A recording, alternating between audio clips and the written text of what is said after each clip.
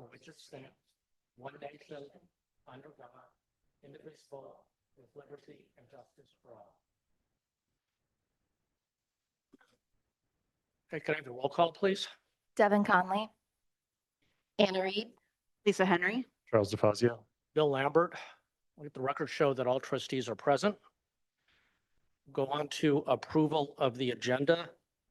Did any of the trustees have any comments on the agenda? Don't see any. Does any member of the public have any comments on the agenda?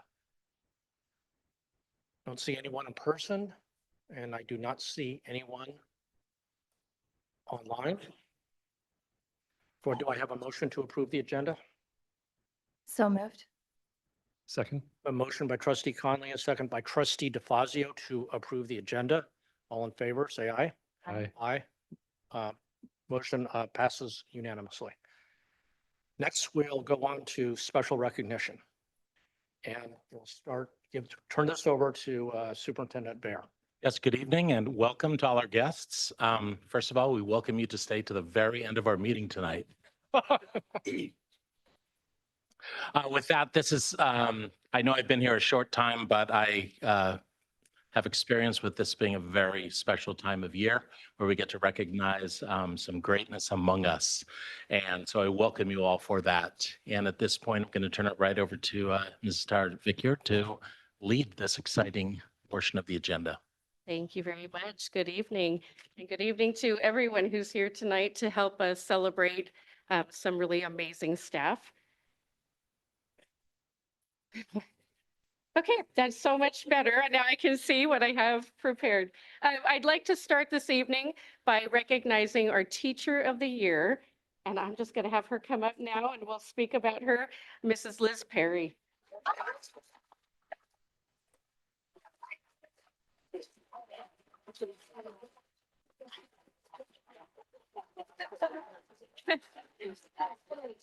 There's a whole lot of Liz in the room this evening. It's so cute. All right, so Liz is being recognized. She has been with the district for 20 years, so you'll see her back up here for her pin later.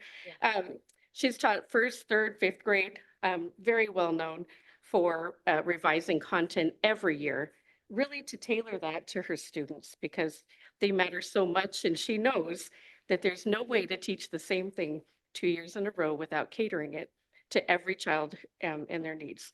She participates in so many district committees, from lots of curriculum adoptions that I remember with you, to boundaries committees. And she goes to these committees with totally open-minded work focused on what's best for students all the time. She herself is a lifelong learner, participating in professional development, not just to learn for herself, but to bring all of that knowledge back and share it with the rest of her team. She's a community builder. This is my favorite thing about Liz. She participates in everything, the walkathon and any kind of event that involves dressing up in a costume, throwing water balloons, riding tricycles, or anything similar to that. She's an engaging and reliable teacher. And at the same time, she holds her students accountable for learning. She maximizes interactions, calls on every student, and supports those who need a little bit of extra help when she calls on them. She knows her students so well and is able to make all of those strategic instructional decisions. She freely and openly shares her knowledge and her lesson plans with new teachers, and they really come to her as a role model and a mentor and a friend. Colleagues really appreciate collaborating with you because they know you're focused on student needs and you're open to so much support. We appreciate you, Liz, for everything that you do to provide for students and staff in our district. Thank you.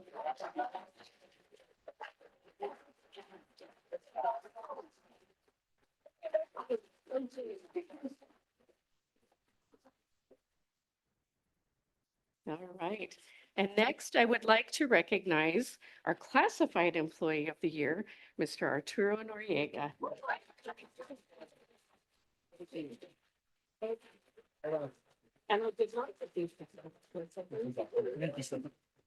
Thank you. All right. And many of you know Mr. Noriega. We see him all around the community, a very well-known person here. And it is my great honor to recognize Arturo as the Classified Employee of the Year. His nomination describes the way that he embodies the very best qualities of an at-risk supervisor. He has compassion, dedication, and a deep-rooted commitment to the success and well-being of every student.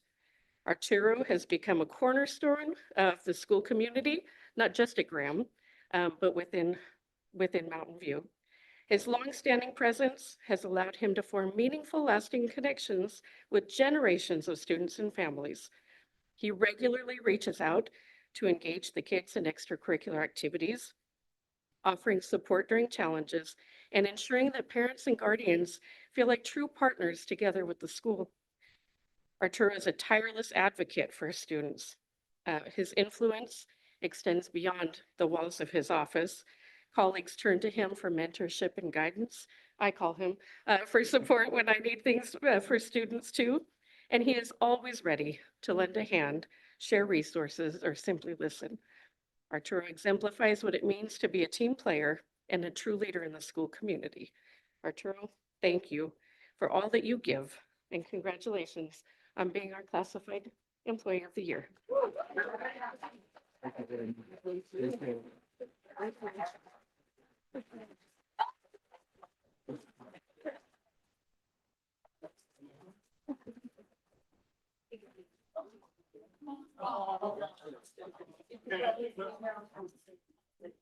Oh, you're baby.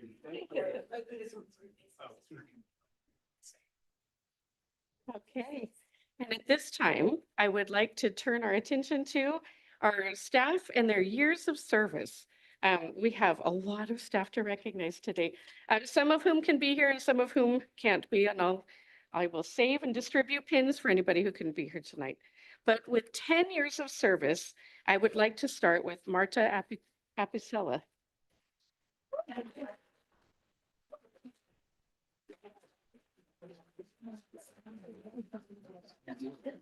And I'm going to keep calling people to keep the process going. Sandra Billio.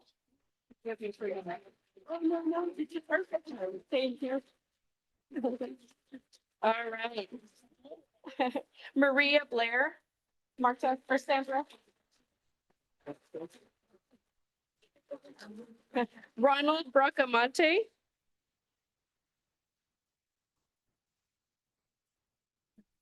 Next, we have Araceli Callejas.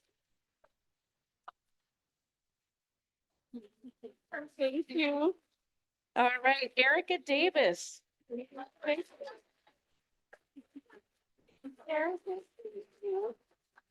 All right, next, Esther Diaz.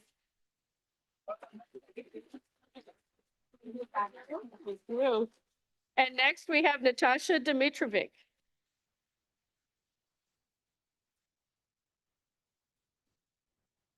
I'd like to call next Sarah Donahue.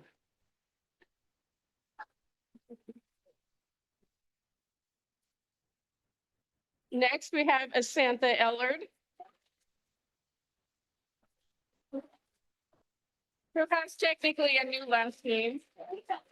Congratulations. Shelley Hausman.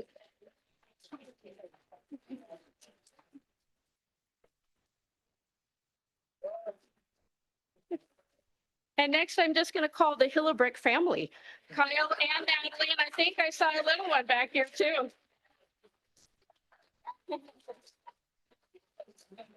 I thought I saw the baby. They're outside. Okay.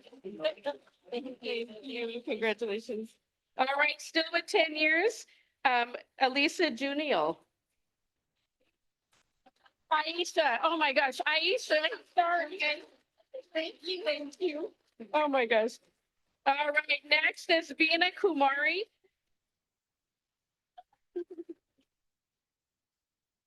Okay, next, Doug Lang. Thank you. Okay, up next we have Dorothy Lau.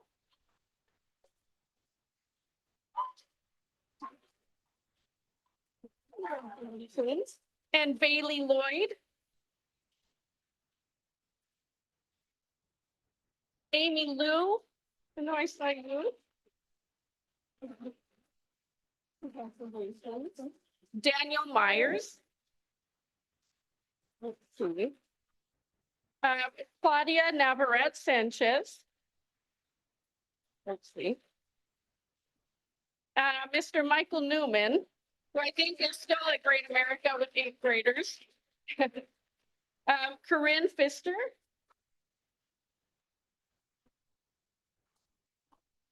Next is Julie Pham. Okay, did I see Julie? Right. Miguel Pichardo. Next, Rashida Sarah.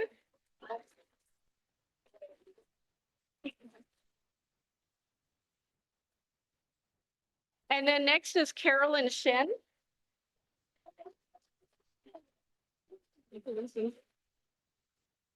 Okay, next we have Yolanda Solis de Rivera.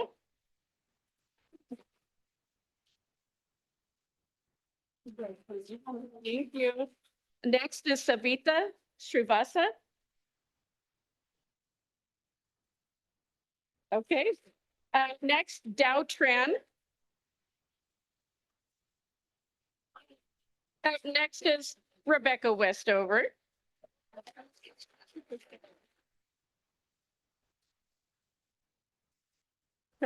Followed by Helen Wong.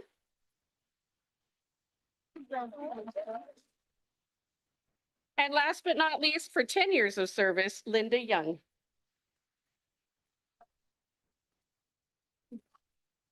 Okay, we're gonna move to 15 years. And with 15 years of service, sorry, I have to make sure I don't miss one. Okay, with 15 years of service, Coco Ayala.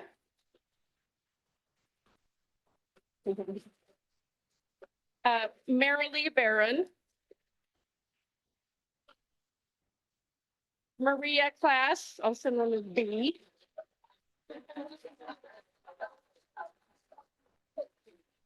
Thank you. Danielle Gorospi.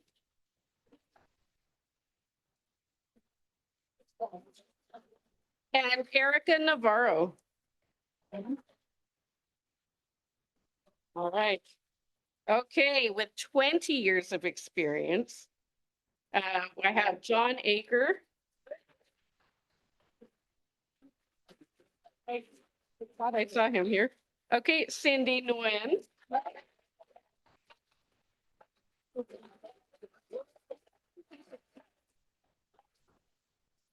Congratulations, Cindy.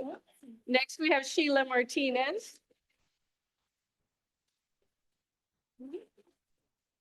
And Derek Mulkey.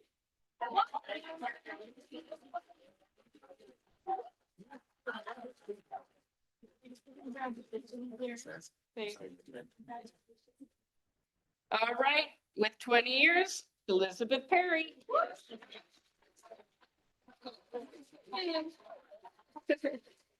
All right, also 20 years, Ann Scott.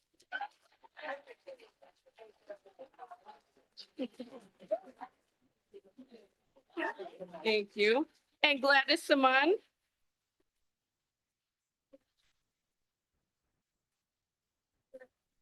Christine Silva.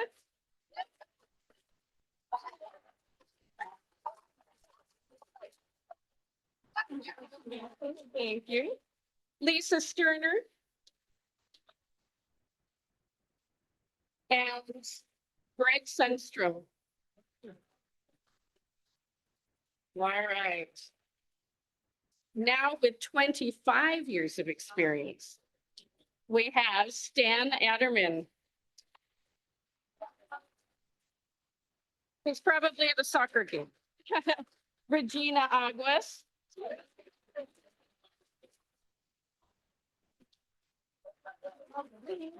Congratulations.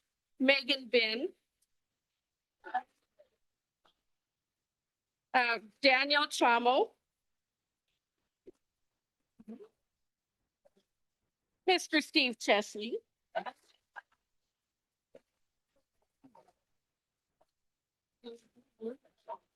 And and Mrs. Susan Chesley.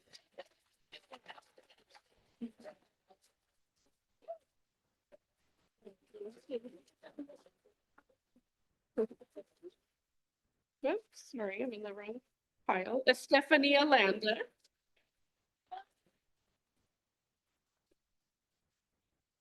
And Melanie Ramirez.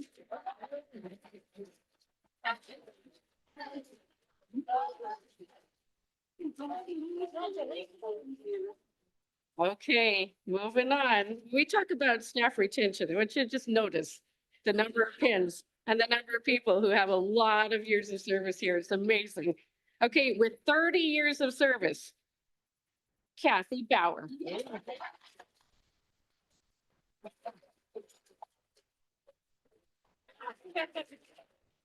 All right. Also with 30 years of service, Bonnie Elgood.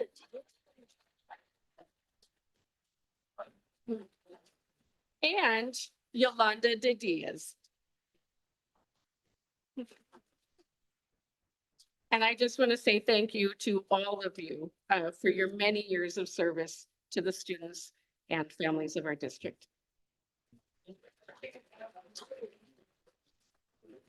Okay. Okay, and now we're going to move on to our retirees. Now, I know some of our retirees can't be here this evening, but each one of them will get their star that recognizes them, has their name and the district and their years, the number of years of service they've had with us. Okay, and so I'd like to start. Oh, Kathy, will you help me take that off?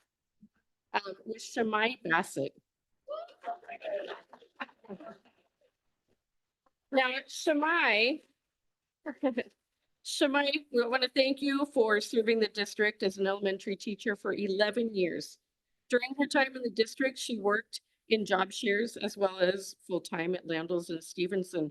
Miss Bassett's empathetic nature allowed her to connect with students and create positive learning environments for all. Shamai, we really hope that you'll have time to travel, relax, and enjoy your retirement.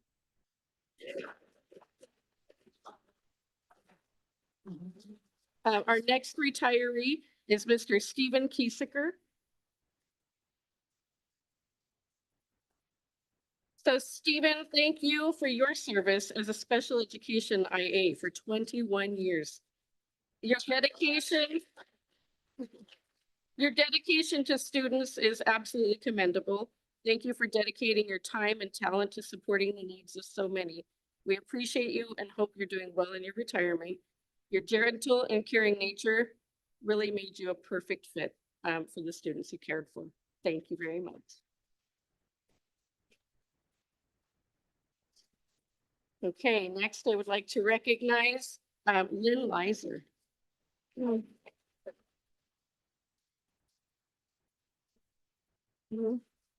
So Lynn has been an instrumental TK teacher. She has taught in the Mountain View Isman District for 29 years. She's really been such an instrumental part of our TK program. She's known for her engaging, organized, and welcoming classroom. Her love for plants and nature was often evident in her lessons, and we will always remember and appreciate Lynn for making flowers and young children bloom. Lynn, we wish you all the best in your retirement.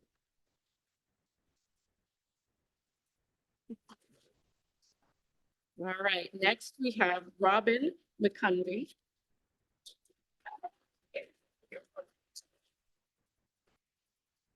All right, Robin joined the special education staff at Graham in 2022. She often mentioned that her goal was to create a community in her classroom. She wanted to give every child the opportunity to succeed. Her colleagues will tell you that Robin's positive attitude and willingness to mentor creates a sense of community among students and staff and gives everyone the tools necessary to do their best each day. Thank you, Robin, for your service to the special education students, department, and community.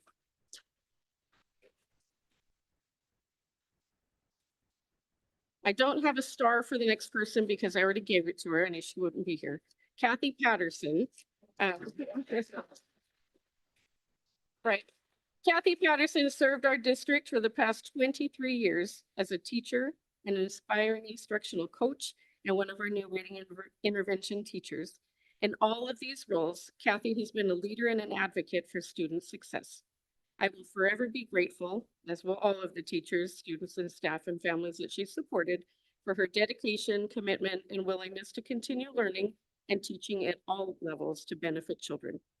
I know she's unable to be here this evening in person, but I want to thank her for her years of service and wish her as much joy and happiness in her retirement as she has brought to our district.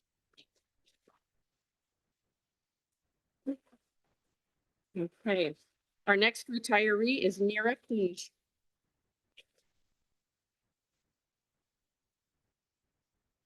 There's a trend here that our retirees are all enjoying other things and tired. So Nira has spent the last 19 years in the Mountain View School District serving students with special needs and their teachers as a special education IA. During those years, she has provided instructional support, emotional support, physical support, and absolutely everything a student could need to be successful at school, whether at an elementary school or a middle. Nira has done her best to work with staff and students to learn new strategies to support and to learn new grade level content to help in the classroom and to be prepared for students who need her. I want to thank Nira for giving so much and wish her many years of receiving joy just as she has given.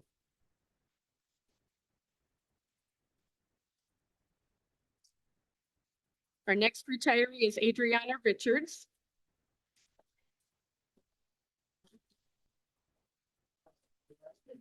Adriana joined our district in 2007, and over the last 18 years has made a lasting impact in our school community as another special education instructional assistant.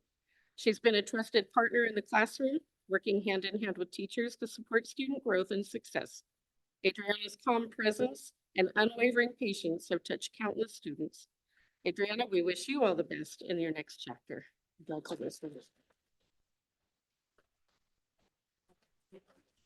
Okay, I know our next retiree is here.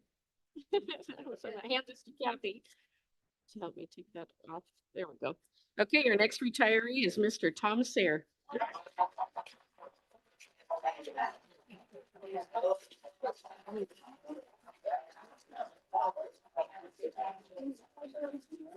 Congratulations. Thank you. All right, so Tom, you can stay here and be in the spotlight for a moment. In his 34 years at Graham Middle School, Mr. Sayre has made an impact and helped students see the world in such creative ways. He's taught them about history, allowed them opportunities to investigate their own world through media, and has helped students envision a future that they may not have otherwise considered. He's been an active participant at the school in so many ways, and people have seen him out photographing sporting events, performances, ceremonies, and site activities, and so much more. Mr. Sayre has been pivotal in sharing Graham's stories for so long, and it is with great appreciation that we thank you for the great years of GMS TV, for innovative ideas to engage students, and for being a steadfast part of this community. We thank you for all you've done and given to Graham, and wish you all the happiness that you so warmly deserve as you move into your retirement. Thank you.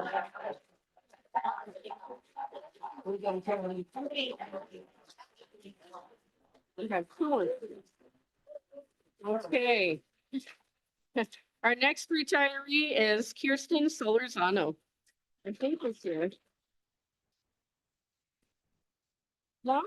I thought I saw her. Okay. So Kirsten has served in our district as a special education teacher for 16 years.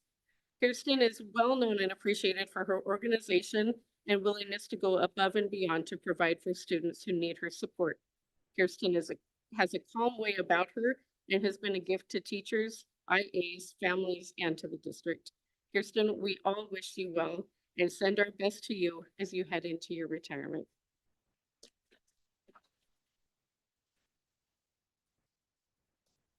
I know our next retiree is not here, but I want to acknowledge Sophia Zalat for her 31 years of service. Sophia retired at the beginning of the school year, and after 30 years of service, we celebrate her retirement as one of the cherished team members of our child nutrition department. You'll also see her name back on the agenda because she's coming back for a little bit. She couldn't stay away for that long. But she has really done so much to plan and support the child nutrition and meal service for our children of the district. So we thank her. And I would say wish her well in her retirement, but I'll just wish her well coming back to visit and support us and continue to be part of the team. Okay?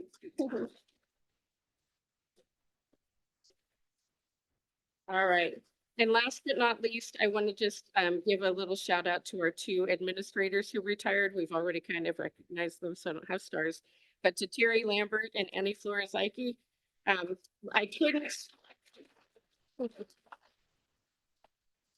couldn't complete the recognition of retirees without thanking them for giving their heart and soul to students, staff, community, and the district. And we wish them both tremendous joy and comfort in their retirement. And I know they're having a great time, so yeah. All right, and so at this point, I would like to, actually, there's an action item with this. I would like to recommend that the Board of Trustees approve resolution number 02052925, recognizing our retirees this evening. I move that the Board of Trustees approve resolution number 02-052925 in recognition of our retiring employees. Second. Motion by trustee Conley and a second by trustee DeFazio that the board approve resolution number 02052925, resolution of recognition of retiring employees. All in favor, say aye. Aye. The motion passes unanimously. Would you like us to read it? Go ahead. When we start, trustee Reed. Whereas the 10 retiring employees have contributed to the education of students of the Mountain View Wisman School District, and whereas they have played a vital role in the district's learning programs, guiding young people in citizenship and responsibility for themselves and the greater community, contributed to establishment and promotion of positive instructional environment, played a vital role in providing for the welfare and safety of Mountain View Wisman School District students, and Whereas they have unselfishly given their time, energy, and creativity to young people in Mountain View Wisman School District.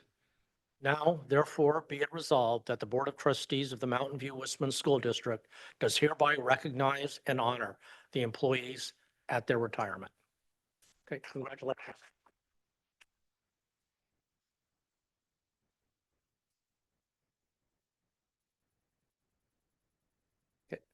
Okay, thank you. I think the next one is employee recognition of the Turtle Award.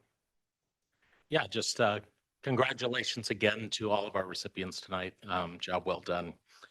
Just a acknowledgement of employees who have who are receiving the Turtle Award tonight, that is designed to recognize admirable employees who demonstrate exceptional collaboration and teamwork with their colleagues throughout the district. And we have 10 recipients tonight. Just want to acknowledge them: Carolyn Shen, Claudia Navarrete, Daniel Anderson, Hera Hong Lee, John Zepizauer, Kevin Quaresma, Nuet Dang, Omar Lorenzana, Peter Din, and Teresa Diaz. So congrats to all of them.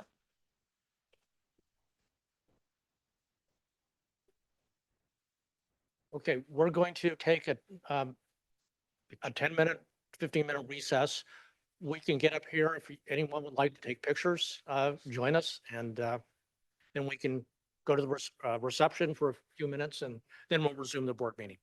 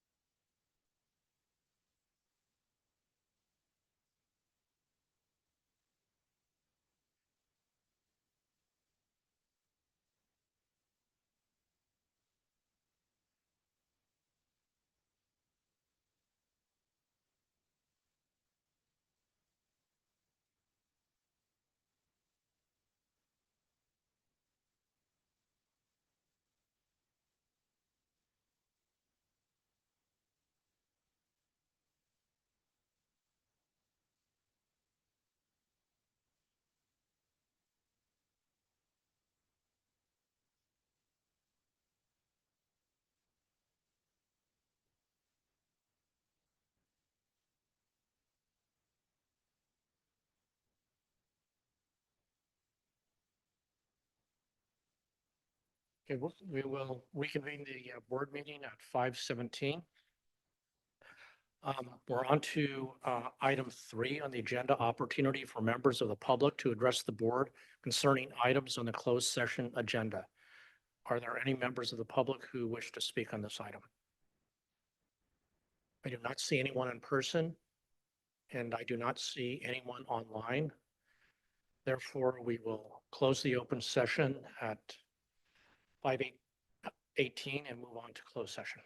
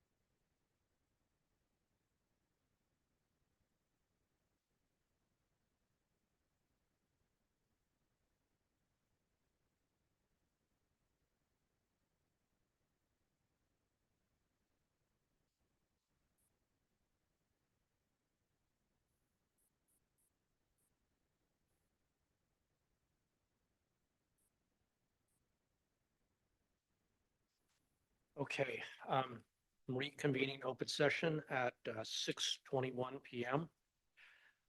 I have a report out for one of the closed session items. Action was taken in closed session to approve a settlement agreement in the case entitled Rose versus Mountain View Wisman School District, Stephen Miners.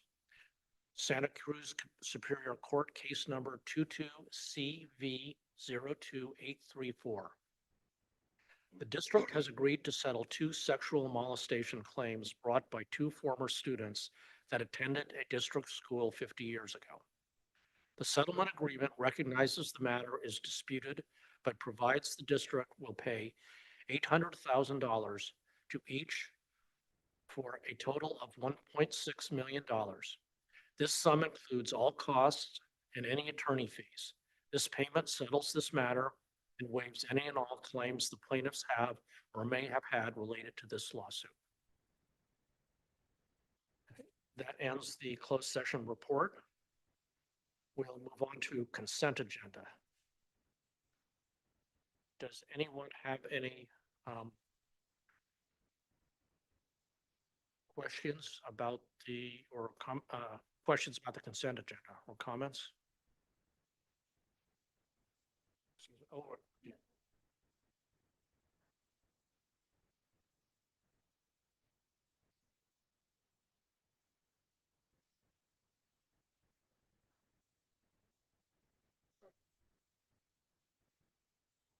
So staff's requesting that on the contracts portion of the consent agenda, that contract number 5 from Care Solace be pulled.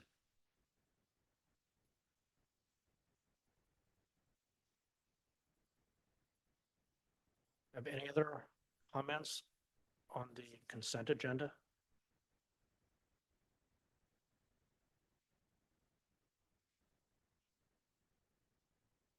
Okay, I will take comments from the public now. Is there anyone in person who would like to comment on the consent agenda? Not seeing anyone, we'll move on to the online speakers. First one is Mr. Granathan. Thank you, President Lambert. Can you hear me? Yeah. Okay, great. Good evening, board. I want to comment on the contracts in the consent agenda. I've made this comment before, but there are a ton of individual contracts in there, and the text formatting makes it really hard to go through them and visually identify the big ticket items. I really would love to see this in a table format with the order in decreasing value of contracts, starting from the greatest and decreasing to the least, so we can at least identify which are the big ticket contracts. Second, the total appears to be over $2.2 million being voted through. That seems like, again, I've said this before, an extraordinarily large amount to vote through without any discussion. I would really like to see any contracts over some threshold, and I propose, 6 figures, so over 100K, to be given at least some sort of discussion and opportunity for the public to comment on individually. So please consider those requests. The last comment I have is on MVEF. That's one of the largest, CSMA, which is one of the largest contracts in the contracts list. And I would really like to see a discussion of getting full-time art and music education in our schools rather than relying on a third party. So full-time gives us teachers who are committed and continuous from year to year. And that seems like something that we should have for all of our kids, full-time art and music education. So please, thanks for considering those requests. And that's the end of my comment. Thank you. Okay, thank you, Mr. Granathan. Do I have any other people online who wish to speak? I do not see any. Okay, I'll bring this back to the board. Any trustees like to make a motion?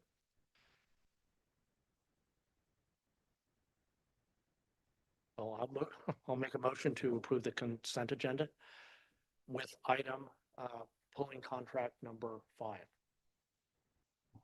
I'll second. from the contracts. And we have a second from trustee Henry. All in favor, say aye. Aye. Motion passes unanimously. We will move on to communications. Is there anyone from an employee organization who wishes to speak? Do not see any. Is there anyone from a district committee who wishes to speak? Trustee DeFazio. Thank you. So as chair of the board policy committee, I'd like to provide an update on our latest meeting. The board policy committee met on May 14th, 2025, reviewed and discussed 3 board policies and 4 bylaws. We've recommended 2 board policies for approval to be read later today, BP 5030, student wellness, and BP 5141.5, mental health. We provided feedback to staff on a 3rd board policy, BP 6158, independent study, and staff will incorporate the feedback and bring it back to the committee for a final recommendation. For the bylaws, we had requests from fellow trustees to examine them. Bylaw 9100, organization, and bylaw 9322, agenda meeting materials. On the questions given to us regarding elections of offices and agendizing future items, the committee recommends no change to the bylaws, but is the prerogative of the full board if it wishes to agendize discussion of these topics. 2 other bylaws require updates. 9120, officers of the board of trustees, is out of date and needs to be broken into individual bylaws for each officer. And 9323.2E1, action requiring more than a majority vote, requires a little more work. So we'll be considering that future. Thank you. Thank you, trustee DeFazio. Trustee Conley? Thank you. I'll speak about 3 things very quickly. As chair of the Housing Oversight Committee, we held our last meeting for this school year last Thursday and talked about the transition to the 501c3 nonprofit corporation that the board has created. And so we're anticipating probably a handoff meeting sometime in August where the current Housing Oversight Committee can meet with the new board of directors for the nonprofit corporation. And had some updates on some of the issues that we've been following with the rollout of the site. And good news is we are now a recognized address. So mail is, residents just have to file their change of address form and they can start receiving mail in their apartment instead of having to pick it up in other locations. And the permanent laundry facilities are expected very soon, if not already here. Not here yet, but I think it was 1 to 2 weeks out for the coin-operated washers and dryers. The District Advisory Committee also had its last meeting of the school year. And part of that discussion was a review of the LCAP. And the DLAC also had its last meeting of the school year. That included presentations from principals at each of the sites. It was in person at the Castro Mistral MUR, which was very nice. And then it had an LCAP discussion for the second half of the meeting. Thank you. Especially thank you for the update on the teacher housing project. It's very important that the amenities are working and everybody's happy there. So thank you.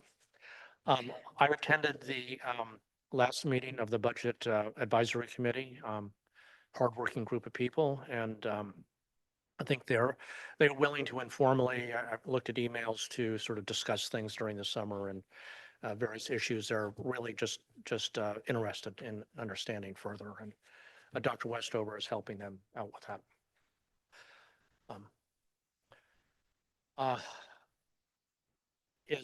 I see no any other district committees wishing to speak? I don't see any. We'll move on to the superintendent report. Yes, good evening. A few updates tonight. First, you'll hear a lot of detail in the report on the 25-26 budget adoption tonight. The bottom line is that we are entering a time of increased expenditures and reduced revenue, and this is based on several factors. This is not unexpected. We already took early action this fall by you reduced the contracts by $700,000, helping to strengthen our position.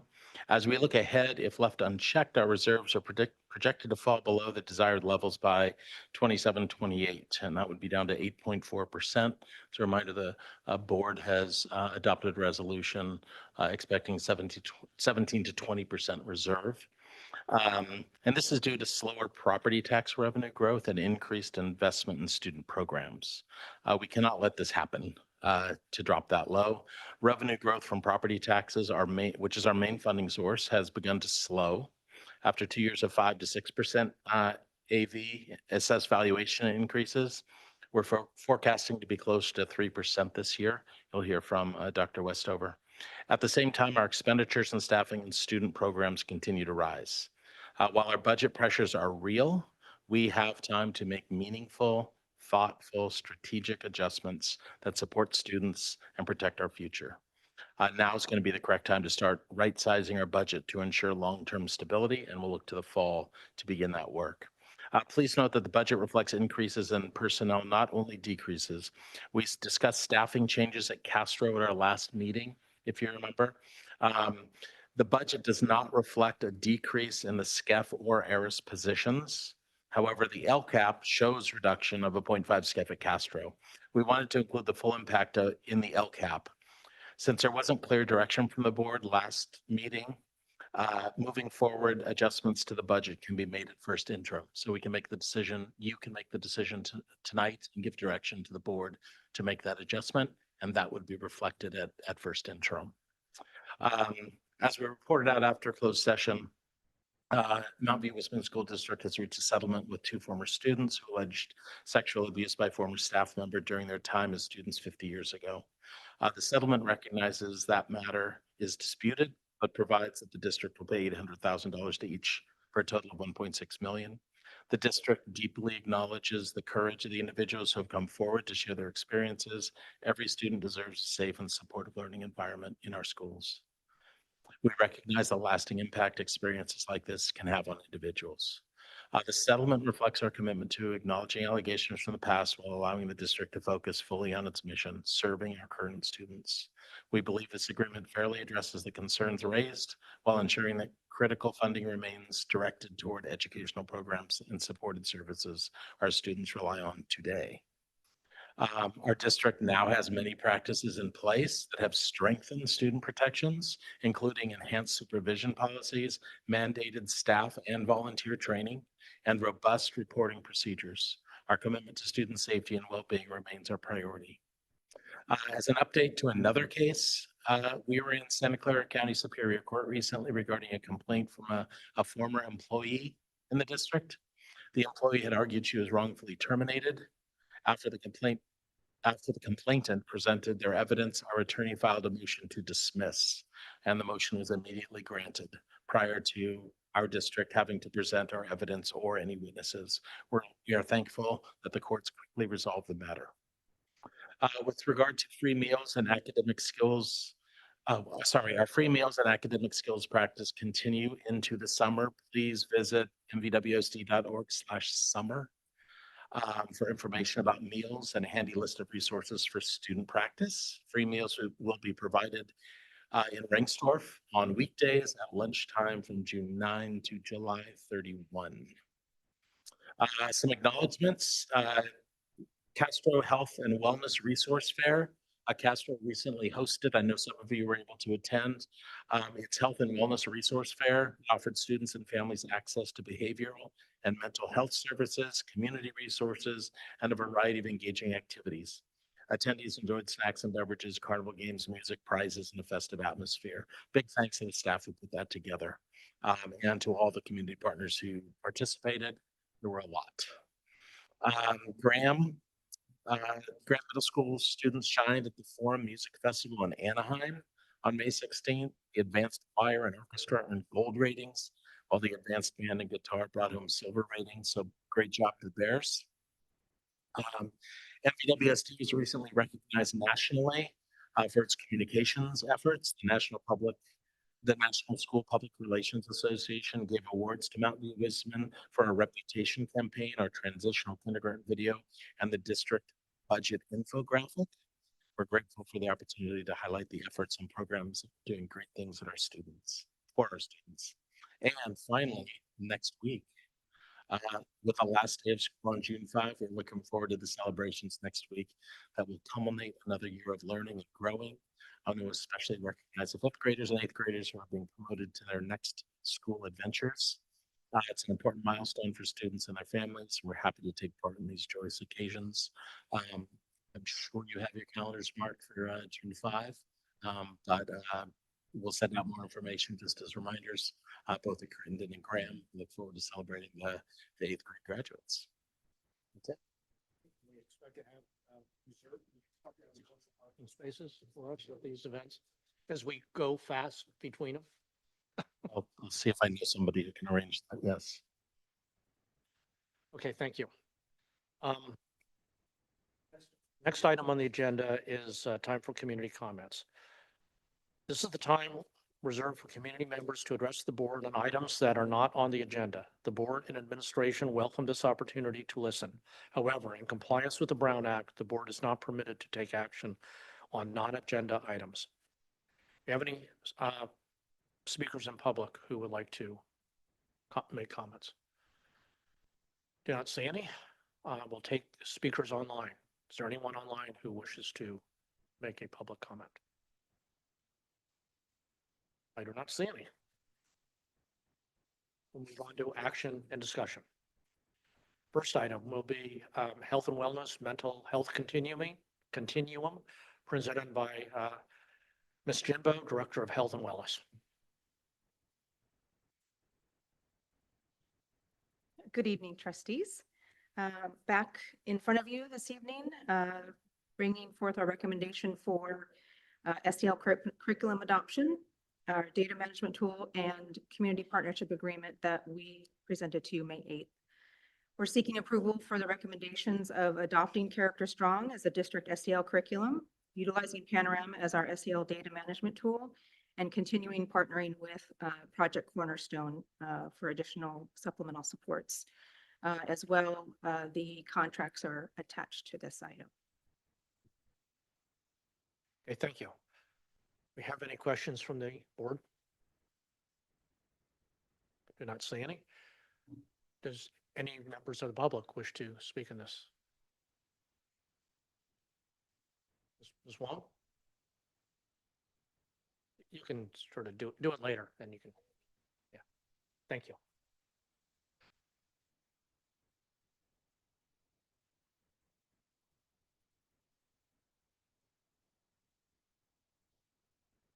Press the button too. There you go. Okay, all right, thank you. As I mentioned in the previous meeting where this presentation was presented, I mentioned that I think it would be great if we could put a time constraint and an evaluation period on this curriculum to gather feedback from the entire district to see the actual impact. So the length of contract, I think, I'm not sure if it's still 3 years, but I'm hoping to see that we put a 1-year contract with feedback to see if we should continue the curriculum or not. So that's my comment number 1. My other portion is on the survey program. Health and wellness data related to mental health is extremely sensitive information. And I hope that there is an opt-out process for families, explicit and directed opt-out process like we do for our fifth grade health class, for parents to be notified that this information is being collected by the school district. Thank you. Thank you, Ms. Wong. Do I have any, I see no one else in person. Are there any speakers online? I do not see anyone online. Any comments from the trustees? Trustee Conley? I'll note that we did discuss the health and wellness mental health continuum in great detail at our last board meeting. And with that, I'd like to make a motion to adopt the Character Strong curriculum, Panorama, and Project Cornerstone as part of the district's comprehensive SEL programming as presented. I'll second. We have a motion by trustee Conley and a second by trustee Henry to to adopt the Character Strong Curriculum, Panorama, and Project Cornerstone as part of the district's comprehensive SEL programming. All in favor, say aye. Aye. Aye. Aye. The motion passes unanimously. Okay, the next item on the agenda will be presented by Ms. Bauer, Associate Superintendent, Mathematics Program and Adoption Update. This is a discussion item. Yes, so good evening, trustees. So tonight I'm here just to provide you an update on some of the work that we've done this year as we start to, or we get closer to embarking on our process to really update our math program and our curriculum. So of course, everything's aligned to our strategic plan, instruction, and this was specific initiative in our strategic plan to develop programs to increase opportunities for underrepresented students in our district. So we started some work this year. We did look at math data and pathway demographics. We looked at instructional time across sites. We collected stakeholder input from parents, teachers, and students through a thought exchange and focus groups. So some data for you. This is looking at our pathway enrollment in 6th grade. So you can see the numbers and percentages by demographic groups for 24-25 and projected for 25-26. I just want to say they're projected, these numbers, they're not finalized, but just based off initial data, this is what we're projecting 6th grade pathway enrollment to look like. Next, and this is what it looks like by feeder school, 24-25 compared to 25-26, and we'll have better numbers for this as we move into the summer. You can see that there's some changes across schools. Some schools had more kids enter advanced pathways, some kids had less kids enter pathways, and we need to remember that cohorts of kids, we're not talking apples to apples, we're talking different kids each year, so we are going to see some variation as we go. And moving on, so 7th and 8th grade, we haven't done the 7th and 8th grade yet, but I'm just showing you percentages from 23-24 and 24-25 based on different groups and who is enrolled in what pathway in our middle schools. And then we can go on by feeder school as well. You can see just the percentages and the numbers of kids that are enrolled in each of our pathways or our accelerated pathways for our schools. And you can see there's quite a variation amongst the schools of representation in especially our most advanced pathway. Next slide. So just in summary, like I mentioned, the 6th grade pathways are projected. We don't have all of our CASP scores in yet. Students also take iReady again in August, which can affect placement. Kids move up and down based on those results. But we can see very clearly that not all our student groups are accessing advanced math, especially our students that are socioeconomically disadvantaged and Hispanic. Our enrollments are varied by feeder school. And it's still a little unclear about whether or not iReady is having an impact on placement in advanced pathways. We are looking at that data. We're trying to look at usage data. We had some schools that actually used iReady this year.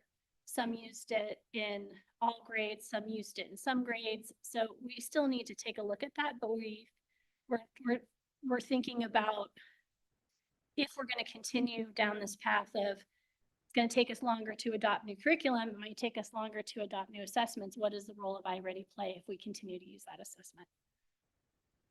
Moving on to the next slide. So instructional time, we took a look at instructional time. We looked at schedules that principals turned in for us and started looking to see how much time was blocked out for different subjects, particularly math. And we saw a wide variation. You could see across the same sites, just depending on the schedule, some, even in the grade level, math instructional time varied by week. And what we're seeing is that math is not taught every day across the district. It's mostly taught 4 days a week and for 50 minutes. And this is just kind of showing an average of number of minutes by grade level. I used the schedules that we had. And you can see that the blocks range quite a bit. So sometimes you have a 15-minute block because with your art and your music and schedule and everything else, that's all you have time for in a day, especially if it's a Thursday.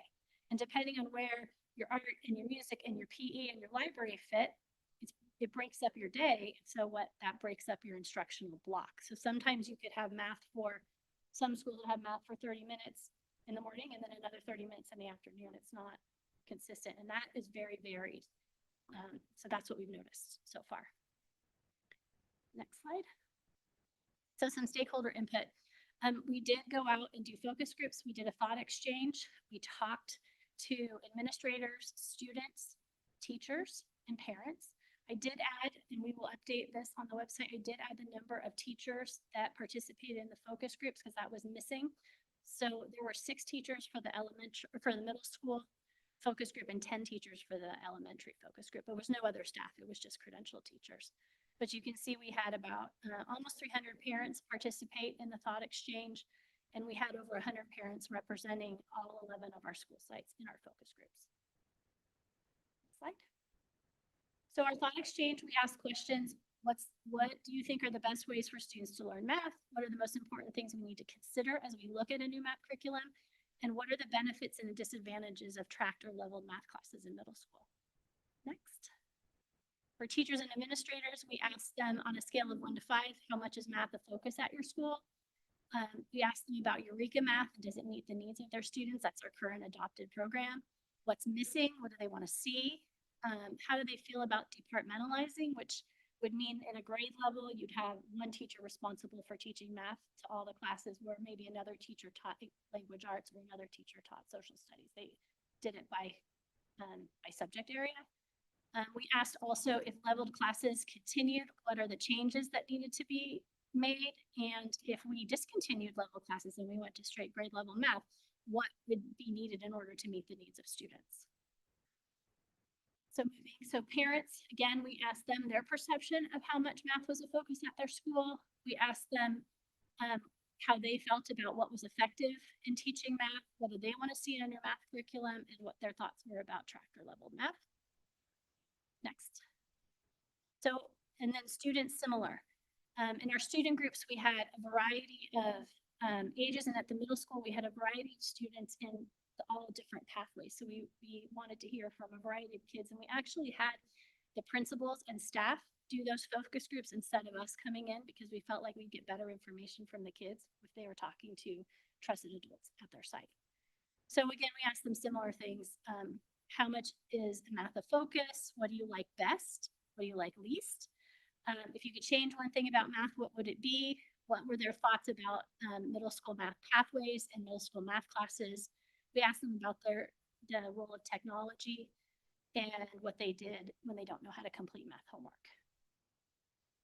Next, so some findings. We have lots of information, and these are just some big things that came out.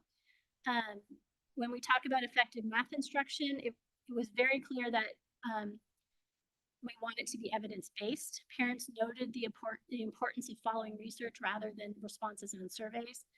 And educators cited evidence-based practices like direct instruction, relevance, repeated and spaced practice. Everybody said we need it to be engaging. Math needs to be engaging. We need to get kids engaged in it. We need to put some importance on math fluency. So being real automatic with your math facts, your multiplication, your division, and all of those things. Targeting your student needs, and really having teachers who have passion for math and can clearly explain it to students. Next, math pathways for support. Most respondents believe that we should continue tracked math in middle school. Again, we didn't hear from everybody, but from the people we heard from, this is what they said. But when we heard most about the benefits for accelerated math, because it provides challenge for students who need more. There's a lot of perception about the competition in high school math classes, and we didn't get a lot of comments around the benefits for students in grade level pathways. So probably an area we need to do some more investigation in. Next.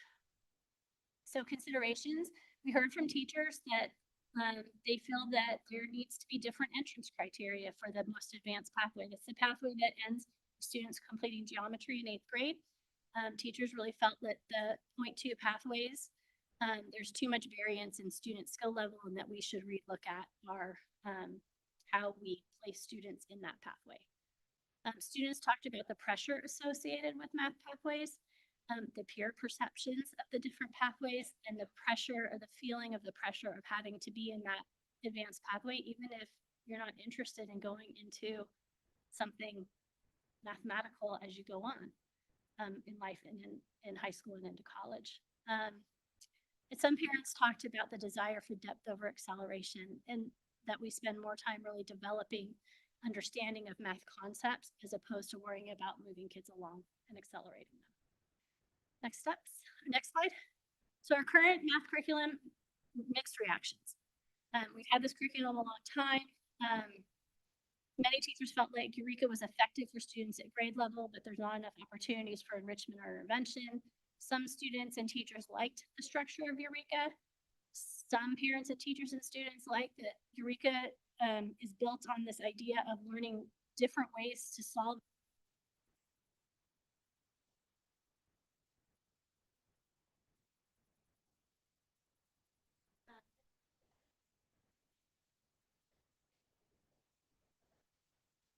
Kathy? There you go. Here we go. Sorry. Okay. Next. So future, looking at real world applications or grounding mathematics and anchor phenomena, providing real world. Oh no. Man, I want to stay on.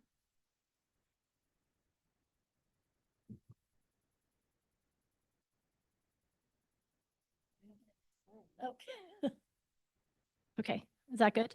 Okay, so looking at real world applications and grounding mathematics and phenomena. So giving them real problems and things where they have to use math to get them engaged and excited about solving problems and learning math. Having a textbook as opposed to the workbook style that we have now.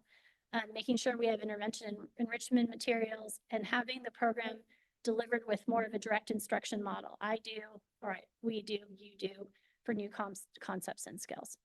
Next. So the role of technology, very mixed responses from students. Several students said that Zern and IXL, which are programs that are in use at some sites, have been helpful. Very few mentioned iReady. However, those who did said it was boring, but some said they missed iReady because it was math at their level. Parents emphasized the importance of live instruction from a teacher. And maybe we could look at how do we utilize AI to provide differentiated instruction? What role would AI have as we move into this new mathematics program? Next. So some things to consider as we move forward. We want all students to have a strong mathematics program. We know that right now our program needs to be revised and it needs to be updated.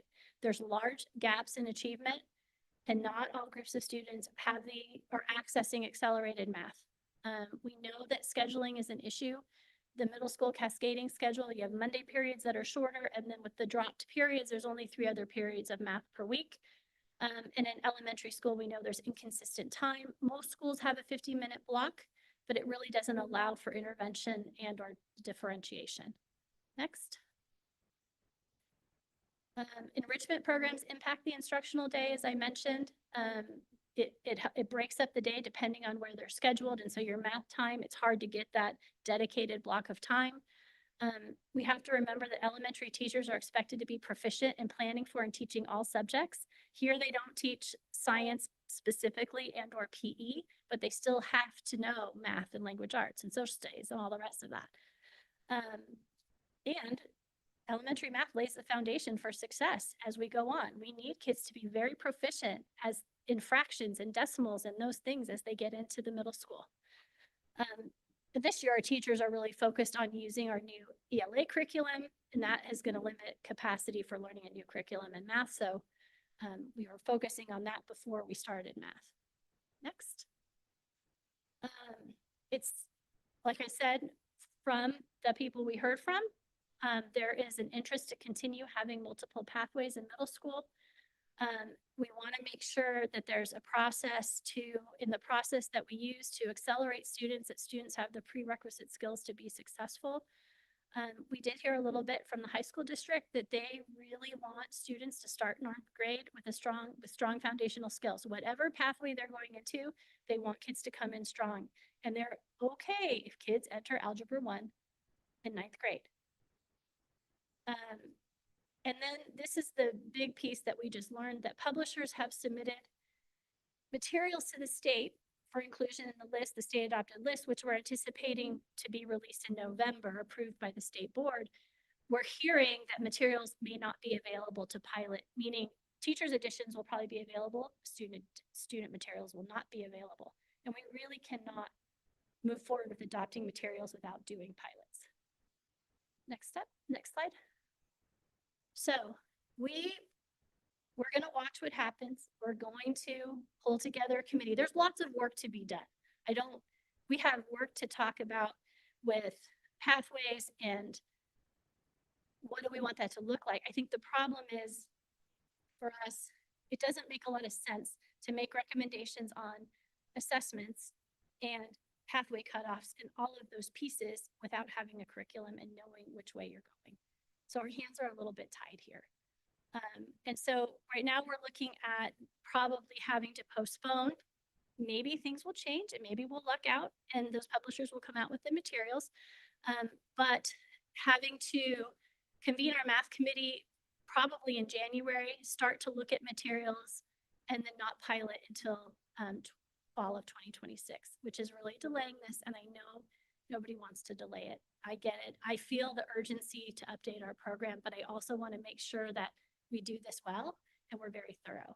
So that would mean we would really not do full implementation until August of 27. Next. So next steps for us. So pending input from you, we'll begin to plan. There's a okay with us kind of having to adjust, watching along to see if materials are ready. We'll continue to look at what's happening in other districts. We'll continue to work with our partners to address scheduling concerns. We've actually already started having conversations with CSBA and Rhythm and Moves to figure out how better to schedule to help us have more extended blocks of time. And we'll keep you updated and share next steps as we move forward into the fall. So I'm happy to take any questions that you have. Trustee Conley?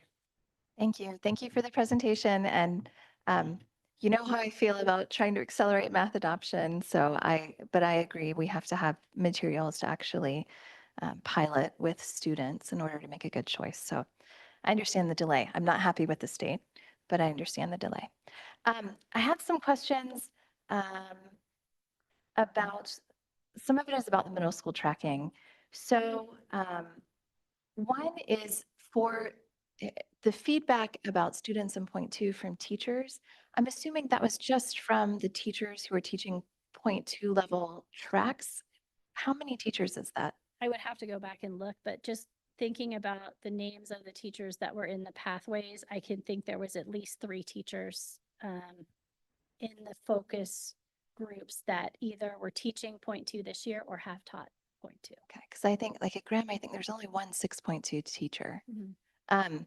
And so I worry about what does academic habits mean? That being something that children should already come prepared with for point 2. I don't, I heard for years before my child was in middle school from parents in the district about how challenging the transition is to middle school. There's a lot of executive functioning required. They have 8 different classes. They have to keep track of all of this homework. And we don't actually have a comprehensive system that students use. There's not like a planner that children take to every class and use. And so I'm wondering when we think about those academic habits, I have now experienced it as a parent, and I can verify that, yes, it is quite true. Every teacher has something different. Google Classroom, not Google Classroom, different formats. And it was a learning experience this year in 6th grade. But I'm wondering if to support students with better academic habits, we can do something more discreetly or explicitly as a district with our sixth graders in middle school to support them in managing not just math, but all of these different classes. But that's kind of where my brain went to, is that they're having to do all of these different assignments. And point two is so accelerated. It's one of the first that had a lot of assignments early. So how are we supporting children in that? Great. And then I also had the iReady test prep Sure. question. Absolutely. I mean, would it be possible for us to provide iReady site licenses in fifth and eighth grade when students are taking iReady to qualify for math track placement? Sure. I mean, we can provide it, absolutely. I think it's been a little bit of a topic of conversation that we've been having. I think a couple things that we've discussed, we could provide it because we're extending this out, right? And we could make changes to the placement test, but do we really want to do that and then change it again with curriculum? If we stick with iReady, sure, we could provide the math program for fifth graders. We could provide it for eighth graders as well. I think another thing that was brought up, which I think we should consider, is Mistral they do learn math and Spanish. And so would it behoove us, since we're still going to use iReady, to provide Mistral with the iReady math for all their kids, or for 3 through 5, or some function of their kids? So I think those are two things definitely that we've been discussing for next year. And you kind of led me right to where I was going to go next. So I think the dual immersion program is one of our best opportunities to get our English language learners, especially our students who speak Spanish at home, into some of these higher level math tracks to prepare them well, lay a strong foundation, and then get them into point 1 and point 2 when they enter middle school. But math is only taught in Spanish at Mistral. And the testing in iReady and CASP is in English. I've heard from multiple parents, and I've experienced it as a parent. There's kind of an iReady like kids start not really advancing in fourth and fifth grade in math, or even going backwards, but it seems to be more about the vocabulary that's being tested rather than the foundational skills.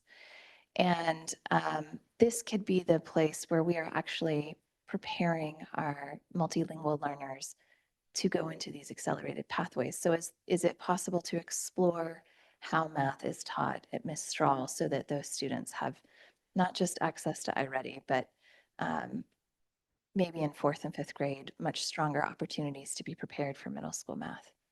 Something we can talk to Mrs. O about. Absolutely. Thank you. Yes, I have a question. So thanks for the presentation. One of the points on your slides, I think it's number 20, effective math instruction. You say that teachers, what's important is to have teachers who have passion for math and can clearly explain to students. It makes sense. I'm wondering, I think what you're getting at is that the way I interpreted this is to have teachers who are teaching math who are good at teaching math, okay, and love teaching math. And I wondered how that can get translated to elementary school, where really you have one teacher in that class all day long, and hey, everybody's not great at everything, right? Nor should they be, nor do you want it that way. So, it's easier to do this clearly in middle school, where the kids are changing from teacher to teacher. How can this be implemented, or have you thought about implementing it in elementary schools? Sure. I mean, some schools do this now. I mean, this is something we could do. We could departmentalize fourth and fifth grade. So you say you have 3 teachers in the fourth grade, or 2 teachers in the fourth grade, and one teacher is responsible for math. The kids move classrooms, and one teacher is responsible for language arts. And so you utilize the teacher's strengths in the grade levels to teach the subjects that they feel most confident in teaching. That's one way of doing it. And practically, how does that work? Does a teacher move from classroom to classroom? Or the kids move. So you teach math for 50 minutes, and then that group of kids moves to the other teacher for language arts or social studies, and the other kids come in for math. You just swap back and forth. And it is happening in our district. And it has happened before. We could look at making it more of a consistent expectation. Yeah, I would think that'd be an effective way to teach not only math, but really a lot of subjects, even in elementary school. But there's other considerations, There- but anyway, Lots of considerations. Yep. Definitely. Trustee Henry? It was one of the things on the slide, one of the slides about the current math curriculum, kind of the mixed feelings about Eureka, and particularly like not having enough opportunities for enrichment and intervention, which definitely something 2 years from now, I hope we see in what we adopt next, but for the next 2 years and kind of what you see currently, what are you kind of seeing? Because there's the materials piece and then also the time, back to that time piece of how are the different schools working on finding time to do intervention in math or do enrichment in math, and also do the middle schools have any way of, because we have mentioned people kind of kids who are on even within the same math pathway being in different places and having different holes in what they need. So what are we seeing now? Yeah, so I would say that for elementary, the piece that we are working on right now is having the conversations with Rhythm and Moves and CSMA about how we are scheduling and using the instructors assigned to the sites. So instead of for like Rhythm and Moves, they provide 2 teachers usually because we need at least 1 full-time teacher for most sites to cover all of the PE. But instead of having them come on different days and spreading PE out, having them both come at the same time and teach 1 grade level at the same time. So that way you're not, the grade level itself is not being, the schedule isn't being impacted 4 times a week, it's being impacted twice a week, if that makes sense. So those are the little things that we've started to have conversations about. And that's going to be work we do this summer. And I can provide you an update on how well that works as we go. I think middle school is a little more complicated. I think that's going to have to be a conversation that we have with the middle school principals and the math departments about how do we work to support kids over the course of the next couple of years. I know one thing we are adding is as I've mentioned, we have taken our coaches and put 40% of their time for intervention. And so at the middle schools, our science coach and our math coach are actually going to be teaching a period of intervention at each school. And we're actually targeting specific kids. We're trying to figure out the specific kids. We're doing some assessments to figure out who we're going to put into those programs to help build their skills. I mean, it's a small step, but it's a step as we're moving forward. Any further questions? Okay, thank you very much. Take any comments from the public right now? Is there anyone in person who'd like to speak? Ms. Wong?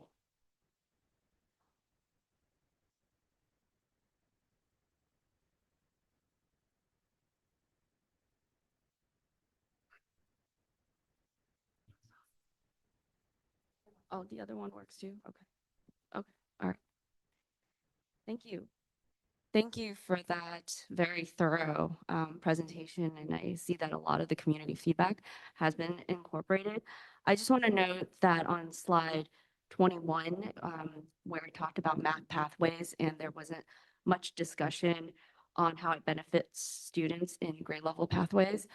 I do think that the pathways benefit all students because it gives students at different levels targeted instructions at their level.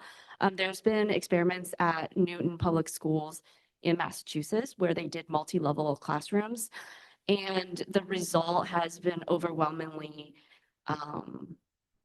not great from both students and teachers because they had mixed level students in each classroom, and no one was getting what they needed, right? The kids that were needed more support didn't get what they needed. The kids that were accelerated or, needed more challenging weren't getting what they needed, and nobody wanted to ask questions, right? Especially the students that weren't at that level that was being taught. So I do think that the math pathways are really important and great for all students. One thing to note that in the delay of the adoption of the new curriculum, because the state hasn't come out with their books, I think we did an amazing job with our ELA curriculum adoption, and we're already seeing impact to our students today. And so I know that we went down that path without the state having a curriculum, documents or whatever it is the state is doing. And so I think from this perspective, you can see in our math test scores, they are not as good as our reading test scores, right? And they have actually gone down. So I think from that perspective, I think we should take the same pathway we did for our ELA curriculum and not wait for the state and move forward with this math curriculum and not delay the selection process. Thank you. Thank you, Ms. Wong. Is there anyone else like to speak on this item? Is there anyone online who would like to say anything? Ms. Liu?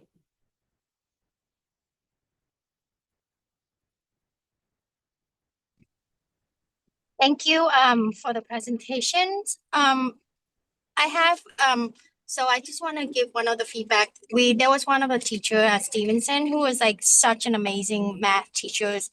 And when she left, I asked all the students that all of them was just telling her how much they love. She makes them love math, and she's just so amazing at it. So I reached out to her and asked her, like, what did you do? How did you how did you get the kid like to love math? And she said it just, to incorporate games and lots of hands-on activities.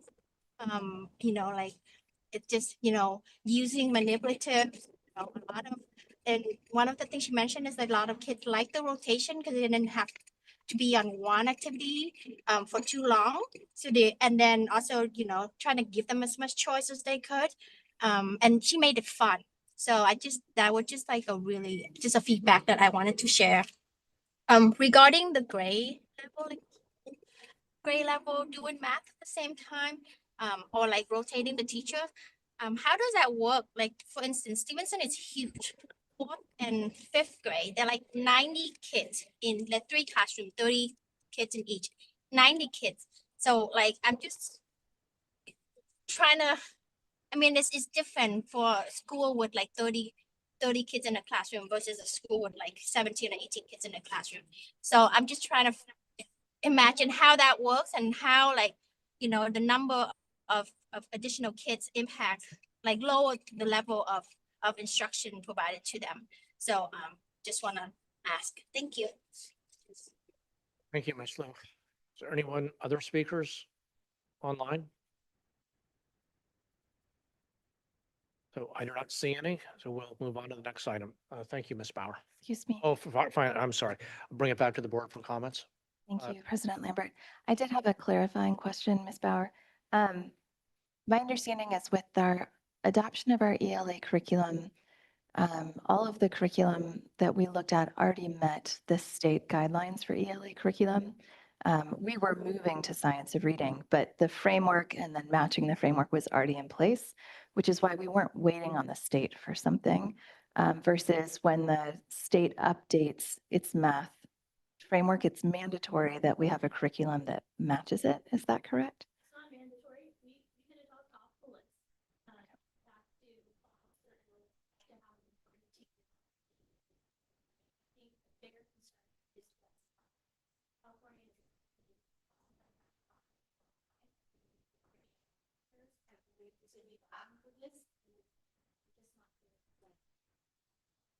Okay. And I'll reiterate that since I don't think the public could hear you online. Because this is the first math adoption in a long time, the majority of publishers are going to be vying for this adoption, which impacts the curriculum that's available regardless. Thank you. And I just a comment on rotation. I've seen it when I was a teacher at Stevenson in some of our upper grades. We actually there were combined classrooms. So there were 2, 4, 5 teachers one year, for example, and they rotated their students. So, midday they would switch. And at Mistral in 4th and 5th grade, they regularly rotate students between 2 teachers. There's one teacher who is English only and one who is Spanish only, and they rotate it's usually like a ELA, social studies split, and a Spanish math split. And both of those were very full classrooms. So it's feasible, but it's not changing periods for everything. It's just rotating maybe once during the day. Yeah, I have just a question, a simple question. There's a lot of community interest in this math adoption. When do you expect to come back to the board again? Well, we could, I think we'll come back in the fall with an update on where we are. Great, thank you. So we look forward to hearing an update in the fall on this topic. Thank you. Trustee Reed? I just wanted to highlight your comment earlier on the high school wanting mastery. I have a freshman this year, and during freshman orientation, sitting with the math department, and the intro was, math is not a sprint, it's a marathon, and that you can do math for as many years as possible, and you will never run out of math. And how much more important it is for students to have mastery to where they can apply those skills versus the surface level rote memorization that we see a lot of in math classes. And there's this community-wide kind of, it's more spoken on the child level than it is the adult level, but there's this pressure to participate in these .2 accelerated courses. And while they are developmentally appropriate for some students, they're not developmentally appropriate for a lot of students. And there's a pressure there with peers and with families to go to those accelerated pathways. And then I think there's also a disconnect in the not understanding, once you're in the accelerated pathway, when you get to high school, then there's a point where you will run out of math to take at the high school. And I think that needs to be considered a lot more, and that we do continue to provide opportunities to showcase this mastery, and that is prioritized over the surface level memorization. Yeah, that was one of my, I mean, you know this, but it just is something that I think the more parents can hear it, and even if middle school and late elementary school parents can hear the high schools talking about what they want, even just thinking about what they said when my high school student was registering for math, and they emphasized that in the same way they emphasized at the beginning, and how important it is.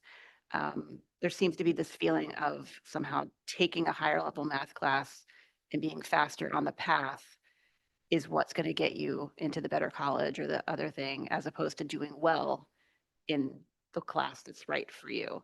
So as we go along, I have a lot of thoughts on that, but you don't need them right now. Thank you, Trustee DeFazio. Yeah, I think so. A lot of my questions were answered ahead of time, but I think just to reiterate for the rest of the board, I think the thing I find concerning is the lack of consistent blocks of time. And I think the presentation was gearing us towards that direction as well. We can have like the best curriculum possible, but if the kids aren't in the class for dedicated periods of time learning the stuff, we're not going to actually see the returns that we want to see, and just pushing kids to their full potential, right, for what they can achieve.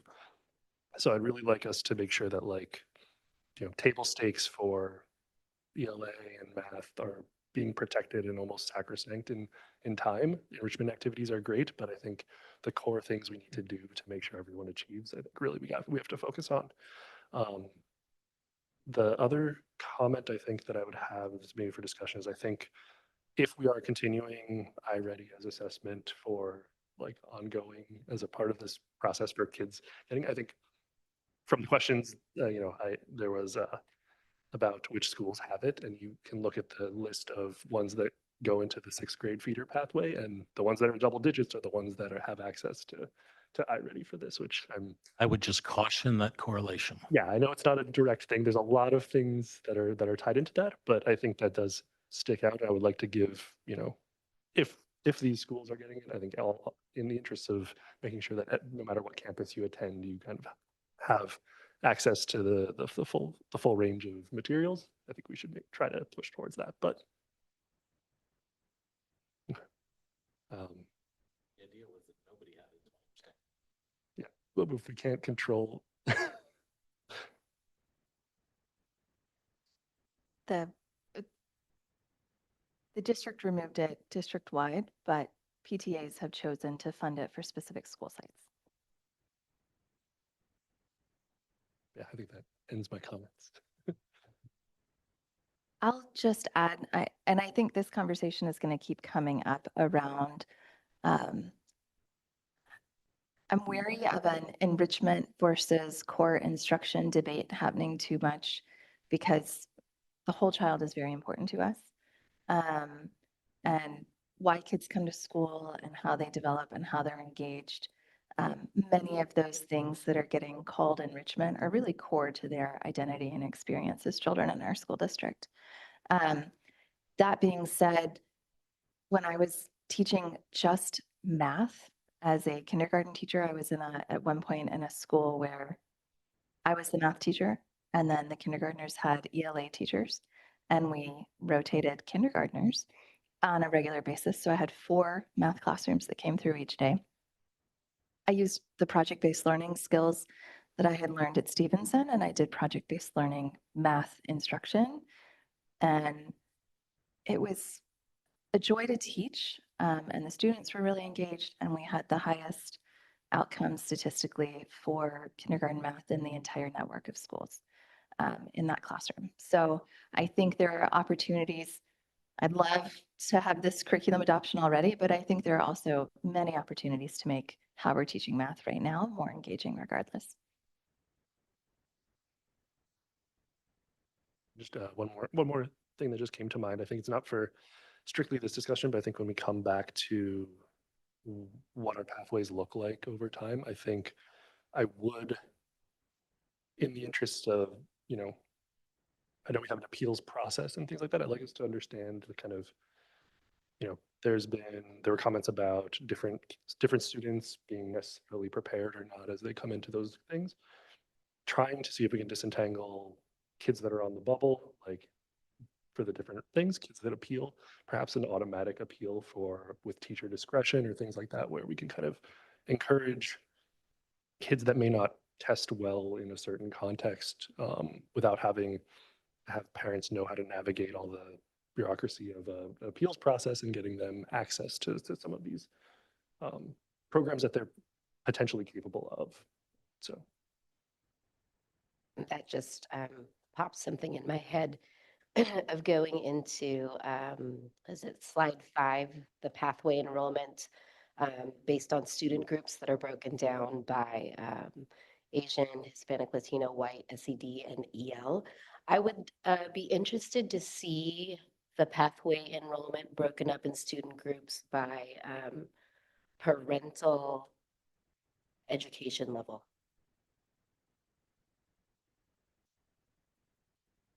So the high school district undertook an initiative a while ago to, in a similar vein regarding AP classes, to actually target and enroll students in AP classes who otherwise weren't applying to those classes.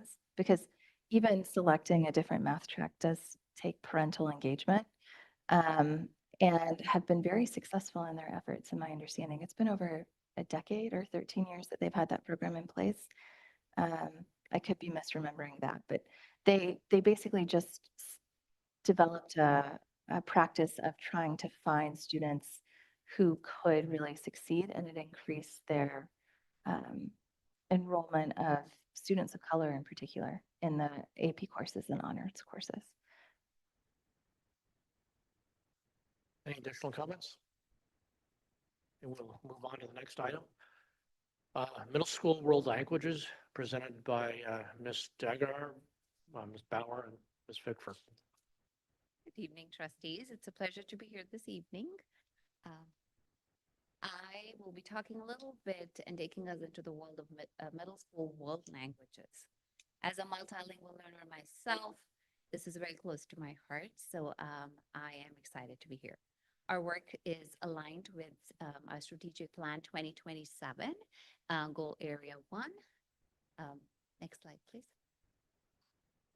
And today I will be providing an overview of the world language elective offerings and an update on the work that has been done already, as well as some considerations and some recommendation as we move forward.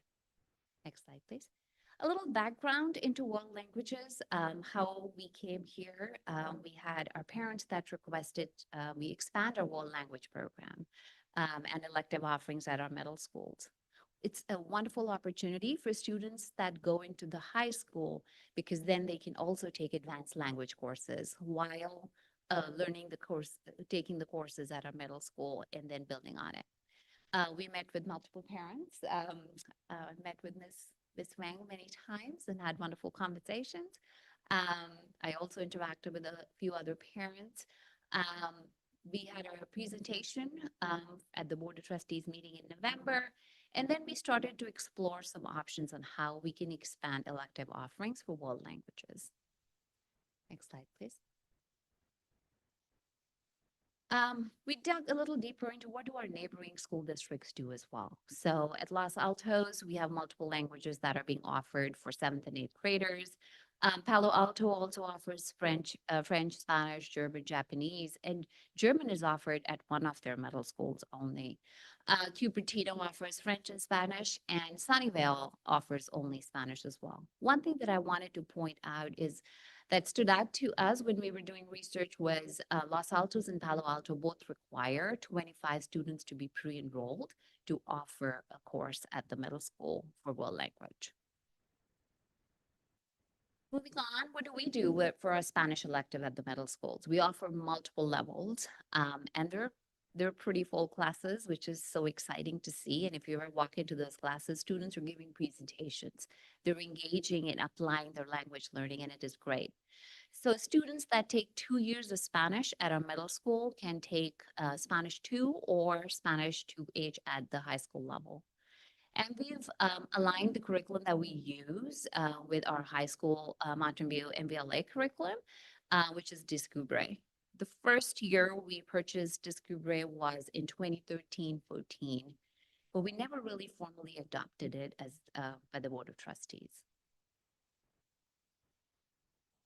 Looking into curriculum, when you think of curriculum adoptions, just piggybacking right away from where Ms. Bauer left our previous presentation, it's a year-long process. In fact, a little bit more when we do curriculum adoptions. And the best practices when we adopt core curriculum is to include teachers, administrators, parents, and have pilots for various materials, similar to what we just did with our ELA curriculum for Amplify.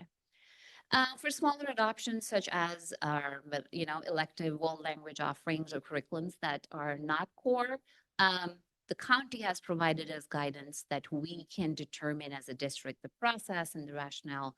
But the main requirement is that teachers should be involved in some way in the selection process.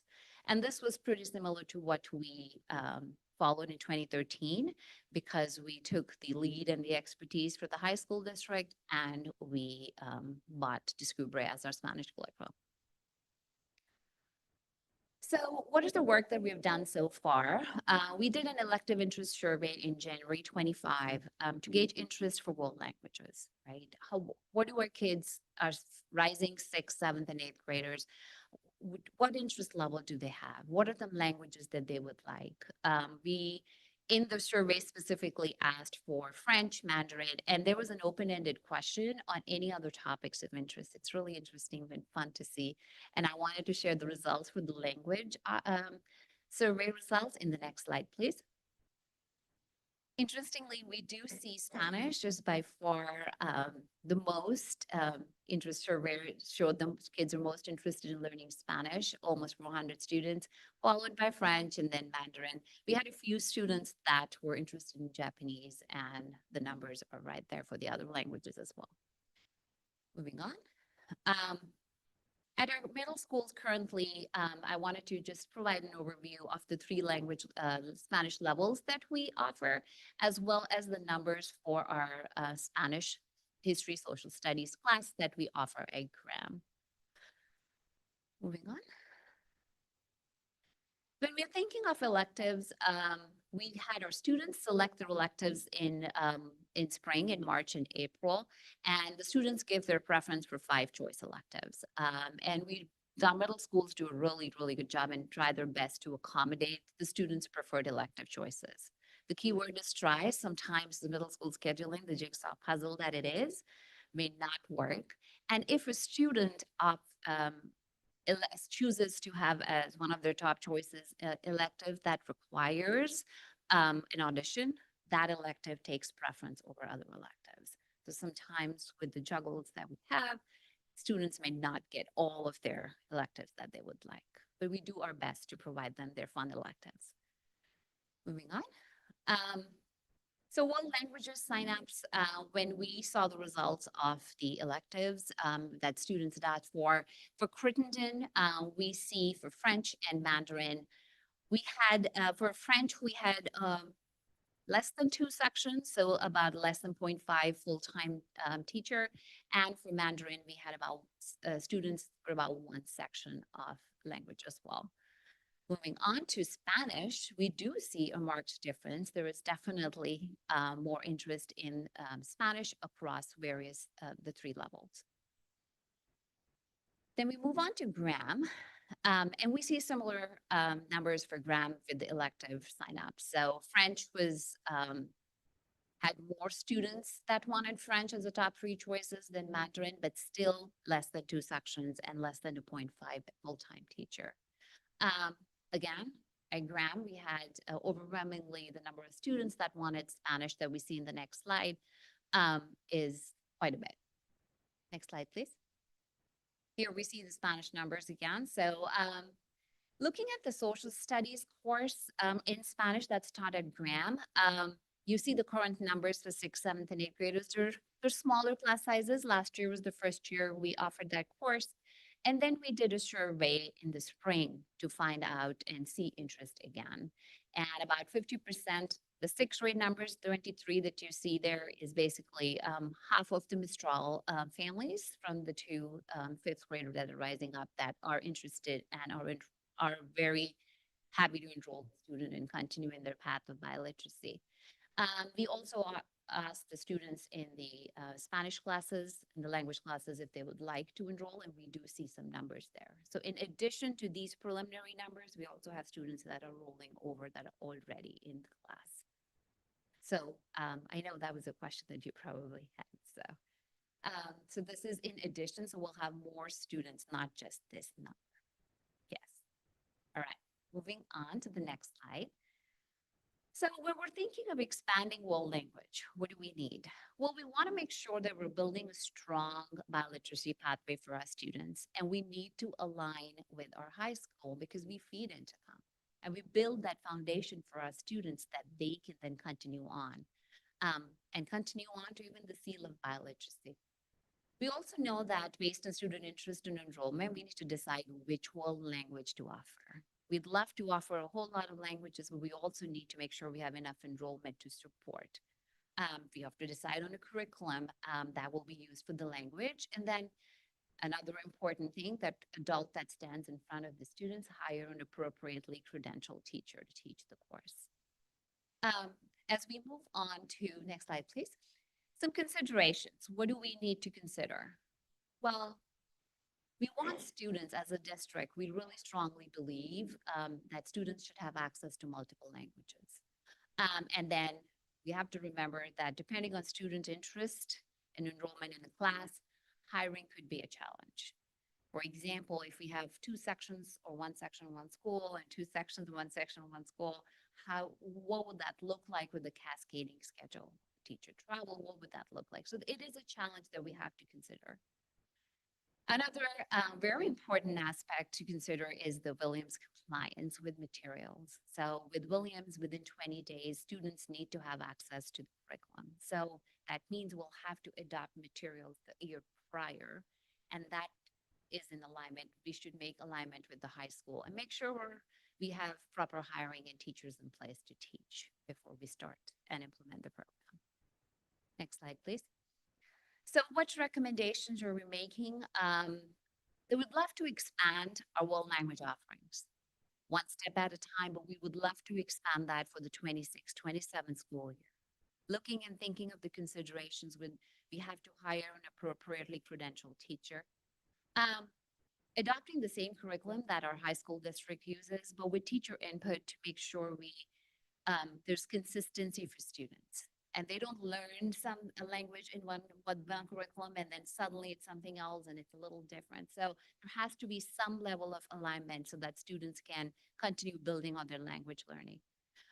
We'd love to take and formally adopt Discovery on June 12th at the last board meeting as the district primary Spanish language curriculum, because that's also aligned with what MVLA uses.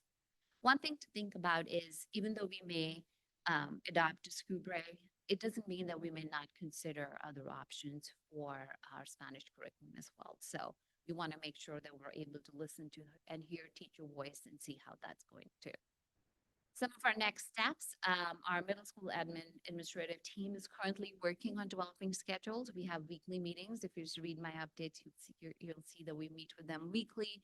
We are going through the scheduling process right now, and hopefully get every student scheduled before they leave for summer, and just kind of make adjustments based on CASP data. We will work with our high school district to build a pathway as we expand our world language offerings.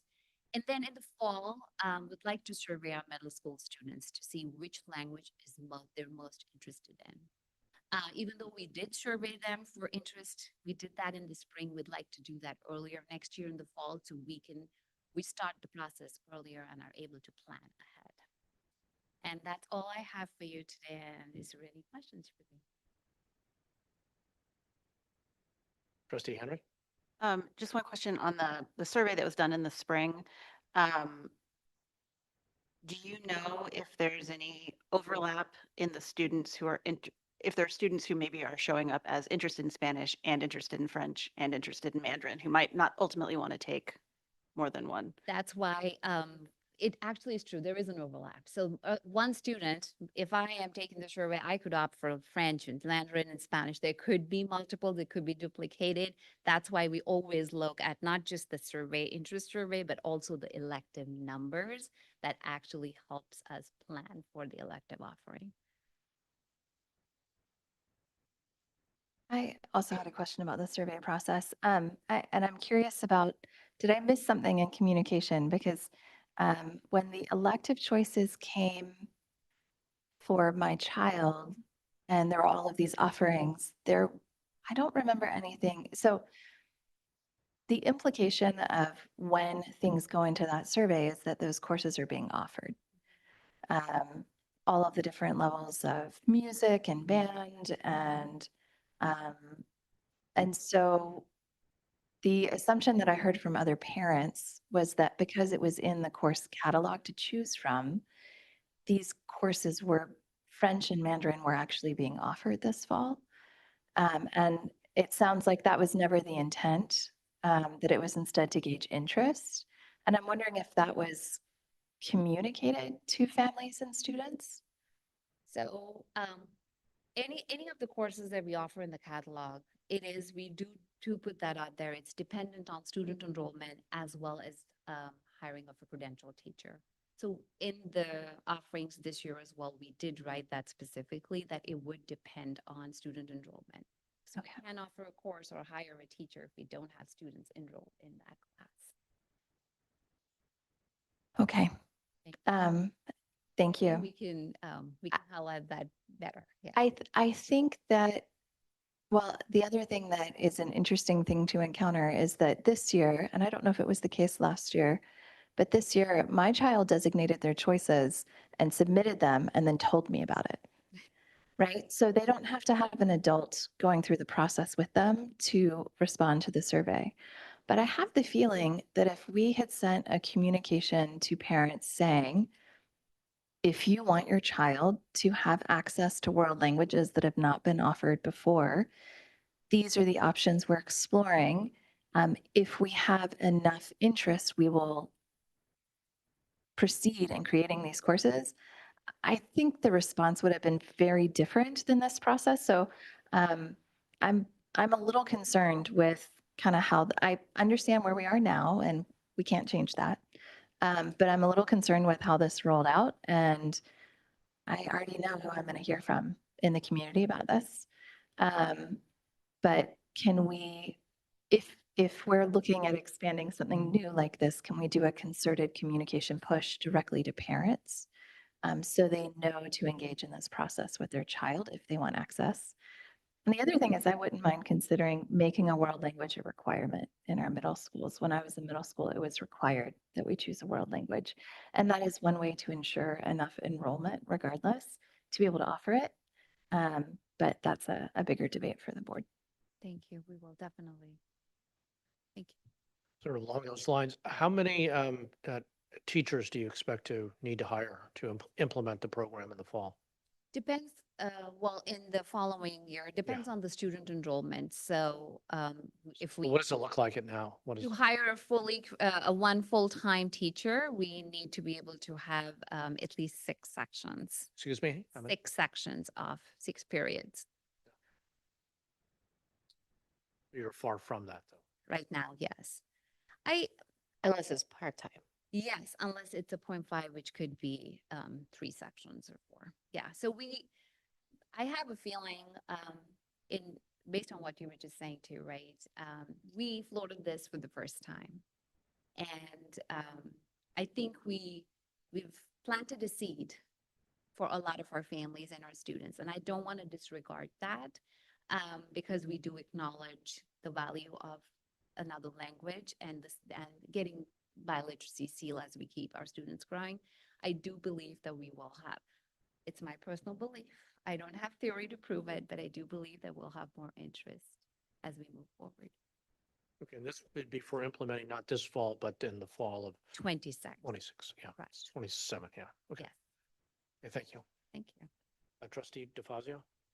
Yeah, so somewhat keying off of Trustee Conley's discussion, I had a similar question, like, so, you know, I went to middle school long ago in a different state, and I recall having world languages as a requirement in, like, I think 7th and 8th grade. Are there any nearby districts or similar districts that have a requirement for world languages, or is it all generally elective? It's electives that we've done mostly. We found out for our neighboring districts, elective choices.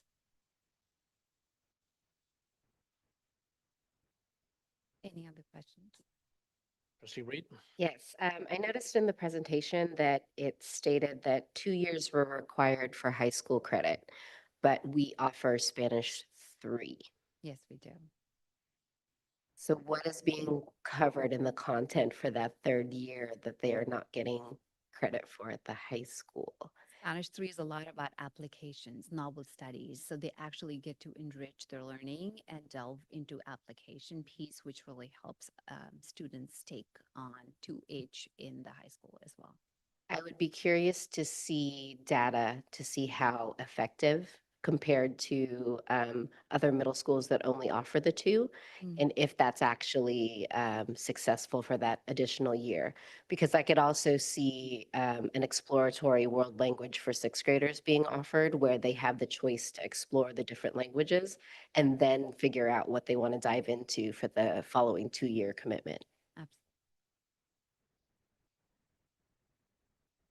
So my understanding, at least for the students coming out of the dual immersion program, is the 3 years of Spanish is about continuing their biliteracy and bifluency in the language. And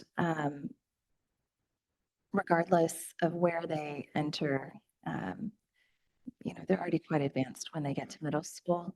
When they transfer to the high school, I think they only transfer into Spanish 3 honors in freshman year. And then in sophomore year, they can take AP Spanish at the high school level. But there's a seal of biliteracy in California that I think they have to have the consistent piece in. I may be wrong about that. I'd love to know more about the seal of biliteracy. Yes, we can find out, but yes, they have to have consistent Spanish learning through the years. Yeah. To be eligible to apply for that. Yes. And the Mistral community has advocated for years and years. I mean, before I was on the board, I was hearing about this for a comprehensive K through 8 dual immersion program. And so even though we can't offer AP Spanish in 8th grade, there isn't another option to be able to continue the language unless we have the Spanish 3. But what has been kind of amazing is that our current Spanish teacher at Graham, he has students who have repeated his class and he alters the curriculum for the students who've already been in the class. So he has a cohort, if I'm correct, he has a cohort, it's his first year with them. He has a cohort, it's his second year with them, and a cohort, it's their third year with them. And he alternates every other year with the curriculum. So they actually, it's the curriculum, but the application piece is different. So. Yeah. And it's phenomenal from what I've heard from families. So there's a lot of positive feedback from the families who are in the Spanish 3. Any further questions? Okay, thank you very much. We'll take comments from the public. See no one I see one person, Ms. Wong. Thanks.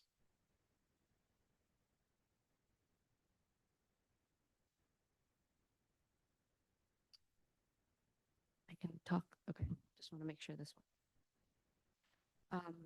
I'm really thrilled and excited to see our district move in this direction for world languages. And as a matter of fact, all of the curriculum discussion has been kind of a breath of fresh air for the board meetings to discuss so much educational content.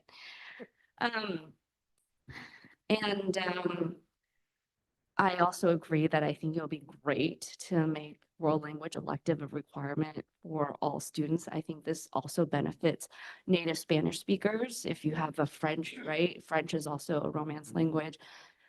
It's a wonderful opportunity to expand there for our other students who are Romance language speakers.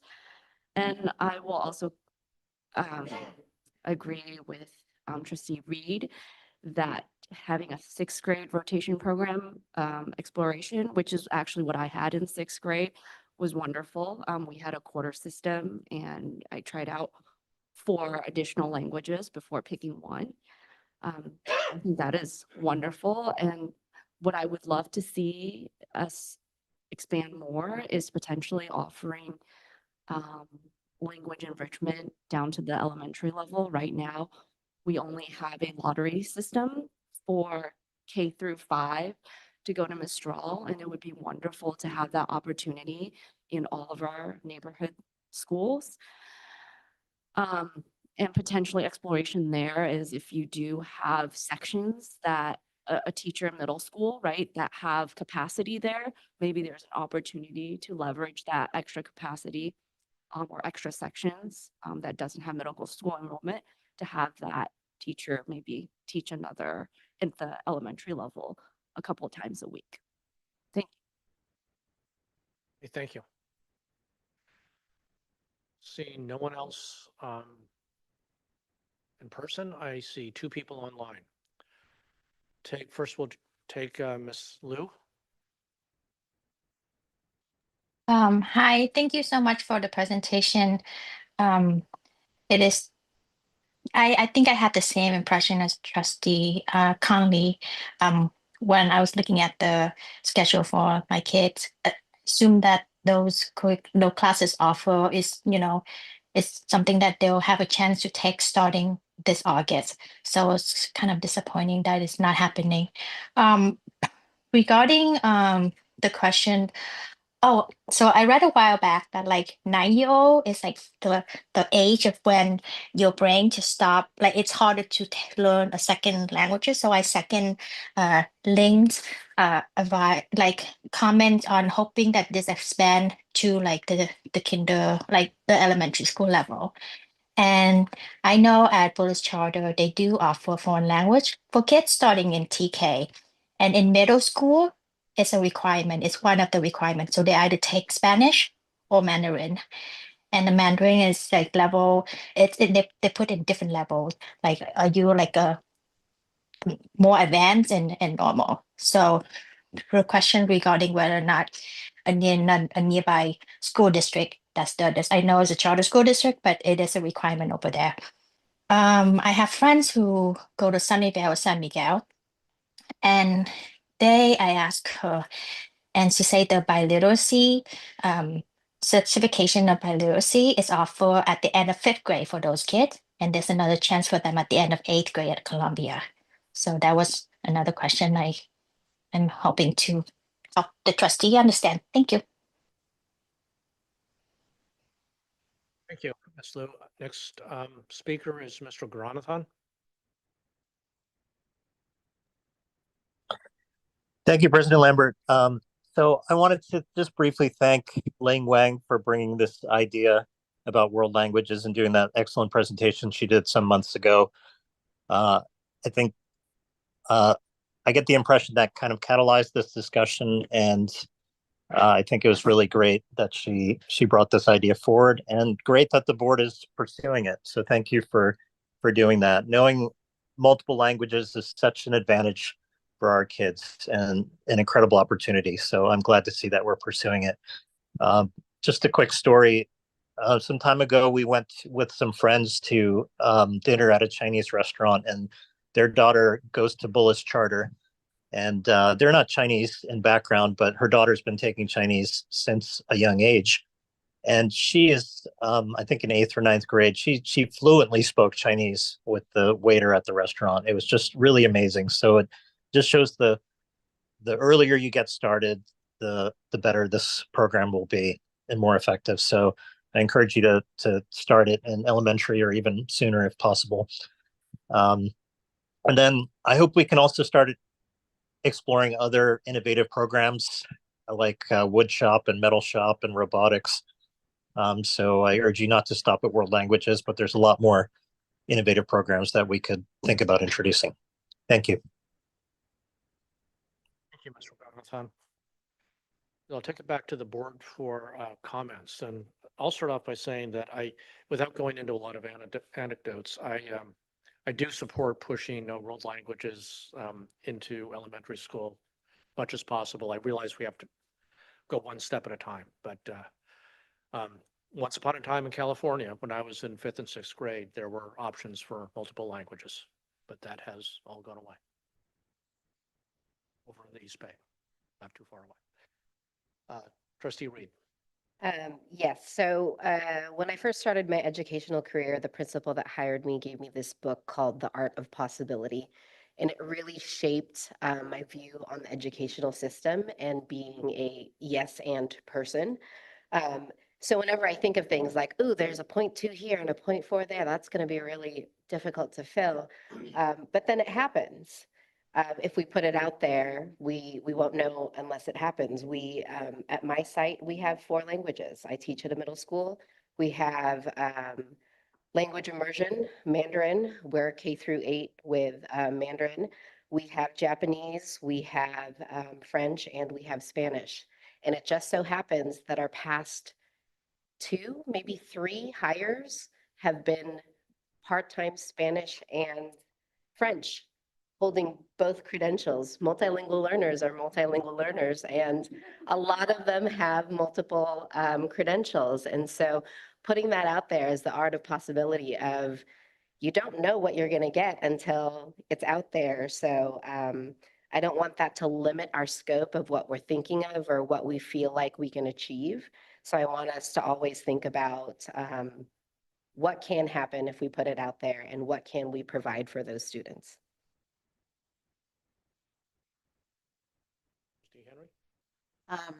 So I am really excited that we're exploring these options and looking into these. I will express that I too, in reading the survey, had thought that that I did see that these would be subject to numbers and availability of teachers, but it now sounds like it really was kind of never a possibility for next school year because of the curriculum adoption piece of it. And so on behalf of the students, I hope that the students who maybe used 1 or 2 of their spots on the top 5 of electives will get a little extra attention in making sure they get something that they wanted. I know definitely, in any year, there may be something that's in that catalog that doesn't end up with enough students or doesn't have a teacher. But if it was never a possibility, to make sure that they get something that they're going to be happy with. Well, I agree with both Trustee Reed and Trustee Henry. I think I'm still going to make my pitch for a Mandarin immersion school at Mauna Loma. A Mandarin immersion program, even if it's not the whole school. I've been advocating for that for many years now. I think it would be a wonderful thing to offer in our school. And I would love to see more access to world languages in our elementary schools. So if we look at that, we have a 0.5 French teacher maybe at Crittenden at some point who could then do French enrichment at our elementary schools. Something I think there are some creative possibilities. I know we have a lot going on, and we have a literacy adoption, we'll have a math adoption, we have an SEL adoption to discuss tonight, right? There's many pieces, but we live in a part of the world that is so rich in language and culture from all over the globe. I think it's something that our community would be really excited about our children having more access to in our schools. Any further comments? Trustee DeFazio? Yeah, so I really appreciate us aligning with the high school district on things. I think it's often something I try to think through a lot of the time is how we would approach things if we were a unified district, because for whatever reason of history, we're not. And so we have to, we feed into the high schools, and it's important for us to coordinate with that handoff the same way we do internally for elementary to middle school. So I really appreciate that. And I think I like just the approach of gradually and deliberately expanding these things. I know some of this is at tension with my previous comments about making sure that the core focus is sacrosanct, and there's a logistical challenge for managing these things. But I think as the deliberate focus on making the changes and going slowly but continuously, I think will really get us where we want to go without disrupting too many things. So, thank you. Any additional comments? Okay, we'll close this item and move on to item 9D, LCAP federal addendum. Director Chang will be presenting.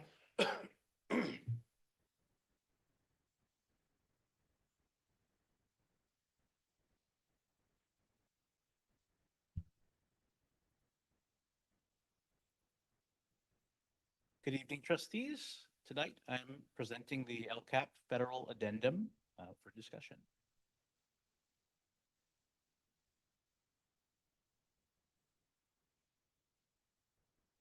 As with everything that we do, we are, of course, aligned to our strategic plan, primarily in the areas listed here. Just to give the overview. The federal addendum to the LCAP is the plan for how our district utilizes federal money allocated to us each year. It describes key initiatives such as support for our Title I school, professional development for teachers, and enhancements to the experience of our traditionally underserved student populations. There are 4 main titles under which we receive federal money, titles 1 through 4, and this slide provides a broad description and purpose of each. I'll dive into some more details in the following slides. So we zoom in on Title I. These are funds that we utilize for efforts such as maintaining educator equity, parent and family engagement, and specifically the salaries of additional staff, such as the additional at-risk intervention supervisor and newcomer teacher at Castro School. Title I also goes towards funding our McKinney-Vento services. We have 2 liaisons in our district who work directly with parents and schools to ensure that all McPhees have access to all the resources and rights to which they're entitled by law, such as priority access to after-school programs, free reduced lunch. Title I money has also been used in the past to support the transitions between preschool and elementary school, elementary and middle to high school. Moving on to Title II, it's mostly about our staff's professional growth.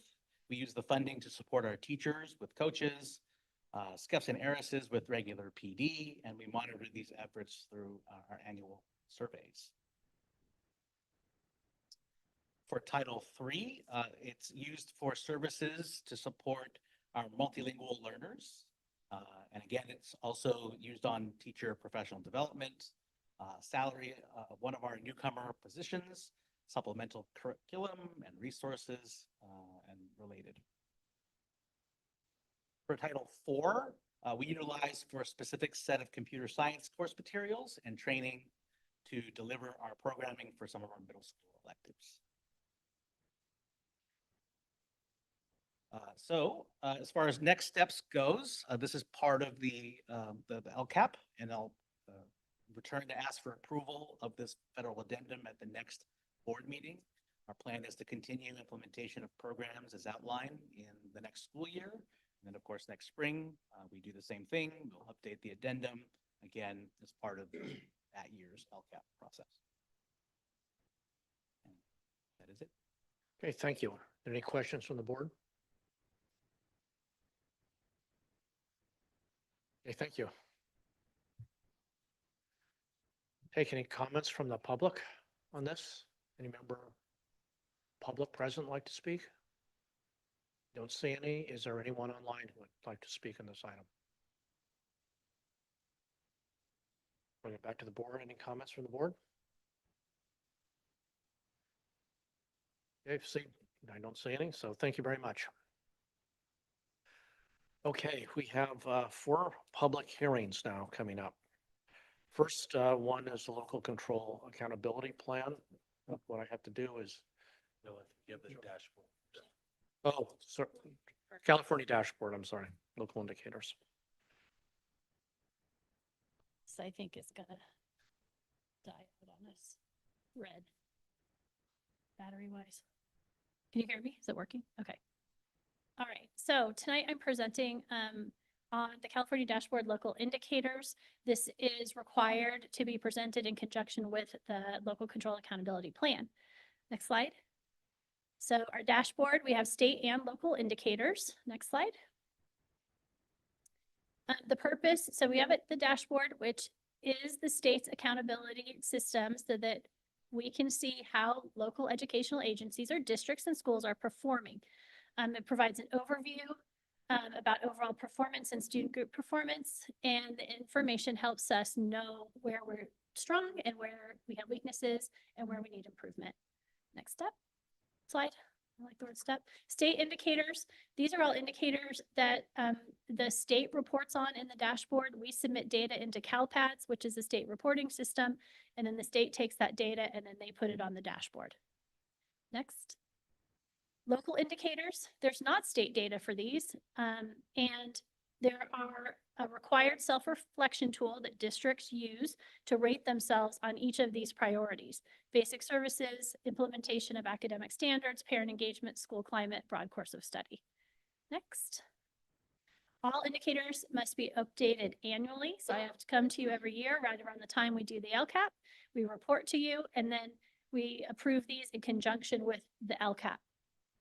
And then I upload the results of the local indicators to the dashboard in July, and then the dashboard is then subsequently released in either October, November. Next slide. So district performance. So priority 1 is basic services. It requires us to measure our progress meeting Williams settlement requirements at school sites and looking at facilities. Next slide. So we are reporting on our credentialing. Looking at our statistics right now, we have 278 full-time equivalent teachers in our district. 269 of them hold clear credentials and all authorizations, and we had 9 incomplete credentials. 8 of these teachers had their emergency certificate authorization, and 1 had a short-term staff permit. 8 of the 9 had the authorizing permits at the beginning of the year. 1 got her authorizing permits a couple of months into the year. We do Williams, we do sufficiency of materials in the fall to certify that all of our students have access to their own copies of instructional materials. And then we also do what's called facilities inspections with a fit tool. And you can see our facilities team has gone through and looked at our facilities to determine that 18,000 of our facilities are in good repair, 89 are in deficient repair, and none are in extreme deficient repair. And the deficient repair things have been things that the maintenance team has been working to remedy over the course of the year. Next. Academic standards, we rate ourselves on this rating scale of where we are in terms of our progress to implementing state academic standards. Next. So looking at our process in providing professional learning for teachers for the recently adopted standards or frameworks. So we gave ourselves that full implementation. We're providing professional development. We use our coaches to provide professional development in all of these different areas. It may not be whole district PD that we do in August, but it may be tailored to the needs of a student or a teacher or a site. And currently we've been most focused on our English language arts and our English language development with our new adoption. Next slide. We're rating ourselves in making instructional materials that are aligned, available in all classrooms. Yes, we have state aligned materials in all of our classrooms. We only adopt things that are aligned to standards. Next.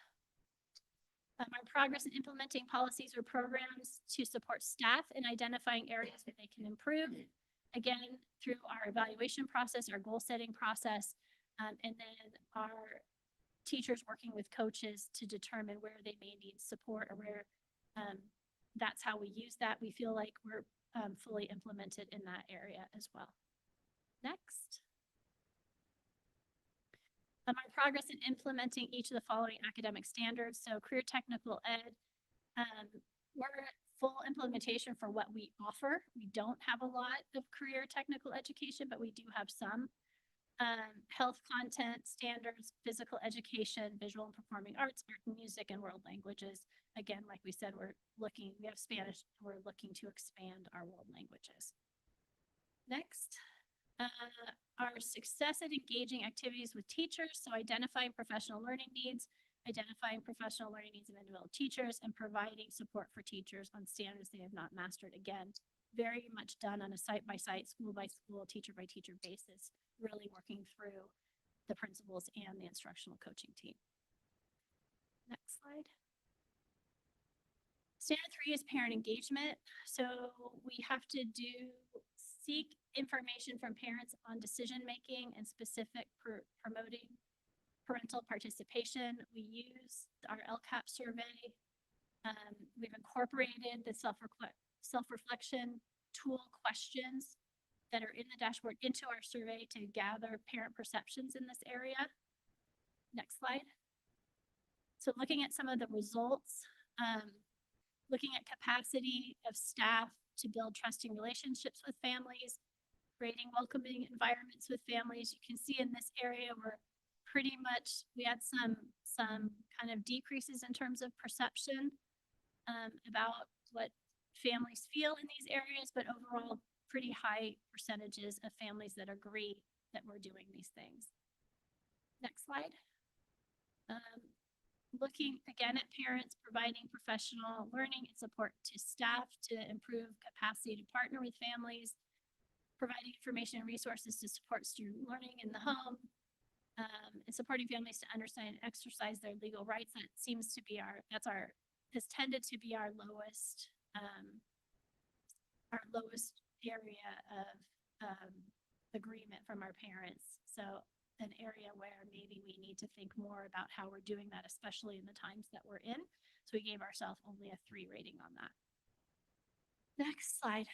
So input for decision-making, you can see scores, small improvements and changes from last year, building capacity of supporting principals and staff to engage in advisory groups and decision-making, providing families with opportunities to provide input on policies and programs, and opportunities to have families, teachers, principals, and administrators work together to implement and evaluate family engagement activities. So, doing okay. I think that we, in the last time, trying to involve parents more, thinking about thought exchanges we've done, doing focus groups, trying to get parents more involved. I think we're still struggling, and you'll see later in the LCAP presentation an action we're adding about working on how are we really engaging our families from our underserved groups and getting our Spanish speaking families and families more involved in these conversations. We're going to be adding an action step for the LCAP for that. Next step, or next slide. School climate, we have to do a school climate survey. And this is all incorporated into our LCAP survey. We survey our students in grades 4 through 8. Next slide.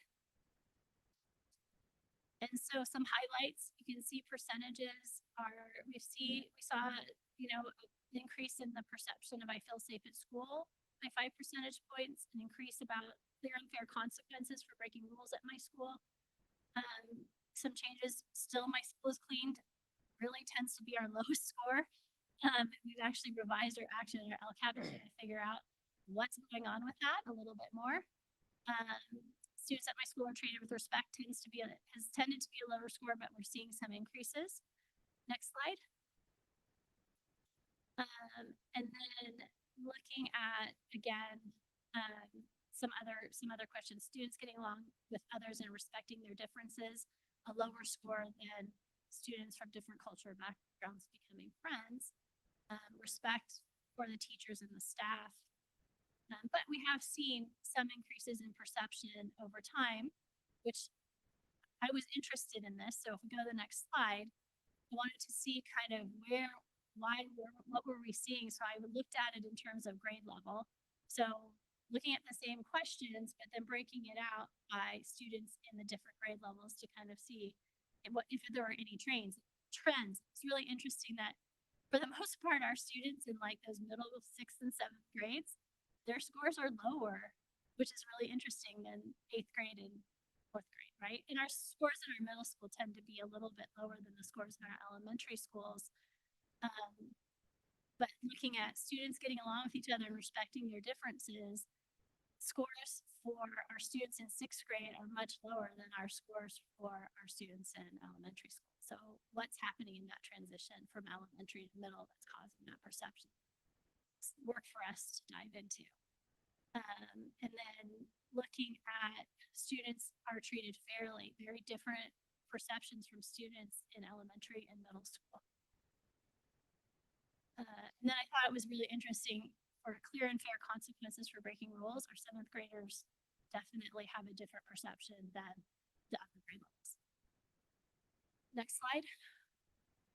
This then, again, these are additional highlights looking at student groups. So I wanted to see if there was a difference between overall and how students who maybe were learning English or economically disadvantaged were answering the questions. And for the most part, I feel like the scores are pretty similar. Didn't see too much variation. A little bit with my school's clean, kind of interesting, but not a lot of variation. Just wanted to see that. Next slide. And then broad course of study is state priority 7 is looking at what are we offering? Are we giving students access to adopted courses of study, including providing programs and services for unduplicated students and individuals with exceptional needs. Next slide. So broad course of study, looking at these are the things to offer if you're in grades 1 to 6 and grades 7 to 12 based on ed code. Next slide. Looking at how we look at if students are enrolled in a broad course of study, we look at our schedules, we look at what's in Power School, we look at our core subjects, art and music, physical education, response to instruction, we review our middle school schedules, our elective catalog. Next slide. And then access to broad course of study, we do feel like we offer a pretty broad course of study. I think we can always add more. We just had a conversation about bringing languages down to the elementary school, expanding our languages. We know that there's probably work we could do around career technical ed at some point. But I think taking a methodical approach, we do have a lot of opportunities for kids right now. Next slide. And so we feel like there's a broad course of study. We're saying that. Next slide. And then looking at broad course of study, just some of the parent survey responses in the LCAP that relate to this topic. Perceptions are fairly high that parents are agreeing that children are on track for high school and have access to a range of activities and a broad range of subjects. Next slide. And then the student perspectives, a little bit different, but still fairly high score, a little bit lower with my school encouraging me to participate in extracurricular activities. And providing 75% of respondents felt that school provided a well-rounded curriculum. Next slide. And then again, I looked at it by grade level to see if there was any differences across the board. I think scores are pretty similar. Again, looking at those 7th grade scores, it's 7th grade. I know from my own son, 7th grade was not his favorite year. I don't know what it is, but 7th grade. Next slide. And then overall, we're going to begin next year with schedules that offer a broad course of study. I think we're working to add more language offering in middle school to continue to expand what we offer. And we have a really good discussion tonight about next steps for that. Next. So next steps. So I'm going to bring this back for approval similar to the addendum. These all things go together with the LCAP. They will have to be approved at one time. And then I will be uploading the data, and then I'll be back probably in December to present an update on the results of the dashboard. Any questions? Okay, thank you. Trustee Conley? Yeah, it's more about the Zoom. I know that the screen that's up here is not what's shown on YouTube. Right now, we have one of the parent speakers from earlier who's popping up on the screen. However, this is filmed and shown on YouTube too. And we have had issues with Zoom bombing in the past. Like anyone can change their profile photo at any time within Zoom. I don't know if it's possible to hide speakers that don't have their cameras turned on within the Zoom that is being used for this, so that we don't have community members being a part of the presentation.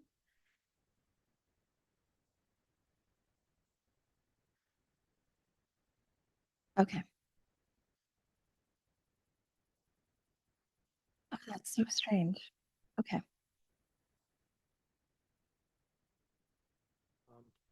Any questions? Okay, thank you, Ms. Bauer. Does any member of the public wish to speak on this item? I don't see anyone in person. Is there anyone online? I do not see anyone online. Bring it back to the board then for comments. Trustee Reed?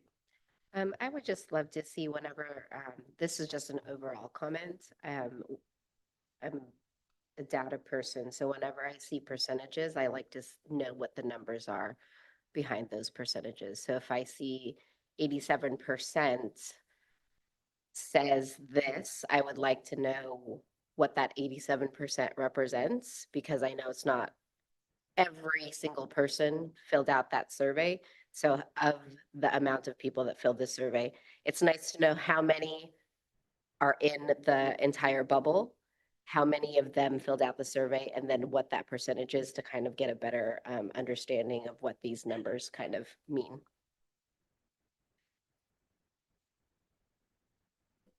Any additional comments? Okay, thank you. Okay, now's the time we have 4 public hearings. I'm going to suggest that we try to go through the 4 public hearings and then we'll take a break after that. Okay, so okay.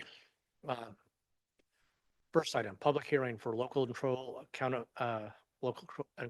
accountability plan. Ms. Bauer, I first will close the open session and open the public hearing.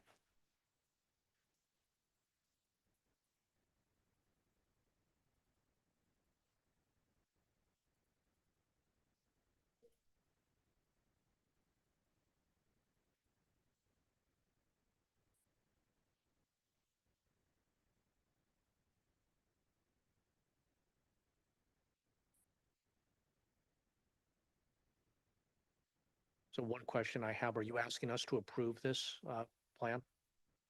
No. Okay. Got it.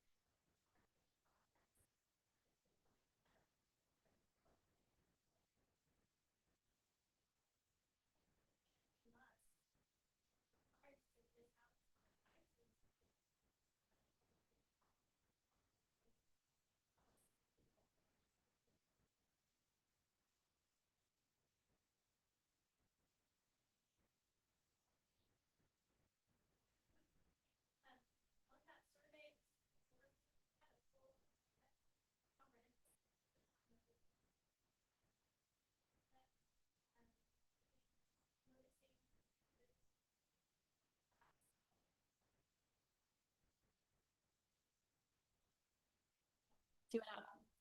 Oh. Oh, it's what? It's dead. Yeah. Well, it just went. No, hold on. Just went back on. Now it's green again. Let's see what happened. Is it working? I'll try. I'll keep going. Okay. Anyway, you can see who responded to the survey, the comparison from last year to this year, and wow. Okay, thanks. Again, just kind of looking at our responses, the majority of our parent responses came from families at Graham. Our lowest number of parent responses came from our families at Castro. And like I mentioned, we're actually adding an action step to try to look at that, which I'll address later in the presentation. Next step. First slide. So newer revised actions. So based on data, there's additional actions. There's things that we revised. So just highlighting a few. So I've mentioned this before. We've changed the role of coaches. We've added that 40% of time so they can provide literacy intervention, which will ensure that there is some literacy intervention by trained teachers at all school sites next year. Looking at a response to instruction, trying to look at what we're providing, not only on the intervention side, but on the enrichment side. It's definitely something that's being brought up about offering challenge for our students in the core curriculum. And then you heard about our math process, but we added that as an action step into the LCAP. Next slide. Looking at students with disabilities, we definitely are continuing some of the things we've done, including co-teaching and reading intervention, but we're adding quite a few things. So we're adding learning center models at several sites, and we're looking to see if those are going to be more effective than co-teaching. And learning centers really allow for students to be have access to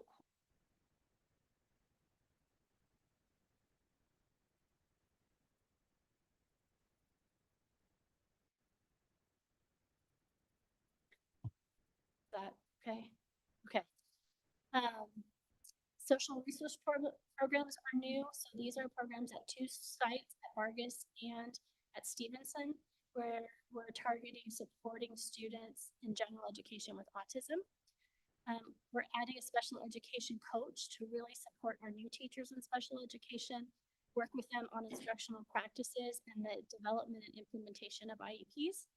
And then we're having a dyslexia clinic this summer. And at the time I wrote this, it was for approximately 40 students, but it looks like we're going to be serving almost 60 students to come in and have access to really intensive reading instruction this summer. So lots of new things there. Next slide. Again, supporting student behavior, a big change or big plan for next year is really developing a comprehensive restorative practice approach district-wide. So looking at not just this idea of consequences and suspension. How do we really work with students when things happen to make sure that everyone feels like they can come back, and we're addressing behavior in a very individualized way, depending on what's happening with students.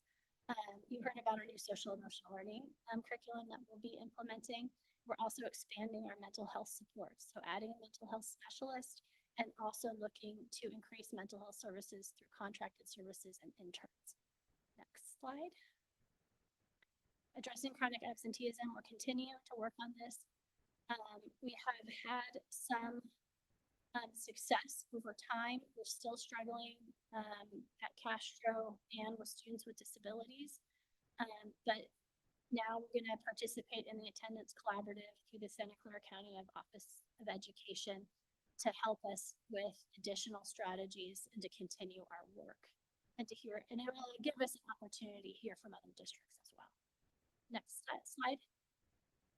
Employee retention and support, professional development perceptions from our staff have not been real high or positive. And so continuing to look at continuing to administer an additional professional development survey, sharing results with our union leadership and using the results to inform a framework that's really going to outline our approach to enhance individual skills, knowledge, and career progression. In school cleanliness, as I mentioned before, our student perceptions of cleanliness are very low. So not only are we doing bi-monthly inspections using the FIT tool and looking at restrooms and rotating classrooms so that we're inspecting classrooms and schools on a more consistent basis. We're going to do focus groups with students across the district. I did, when we met with the student advisory, we did ask information from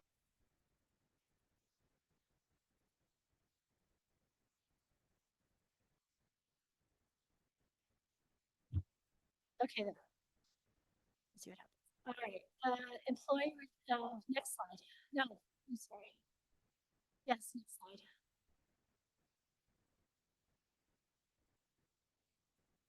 Next slide.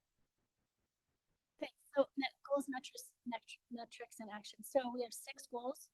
Goals 1 to 5 align directly with strategic plan. 6 is specific to practices and actions to support the students at Castro School. Next slide. So we have metrics for each goal. I have a list of all the metrics are in the appendix. There's lots of metrics that we're using. Some are district required, some we put in. Next slide. So these are the just a highlight of some of the actions in each goal. Goal 1 is our largest action. It really covers a lot of instructional practices. It's the action that we spend the most money on. It's got our coaches, response to instruction. It outlines our work with our English learners. Next slide. It outlines our work with our newcomer plan, our supports for students with disabilities, the early literacy team, our mathematics, and then it's our multi-tiered system of support action, which we're continuing to build out, which is aligned with our strategic plan. Next slide. So goal 2 is around student social, emotional health and behavior. This is where you'll find an action for our at-risk services and our actions around chronic absenteeism and supporting student behavior. Next slide. Also our student social emotional health and our whole school, whole community, whole child model, which really is around how we're supporting students through counselors and mental health. And those 2 actions are directly aligned to our strategic plan. Next slide. Goal 3, welcoming and inclusive and welcoming culture. So this is where you'll find our school and community engagement facilitators, our actions around equity, parent university, and parent communication. Next slide. Goal 4, policies and practices to support and retain effective and engaged employees. So our partnership with the Santa Cruz Silicon Valley New Teacher Project to support our teachers in years 1 and 2. Looking at a professional development survey, which I mentioned, and then our hiring process, which is really next year turning towards looking for what kind of leadership pathways and opportunities do we have, or do staff want? Are staff here? Do they want to move up? Do they want to become a principal? So trying to figure out, are there ways for us to support staff where they are in our system and to help them, make adjustments to their career path. Next slide. Distribution of resources. So school cleanliness is a big action in here. I mentioned we're actually going to do focus groups. Next slide. This is where our MVWSD Connect is, where is our program to provide internet access at home to students. And then our meals for students, where we're really looking to identify products that eliminate artificial dyes, and sample produce from our school gardens, and then continuing to hold focus groups to discuss and address current issues related to our food program. Next slide. Goal 6, again, as I mentioned, these are all actions specifically related to Castro School. So our literacy team is allocated to spend about 40% of their time at Castro because Castro has the most needs. There is an additional at-risk supervisor for a total of 2 at Castro, a 1.0 school community engagement facilitator, a newcomer teacher. Next slide. We have a wellness center there, which is a partnership with the Santa Clara County Office of Education, counselor. We have our breakfast schedule and then our Playworks program. Next slide. Increase or improve services. We have to take a percentage of our budget each year, and that money is spent directly on services and actions that are going to support improving outcomes for unduplicated students. So low-income students, English learners, and foster youth. And so our percentage is 6.6%, 3.5 million, or the actions and services we've identified in the LCAP to improve actions, our coaches' response to instruction, our targeted support program, which provides funding to schools specifically to use on programs and services for unduplicated students, and then our school community engagement facilitators. Next slide. So we're asking for a little direction and clarification from you, and Superintendent Bear mentioned this earlier. So we presented changes for the Castro Reimagining Plan at the May 8th meeting, and we're a little unclear. So the initial recommendation in the presentation was we're adding a 0.5 assistant principal, done that. And then because we were adding that, talked about we could decrease at-risk supervisors from having 2 people to 1.5 and decreasing the staff from 1.5 to 1. Currently in the LCAP, what we have is assistant principal keeping the 2.0 at-risk supervisors and decreasing the staff from 1.5 to 1.0. Next slide. What we have in the budget is 0.5 assistant principal, 2 at-risk supervisors, and 1.5 school and community engagement facilitators, same as 24-20. And I think what we need direction on from you is the staffing for Castro. Should the staffing ratios for at-risk supervisors and school and community engagement facilitators remain the same as in 24-25, and should there be a decrease in the FTE for the SCEF from 1.5 to 1.0? We've already added the assistant principal. We've already allocated 2 at-risk supervisors. The question is, what direction do you want to provide us so that we can be clear, LCAP is clean, we can communicate with the community at Castro. Next slide. So next steps. Like I mentioned, I'm responding to all the comments and questions for the public hearing. I'm hoping to finish those tomorrow. There were a lot, which is great. And we're adding, even based on what we heard last week, we have decided to add a few additional actions. So technology was a big conversation, especially at the district advisory committee meeting. So we're putting it in action to conduct a review of technology usage in the district, including devices, applications, usage rates, challenges, successes, including a review of research on best practices and recommendations for next steps. I think we had heard some of that conversation from trustees as well.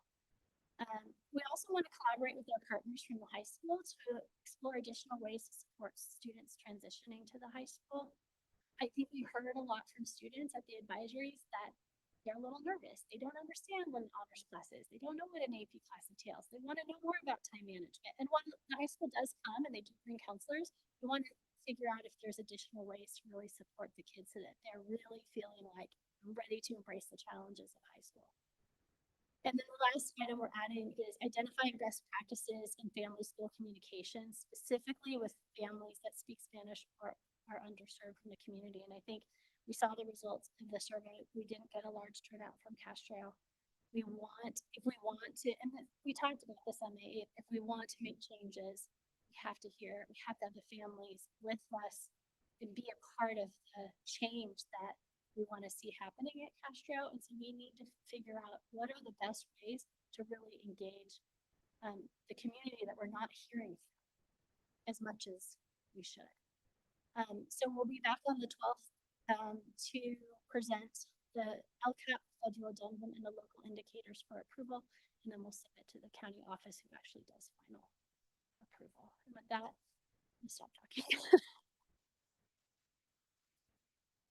Okay, thank you, Ms. Bauer. Any questions? Trustee Conley. Yeah, this is your marathon evening, Ms. Bauer. Thank you so much for the very detailed presentation. I'm curious, so when we talked last board meeting about the Reimagining Castro Plan, and we're trying to pull all of these things into alignment, I appreciate the clarifications in the slide that, because it was very confusing, the Reimagining Castro proposals and then language like continuing things, and we didn't know, I was a little lost when I was looking at the earlier presentation. But something that came up was that with the Reimagining Castro plan this past year, we didn't go back out to the community at all at Castro. But in the year of developing that plan, there was a ton of engagement at the school site. I remember going to some of the coffees and there was significant turnout and a lot of conversation. Is it possible to have a similar process this coming year? Not just about the Reimagining Castro plan, but when we look at things like the LCAP, like having those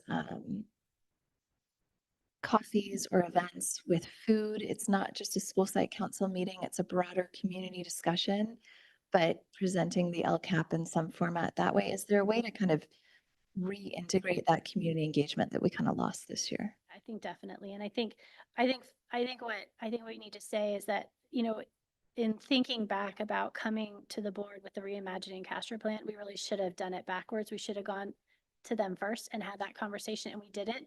And I've gotten an email, their school site council and their ELAC met. They sent me some things that were confusing about aligning the Reimagining plan with the LCAP, which I'm working on. Word continuous, Okay. different pieces, clarifying the staffing for next year.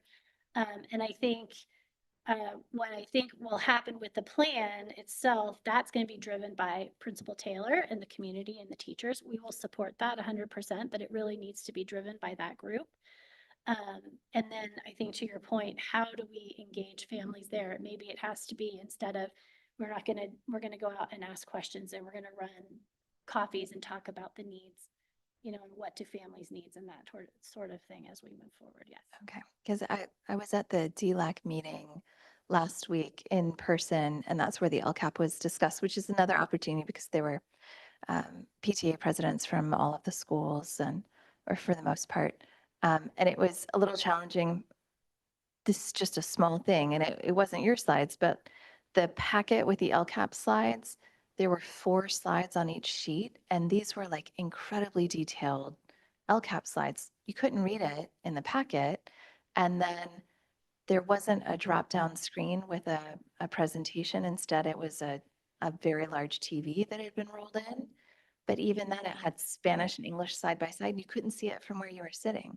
Okay. Right. And so, like, that's just a basic, you know, there was discussion and a presentation, but can those materials be provided to everyone ahead of time?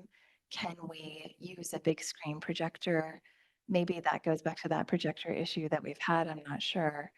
Can the slides be printed like you did for us here? You know, there are small things, and then there is all of the other community outreach that needs to happen.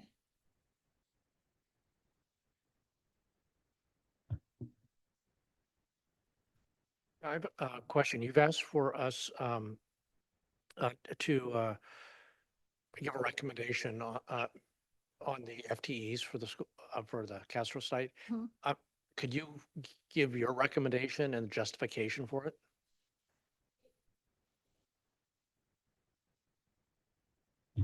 It's killing me.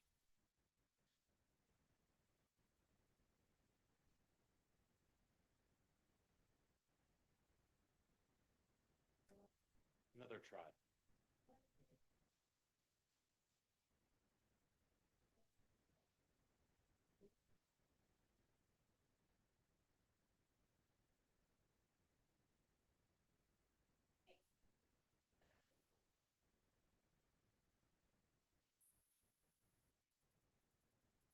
All right. Third microphone of the night. Okay. Somebody asked me a question. You asked me a question. I'm sorry. Could you repeat it? Yeah, you've asked us Oh, to there was provide staffing your comments, recommendations. yeah, Okay. recommendation for the Yes. FTEs. So if you, my recommendation at this point would be to leave the staffing as was in 24-25. We put it in the budget.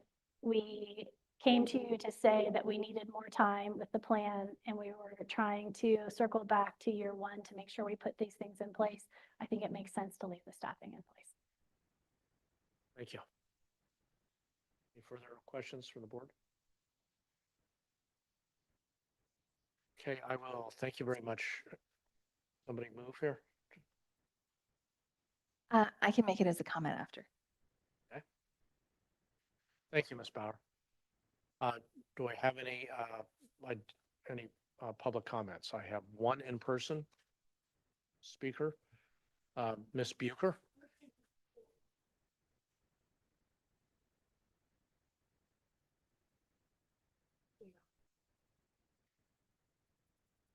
So serious. Oh, okay. Can you hear me? Yes. Okay. Do I have a timer?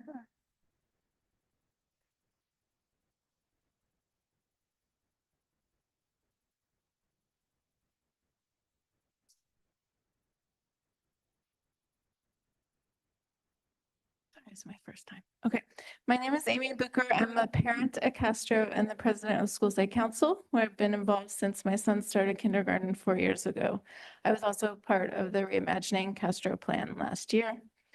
So I was here to comment on the LPAC and Castro, and I'm really heartened to hear that the district has listened to the feedback that parents at Castro had and our concerns that the details of the recommendations overall felt like a step back because of the reduction in student and family supports, even though the plan was to delay a year before changing anything.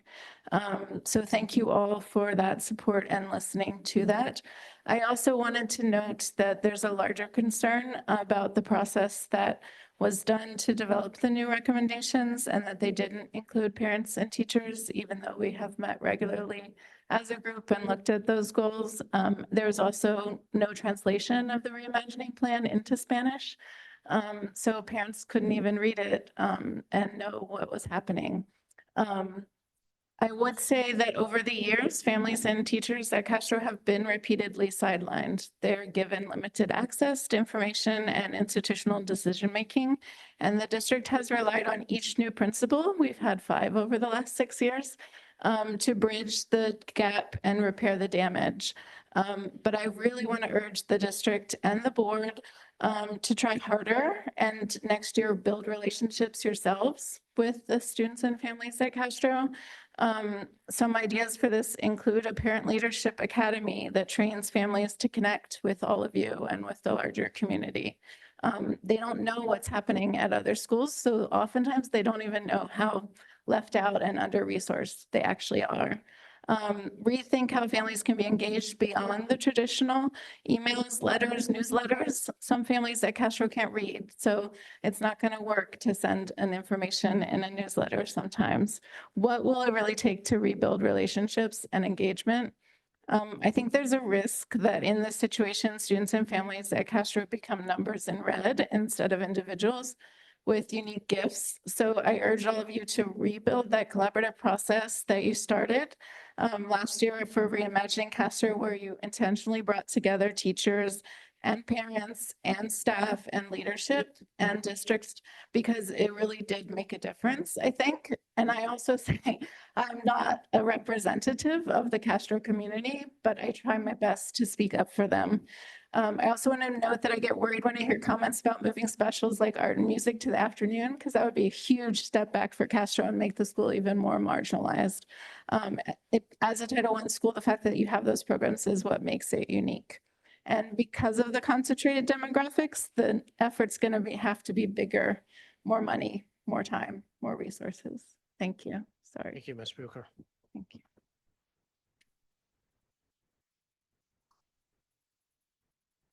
Yeah, another member of the public and present who wishes to speak? Do not see any. I see 2 hands raised online. First, Ms. Liu. Hi, thank you for the presentations. I have a few comments. I noticed that the part that you mentioned about, hiring teachers and ask them like what is their goals and, if their upward trajectory, I guess.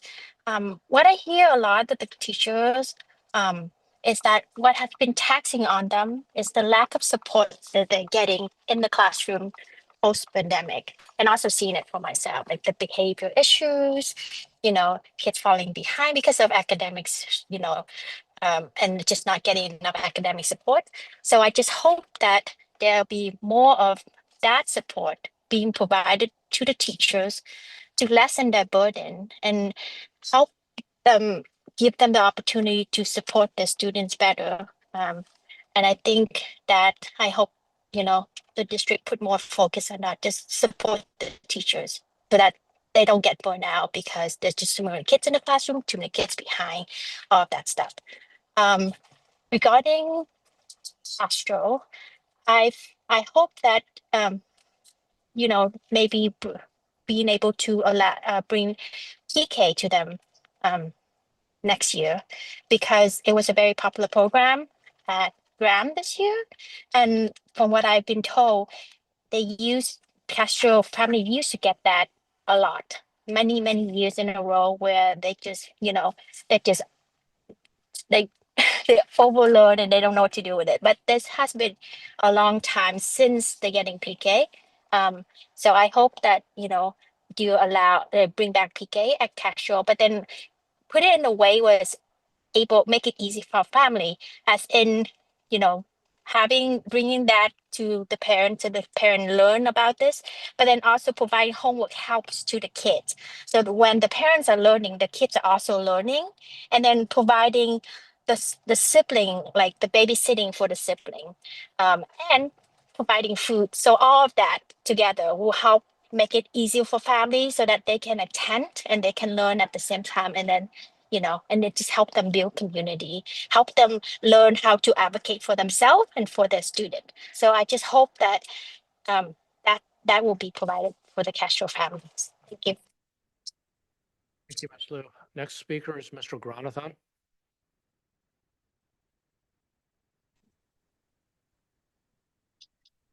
Hi again. Thank you, President Lambert. So Ms. Bauer spoke about doing a review of the educational technology that's being used in the district.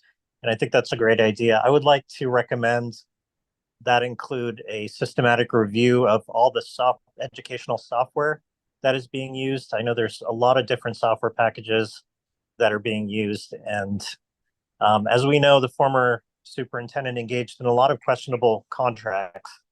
And I believe that extends also to software that was selected during the former superintendent's tenure. There's a number of packages. I'm sure people remember the Teach to One fiasco from 2018. And there's evidence that that was selected because of a relationship with Peter Gorman and that company.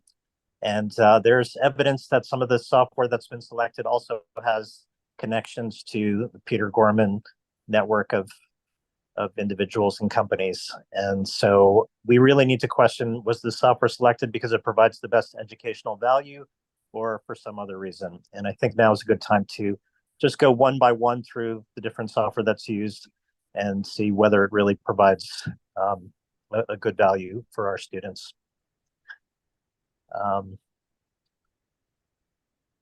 Yeah, I think that's all I had to say. Thank you. Thank you, Mr. Granathan. And bring this back to the board. I don't see any other speakers. Any trustees have comments? Trustee Reed?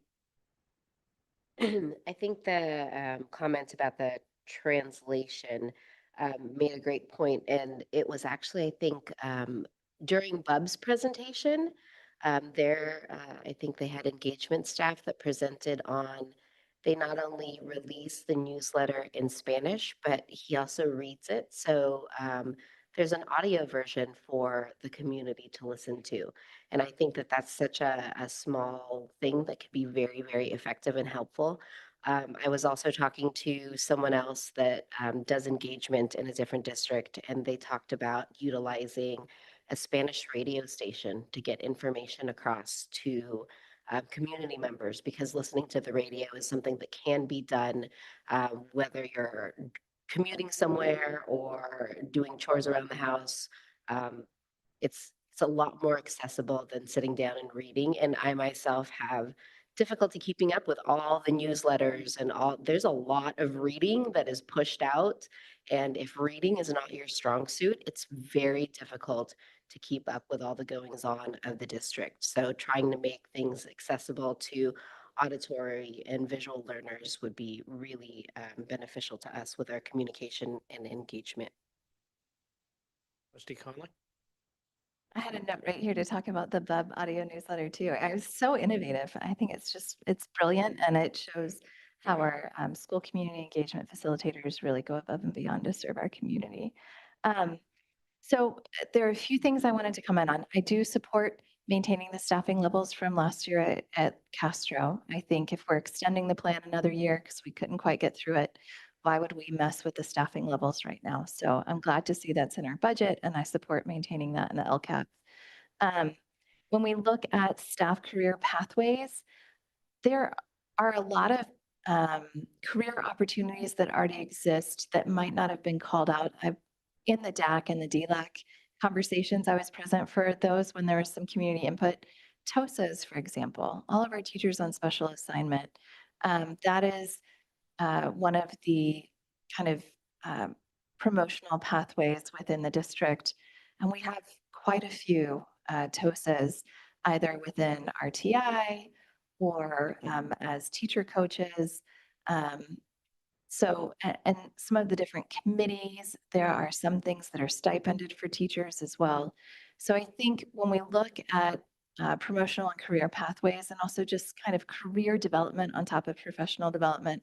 We need to be mindful and call forward all those things that we're already doing, because I think if you don't work in schools, you don't necessarily see all of those different layers that we have within our employment.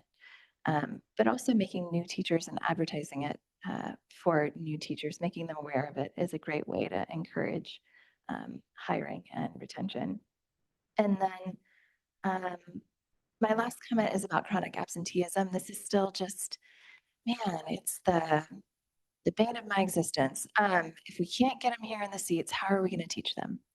And when I was at the California School Boards Association's Delegate Assembly and Board of Directors meeting, not this weekend, but the weekend before, in Sacramento, we had a presentation, a panel on chronic absenteeism, and it was 2 different schools, and I'll share this information with Superintendent Bear, but it was interesting because one district had taken a very data-oriented approach where each week they ran their absenteeism reports instead of waiting until later in the trimester. They ran them by school site, and the superintendent sent out an email to her principals ranking the schools on their chronic absenteeism for that week, or their absenteeism overall for that week. And I mean, they were pretty intense about the data, and then everybody had plans in place. And the other district really focused on a community schools model. And one of the things they emphasized as a game changer for them was home visits. So for the students who were chronically absent, actually having the teacher or their equivalent of our SCEFs do a home visit with the family and talk through where they were really struggling.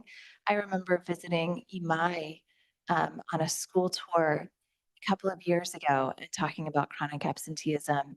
And Principal Siam had done this very individual outreach with families to discover what was going on. But that home visit piece is another thing that I think is really powerful and perhaps we want to consider. But just continuing to drill down. I know staff really cares about this and is doing this hard, but as a trustee, I fully support everything we can do to decrease chronic absenteeism and make sure we can talk about instruction all we want, but if they're not here, it's not going to help.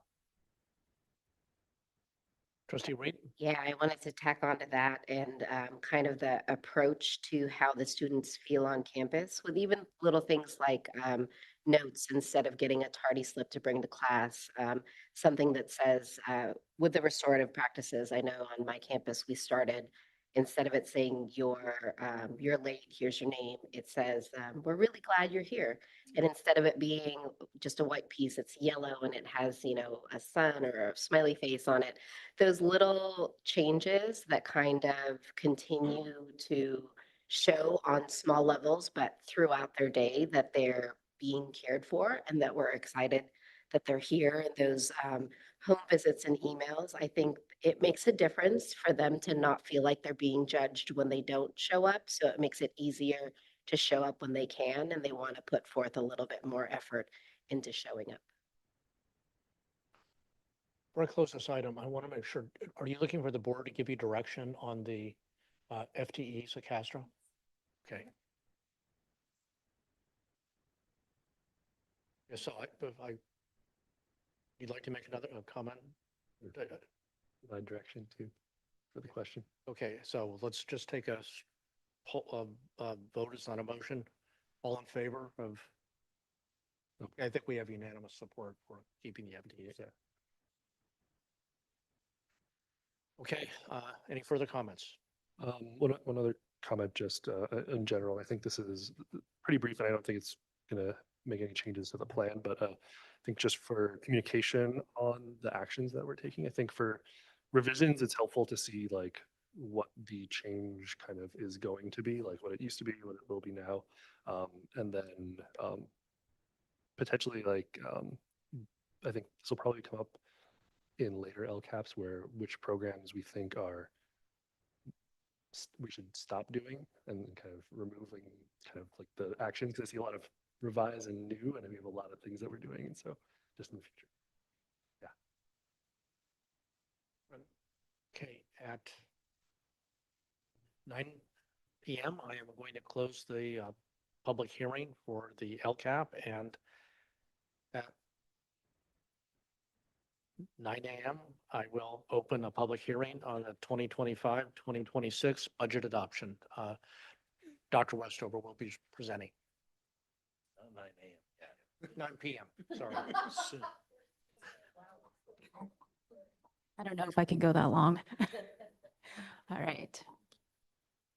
Good evening. Tonight, I also have Director of Fiscal who will be presenting with me, Nadia Pongo.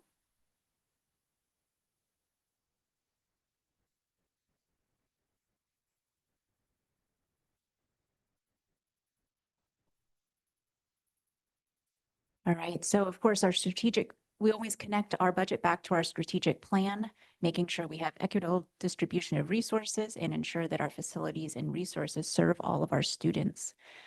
We have a board resolution that states that we should stay between 17 and 20% reserve level in the third year out.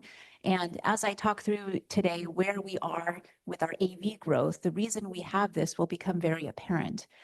We are very fortunate that in past years, we have maintained that reserve level, which will give us time to respond to what's happening now. So a little bit about our budget process. Right now, we are at the public hearing of our budget adoption, and then we'll be back to you in the next meeting, June 12th, for you to officially approve it.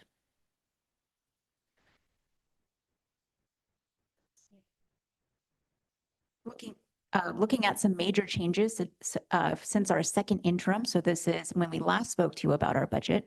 We have some changes in our revenue, increased in unsecured property taxes, interest earnings, site donation, and other local revenue. STIRS on behalf.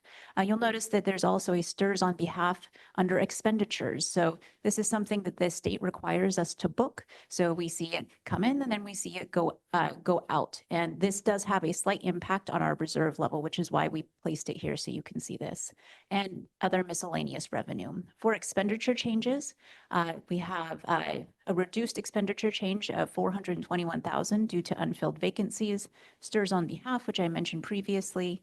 Contracted services increased, transportation increased. So this was mainly for special ed transportation and miscellaneous contracted services. I want to highlight that these miscellaneous contracted services, they were not for travel expenses. These were things such as $5,000 increase because we needed to take care of actually it was more than that, about $15,000 for bus maintenance because we had some deferred maintenance that we need to take care of. So overall, small changes across different contracts that we had. We spent $50,000 at the lighting for the lighting at Graham and a new scissor lift. And then we have the AB 218 settlement that the board approved earlier this evening for $1.6 million.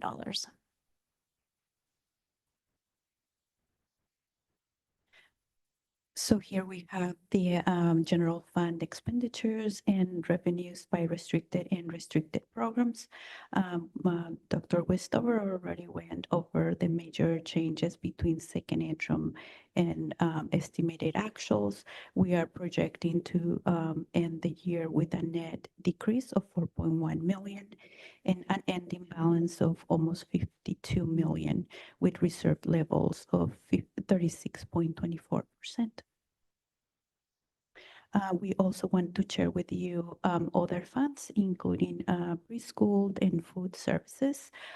If you can see here that they are projecting to have an ending fund balance. Both programs still have some restricted programs carryover. We'll be talking about it in first interim, but this restricted categorical programs have a carryover.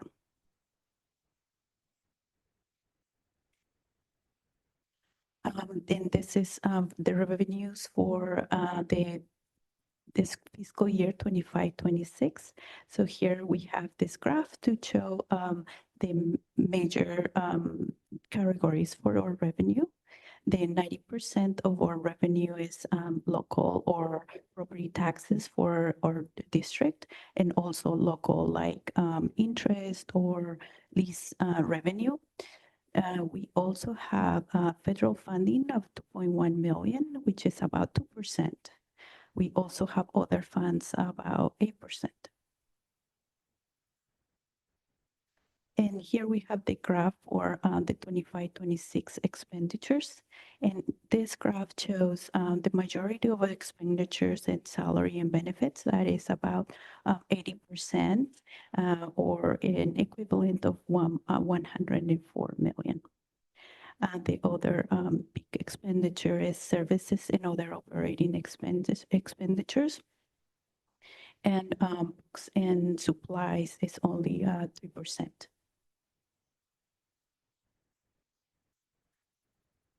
So we'll go over the multi-year projection, and I think you wanted to highlight some items. So up next, we'll talk about our MYP, or the multi-year projection. When we look at the multi-year projection, it should be viewed as a planning tool and not a forecast or guarantee.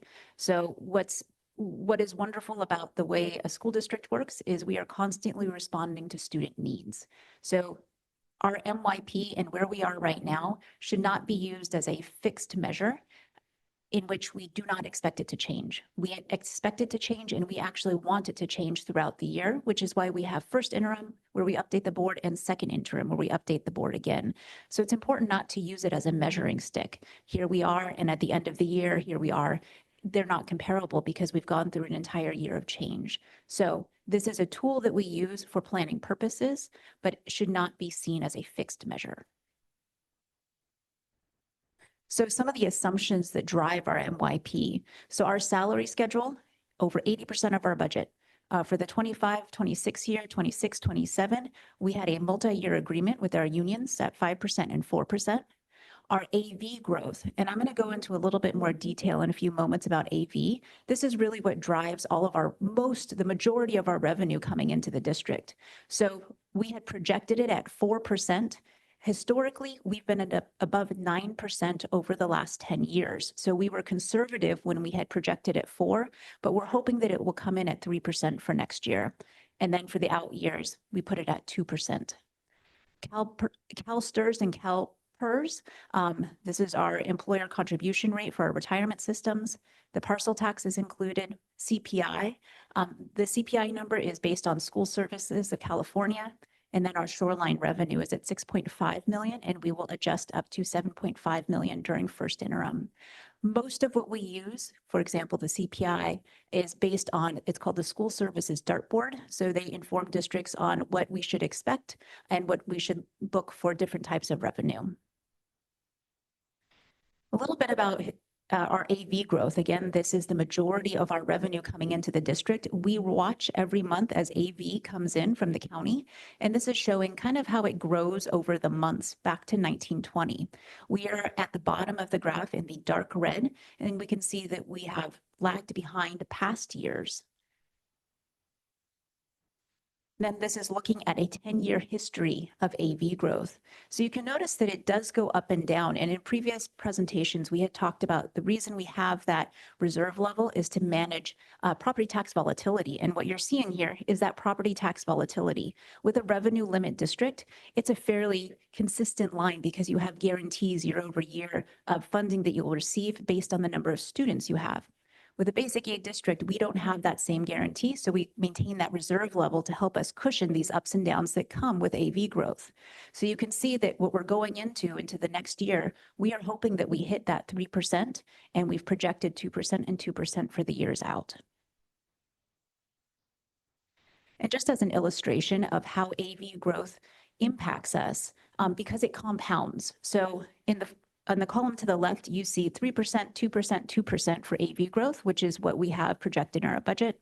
And over in the right in green, you see 6%, 6%, 6%, which is a total of $16 million over those 3 years. So it's quite impactful what a few percentage points will do for growth for the district.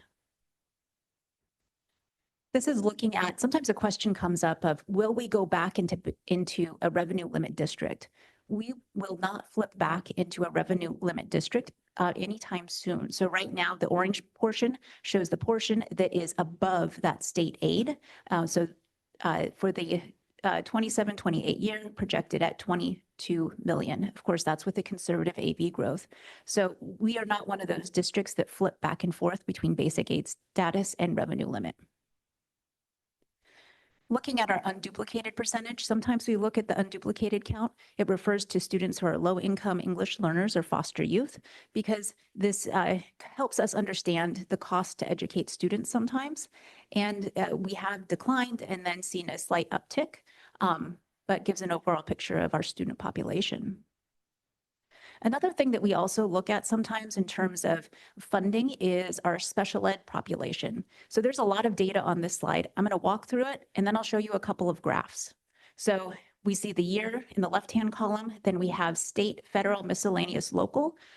So this is what is given to the district to educate special ed students. Then we have our district portion that is paid, and then the total cost for special ed.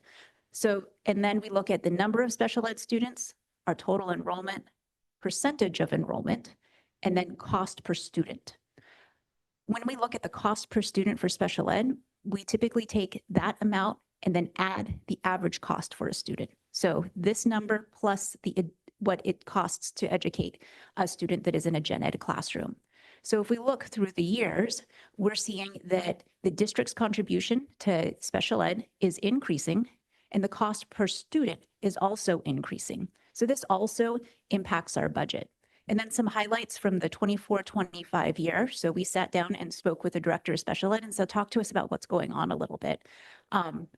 Frank knows the students inside and out. And he said, really, we had 46 students move in with IEPs. We had 11 students move out with IEPs, and students moving in with significant needs, including one-on-one IA support was 23, and students moving out with significant needs was 0. So that's also a portion of what's driving this. I just make one comment as well, which is an interesting statistical, I don't know if it's an anomaly or a fact, right? And I noticed this in the article that was recently published about our enrollment growth in The Voice, is that if you look at the drop-off that occurred post-COVID, right? And we can look at that from 1920, 2021, basically moving from 5,000 students to 4,800 students, right? So a drop off of 200 students, and it continued, and we're looking at 4661 now. We have approximately the same number of special education students by number, right? Which means a higher percentage, of course, but it's just an interesting statistic. Just that our special ed population didn't drop off, but our overall population certainly did.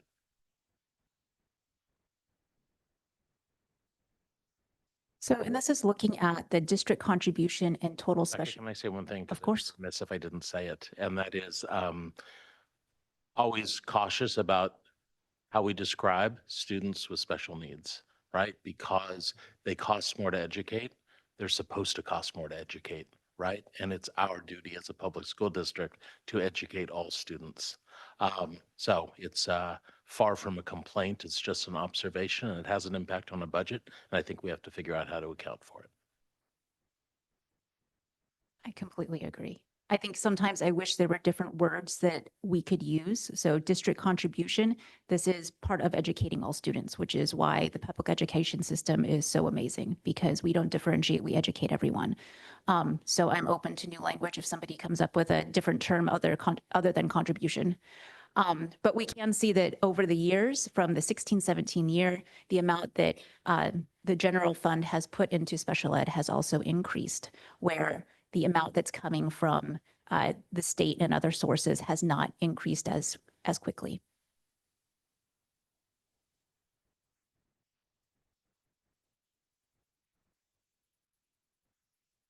Thank you, Dr. Stover. We'll continue with more accounting information, and I previously touched a little bit about carryover and funding from categorical programs. So at first interim, once we close the books after another actuals, we'll have the final balance of the programs, and we'll bring in any unrestricted funding as carryover, so that will increase our expenditures and it will have an impact on our reserve levels. A couple of things to go over with the highlights of the changes. Assessed value, we already talked about the the projection update from 4% to 3%. That was an equivalent of $700,000, 746. They also, we increased our projection for our latest projection for interest. The stores on behalf, we received this information from the state. So like we don't have a financial impact per se. We do book it in our books, and it does have an impact on the reserve level because we increase the expenditures. We don't write checks or we don't receive cash, but because we include these expenditures in our general ledger, it does have decreases or reserve level. We mentioned about the special education. We increase our contribution to the salaries and benefits because this also increase with the salary increases, a stepping column, as well as contracted services. We also have the network project for capital equipment, and this is one of those items that we could potentially get 50% refund from E-rate program. In addition to stepping column, we also have other increases with personnel like TK, our favorite program for the little ones, but we also have to increase the staffing in order to accommodate their needs. 1 FTE for a teacher, 11 IAs across the district. We also have 2 Spanish teachers, 2 FTEs, special ed at TOSA. They will be supporting new teachers in special education. Speech and language pathologists, I was able to capture 3 FTE. Special education resource teachers, also 3 FTEs. 1 assistant principal with the FTEs, 50% at Castro and 50% at Crittenden. 1 mental health specialist, as a science teacher at Crittenden, 1.0 FTE. 0.5 FTE for non-duty. In general education, 2 FTEs. This is about a 3.3 or almost $3.7 million. So here we have the general fund by restricted and restricted programs for the year 25-26. Here we are projecting a decrease of 8.4 million and estimated an ending fund balance of 43.5 million with a reserve level of 29.71% reserve level. And here is a multi-year projection. Again, year 1, we are projecting a 3% assessed value. In the year 25-26, towards the end of towards the end of February, our Google lease will expire. So the revenue in year 2 and year 3 is no longer included for the lease revenue for the Google. And also we are we're including the percent assessed value.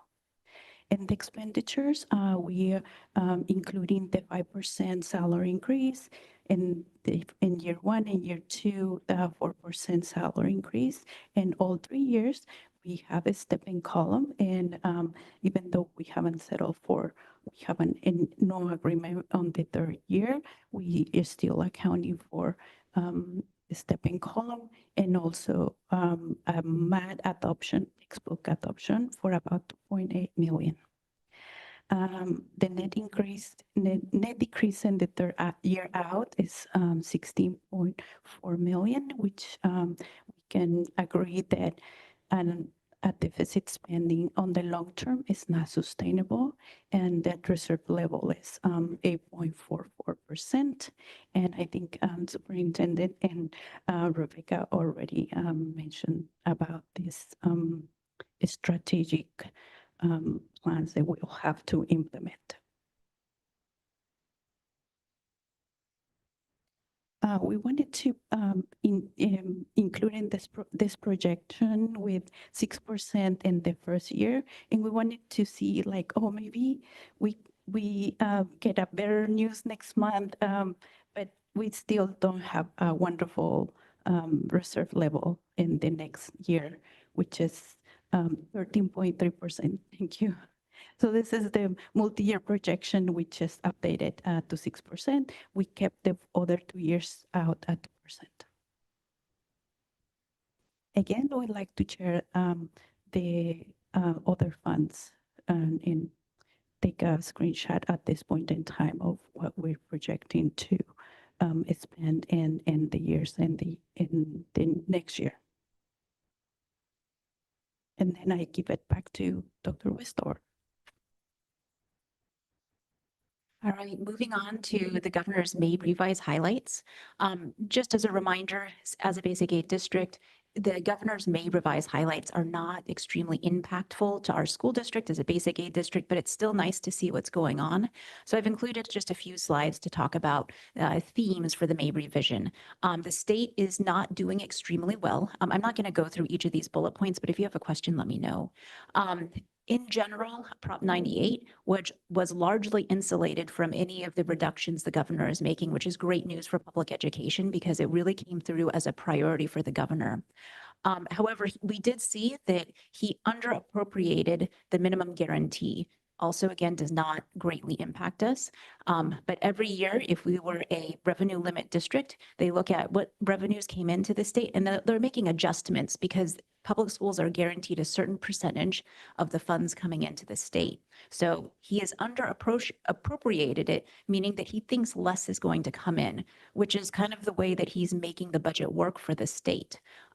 So for our peers in the state, they will be watching this very closely because this impacts their funding for the next year. There was a lot of discussion about an emphasis on federal policy and its impact on California, especially because California is one of the largest GDP producers in the world.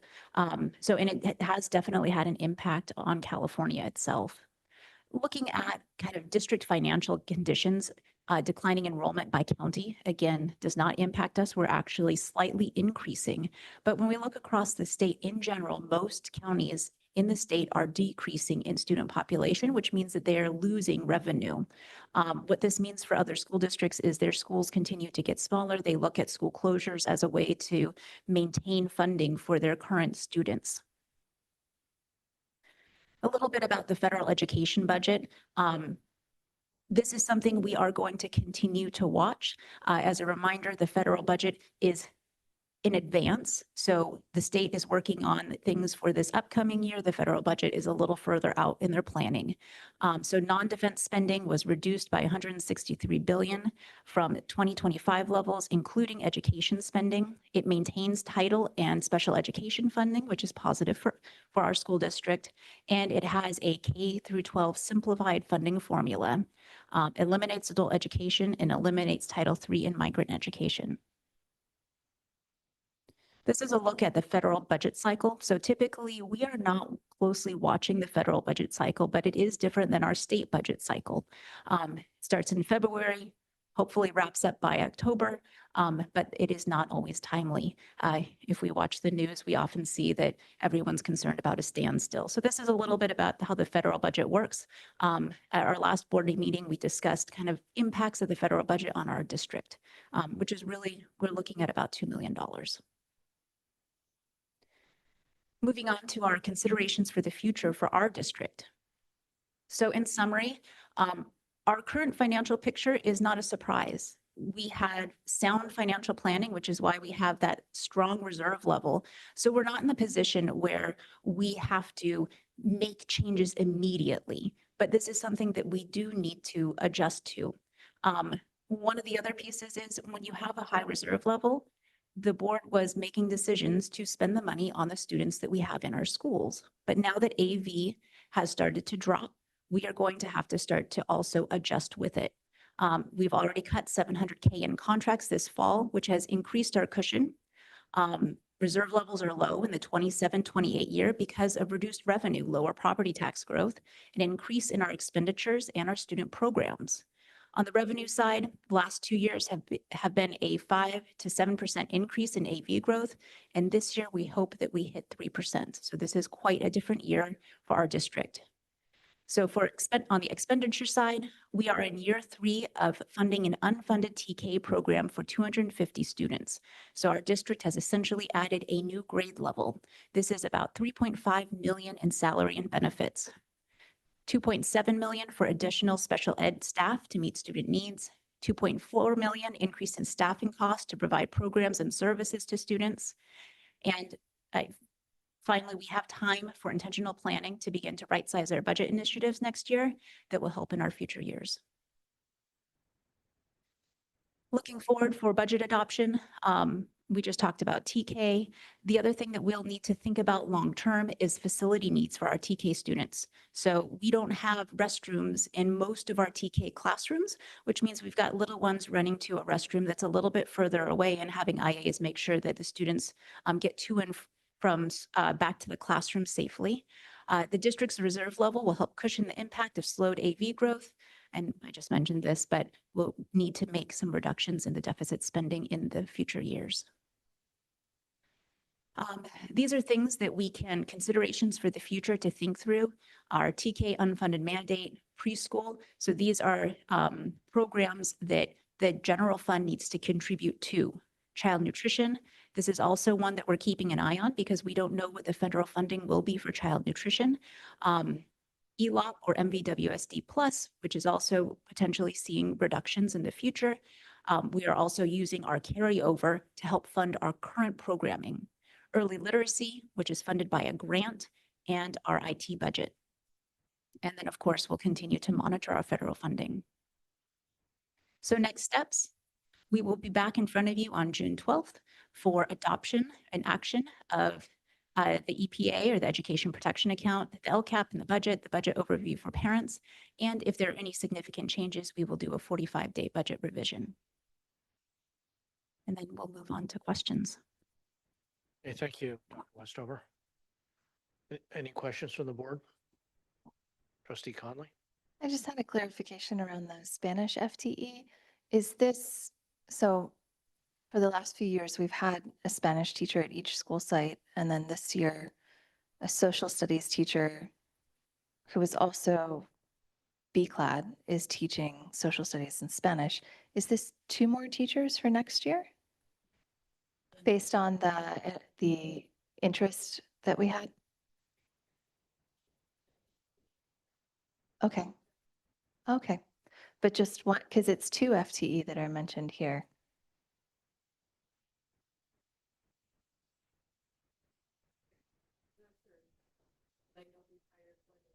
One at least additional. Okay.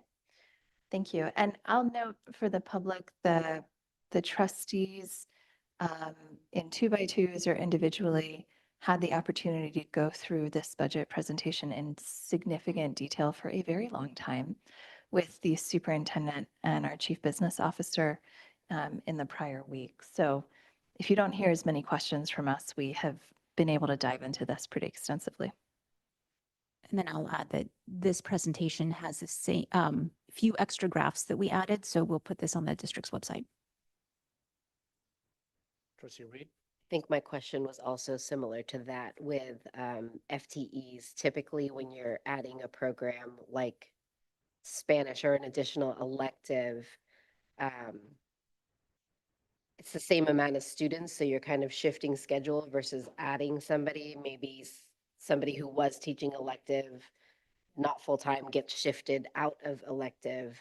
So I'm just curious as to master scheduling, how that's an added cost versus just a shifting of cost.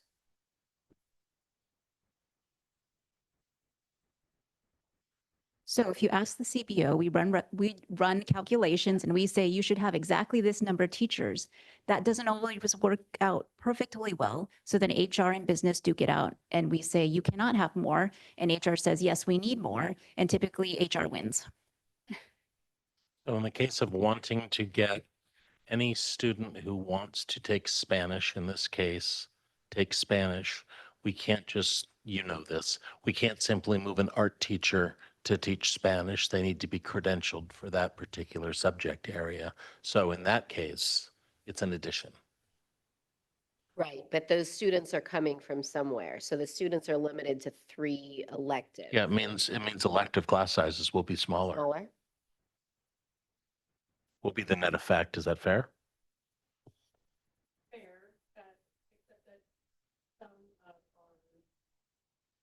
Could reduce some class sizes in some of our core because we won't have as many core teachers teaching electives.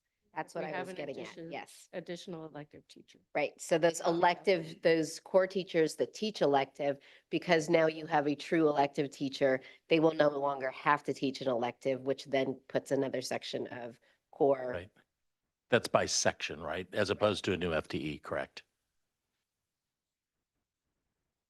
That sounds like a positive change. Yes, so I would phrase that as in not just 2 new Spanish teachers, but also the effect of fewer core teachers teaching elective, which is going to reduce class sizes in core classes. Any further questions? Okay, thank you, Dr. Westover. Take comments from the public. I see Ms. Wong would like to speak.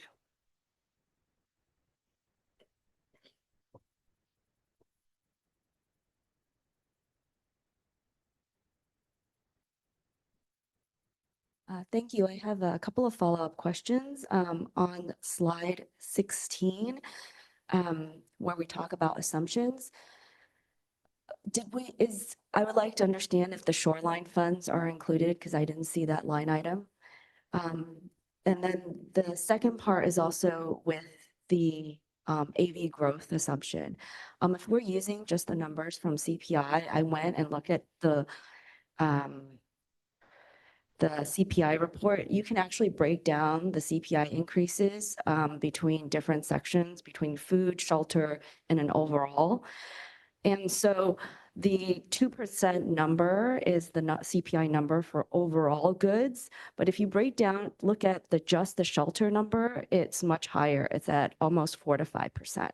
So I think if we're using the CPI for assessed for that AV number for property values, then we should look specifically at the shelter number.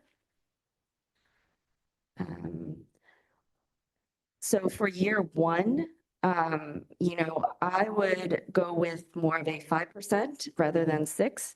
But for year 2 and 3, I think 2% is way too low. This is historically not even meeting CPI. So that would be my 2 comments on those numbers, specifically on the budget projections. Yeah, it's just a quick comment. CPI and AV have nothing to do with one another. No, I understand, but on the assumptions there, it specifically says we're using CPI, Consumer Price Index. CPI numbers come from school services, and that's what the 2% and the 2.9 and 2.7% comes from. Oh, So- I'll let Dr. Westover explain it in a bit more detail, but CPI drives the increase on certain costs within our budget, but it has nothing to do with assessed valuation, even if you break it apart. Yeah, but based on that, I still take issue with those assumption numbers because it doesn't align with reality. And those numbers are actually a national number, where in California, in this area in particular, it's a little bit different, right? Could you respond, please?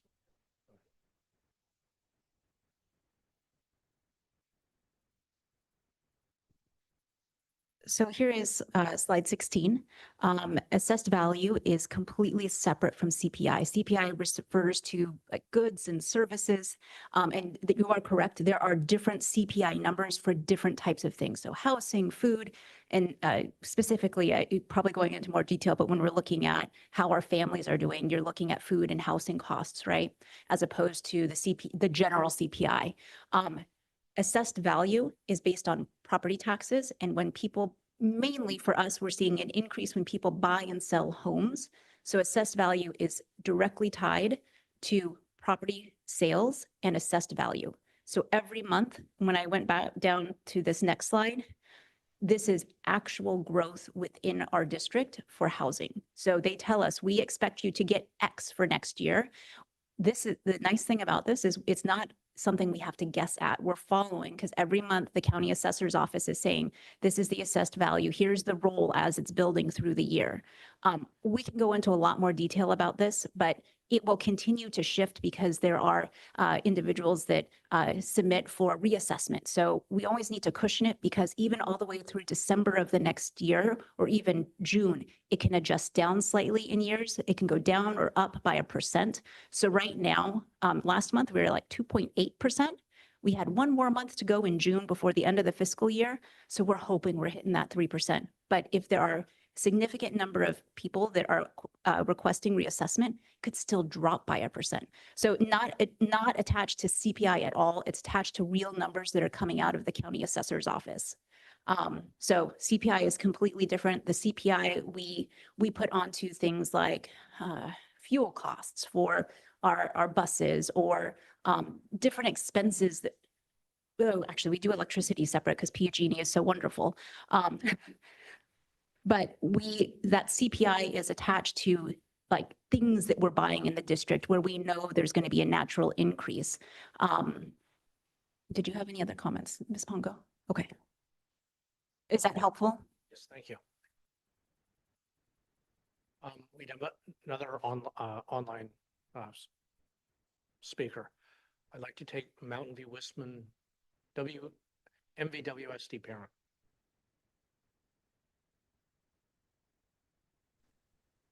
Hi, thank you. Rebecca, I appreciate the explanation. I was looking back at the same presentation from May of last year, and my understanding, I hope you can correct me if this is wrong, was that we were making an assumption of 4% for that AV growth. And then that was in May. And then in July, the county assessor put it at 7.69% for Mountain View. So I'm wondering if there's a way that we can somehow get a more accurate rather than super conservative estimate as far as what we will see in terms of revenue. And I guess I really appreciated the graph that you put together for the AV growth with the projection on it. I'm wondering if you can overlay what the assumptions that we have made in the past and see how accurate we have been. I think that would really help the public to understand how conservative we're being in terms of projecting the financials. Also, with regard to the Google lease, it's my understanding that we won't just keep that building vacant for 3 years. So how do we account for future revenue from that building? Yeah, I guess that's it for me. I just would love to see our budget come in a little more accurate in terms of future projections rather than being so ultra conservative. If there's anything we can do to either provide a range or somehow make it a little more clear for the public, that would be great. And if those numbers are wrong, please let me know. Thanks. Okay, thank you. Bring it back to the board for any comments. Trustee DeFazio. Yeah, so I think with regards to AV growth, I think, right, like this is one of the tricky things about our tax regime in California, where they're effectively capped at 2% of the property doesn't turn over.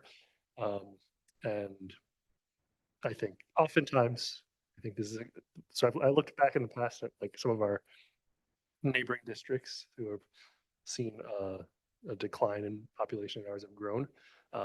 But the nice thing about Mountain View is that we've been relatively strongly developing, and that has led to significant increases in both our revenue per student and overall revenue. So I think if you go back towards, I think 2009 or so, I think the Superintendent Bear's former district, I think, was getting more revenue per student in real terms, and now we have surpassed them significantly. So I think it is a great benefit that we have both more students and we have more resources to educate them well. And I think it's, you know, if we want to increase assessed value as we're growing, I think advocating the city to develop more and give us more, give us more assessed value will be useful. But I think it puts us in a good situation right now where we've been relatively conservative with making reserves and being able to have a buffer to weather some uncertain times going ahead. I think predictions about where our assessed value will be in a few years is difficult. But yeah, I think I'm glad we don't have to make drastic decisions right now to kind of weather any future uncertainty we have. So. Trustee Conley. Thank you, President Lambert. Thank you for the presentation and the responses on everything. I think community-funded districts like ours carry a large reserve precisely because assessed value can be so variable. With Prop 8, we've seen, for example, there was a time in the past where Google wrote down the assessed value of their commercial properties, and it was a significant financial hit to our district. This was maybe 5 or 6 years ago. And so as we've seen commercial properties go down in value, there may be more Prop 8 write-downs. The building permits are another place where we can kind of gauge what's coming down the pipeline that could impact assessed value. And building permits, my understanding is, have significantly slowed down in the city of Mountain View right now. So while it's disappointing that our AV growth is, going to be 3% or less this year, I am glad that we're in a financial position to kind of buffer that change.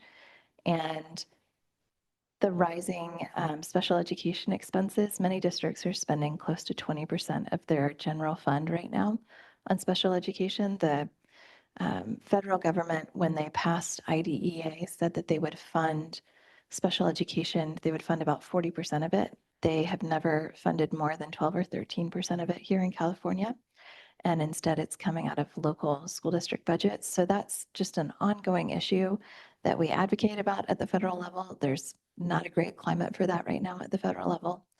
And then another change that we're seeing in our district is the impact of AB 218, which has led to lawsuits throughout California against school districts, county governments, city governments, lots of different institutions.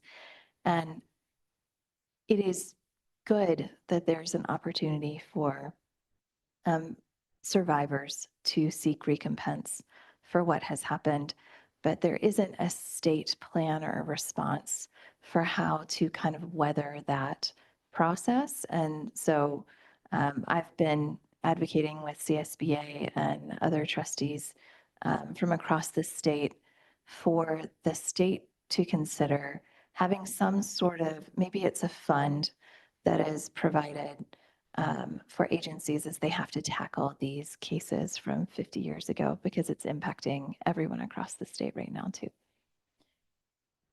And to that point, as you all know, there are districts who don't maintain a healthy reserve and are having to take out COPs in order to pay these suits. And I think Dr. Westover mentioned it during her presentation, but I think it's important to recognize that different than typical business, right, in budgeting, we have to be responsive to student need, right?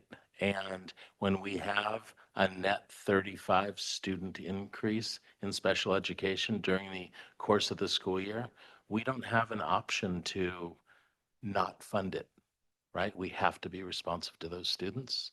Much like the AB 213 lawsuit, we really don't have a choice. So it's the way school budgeting works that's very different than budgeting in other sectors. Further comments? Okay, I'm going to close the public hearing for this item to avoid any more drama. I would like to propose or move that we extend the meeting till midnight. A reluctant second. All in favor, say aye. Aye. Aye. I completely empathize with trustee Reed. I feel I have no choice, so we'll do our best. Um,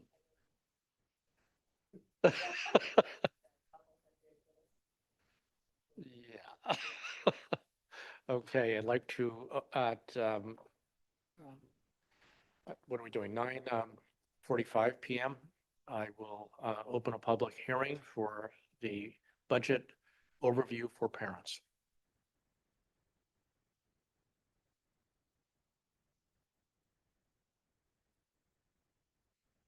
Um, I I meant to share a very small, like, good news. It's a very, very tiny, small news before we close the over here. But very quickly, there was a small decrease in PERS in the dartboard. They came in like very last minute. It was 0.6% decrease. We will reflect that at first interim. So I meant to share those tiny, tiny, small good news. Okay, we'll continue with our public hearing for LCFF budget overview for parents. A lot of information has been shared already by Chief of Academics, Kathy Powers, as well as we talk about the budget.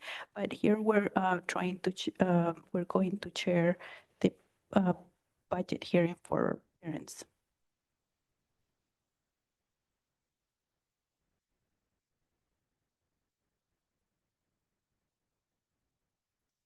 So this graph is talking about revenue. We are using this chart to see the revenue for the district, and it's showing the different sources of the revenue. For the Mountain View Wisconsin School District, the LCFF funds is mainly property tax and other local revenue. Of that, 3.5 million is generated by students with high needs. We have to spend at least this much in our unduplicated or students with high needs. We spend about twice as much, about 7 million on improvement actions, but 14.5 million are linked to the LCAP. We have goals and actions related to the LCAP. Our total expenditures are 130 million. And we have other expenditures. The difference of those expenditures are like administrator salaries, other classified and certificated salaries, and also we exclude like facilities and other operating expenditures such as utilities. We want to show this budget change of estimated actuals. So we have a net decrease of $109,000. And this is mainly due to unfilled vacancies or late hires, also reassign assignments, such as the Director of Equity.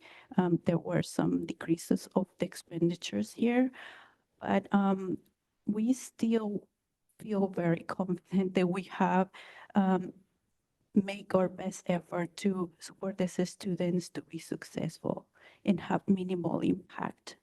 The districts continues to support the success of students by having programs such as early literacy, MTSS, coaches for teachers, and other programs that support the school, the students across the district. Also, Director of Equity, Dr. Paul, continue to do equity work and our new role. And this concludes our presentation for parents' overview of the budget. Thank you, Ms. Pongo. Do you have any questions from the board? Okay, thank you. Any members of the public wish to speak on this? Don't see anyone in person. And I do not see anyone online. I'll bring it back to the board for comment. Any comments from the board?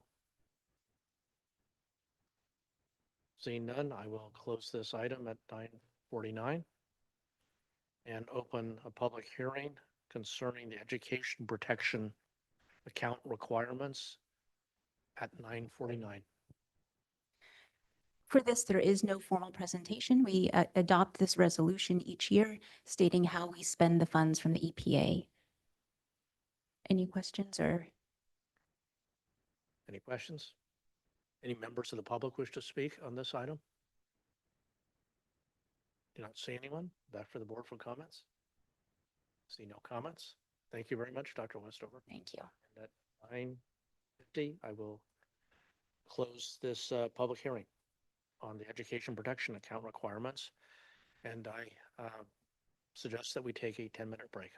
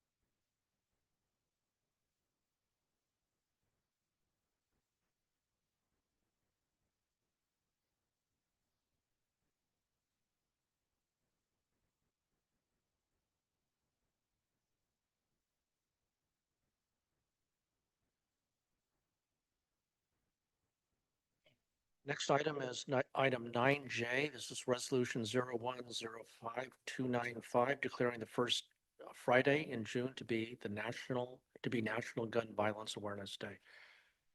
Superintendent Bayer. Yes, I'll quickly hand this over to the trustees for consideration. As you said, this is a resolution recognizing the first Friday coming up in June, which is a week from tomorrow, National Gun Violence Awareness Day. This is something important to us, important to the children in our community, for sure. Any questions from the board? No questions? Any member of the public wish to speak on this item? I do not see any.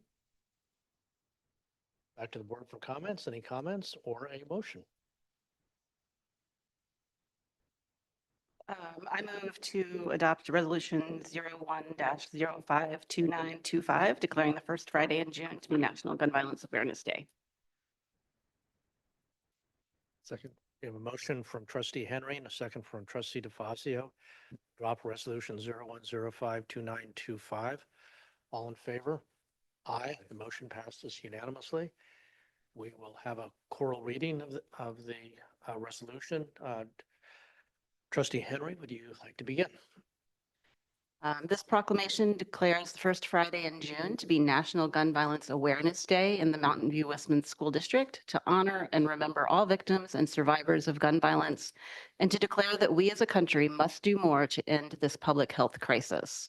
Whereas every day, 125 people in the United States are killed by gun violence and more than 260 are shot and wounded, with an average of more than 19,000 gun homicides every year. And whereas people in the United States are 26 more times likely to die by gun homicide than people in other high-income countries. And whereas California has 3,332 gun deaths every year, with a rate of 8.3 deaths per 100,000 people, a crisis that costs the state $41.9 billion each year, of which $1.1 billion is paid by taxpayers.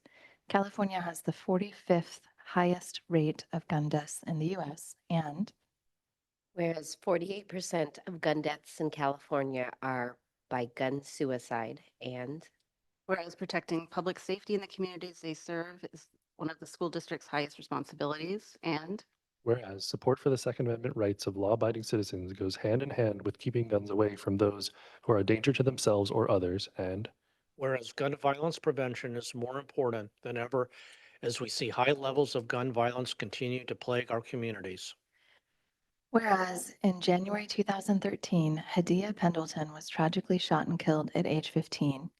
And on June 6, 2025, to recognize the 28th birthday of Hadiya Pendleton, born June 2, 1997, people across the United States will recognize National Gun Violence Awareness Day and wear orange in tribute to 1. Hadiya Pendleton and other victims of gun violence, and 2. the loved ones of those victims. And whereas the idea was inspired by a group of Hadiya's friends who asked their classmates to commemorate her life by wearing orange, they chose this color because hunters wear orange to announce themselves to other hunters when out in the woods.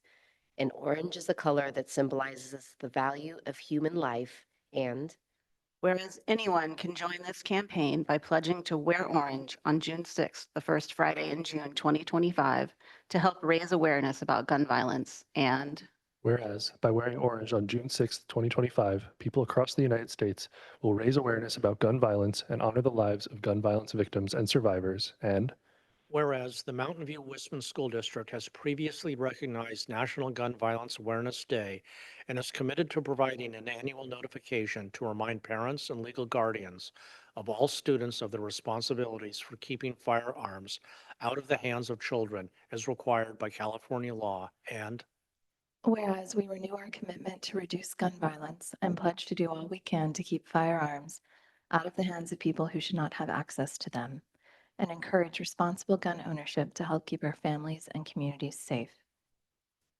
now, therefore, be it resolved that the Mountain View Westman School District Board declares the first Friday in June, June 6, 2025, to be National Gun Violence Awareness Day. We encourage all students to support their local community's efforts to prevent the tragic effects of gun violence and to honor and value human lives. Okay, thank you. Okay, we will move on to item 9K, outdoor learning schematic design approval. Dr. Westover will be presenting. Good evening. We also have Carducci here with us tonight, George and Carly. This has been several years in the making, so tonight is our schematic design approval. They have met hundreds of hours with community members, so they're going to run through the schematic design. Hello and good evening, everyone. Good to see you all again. Sorry, let me.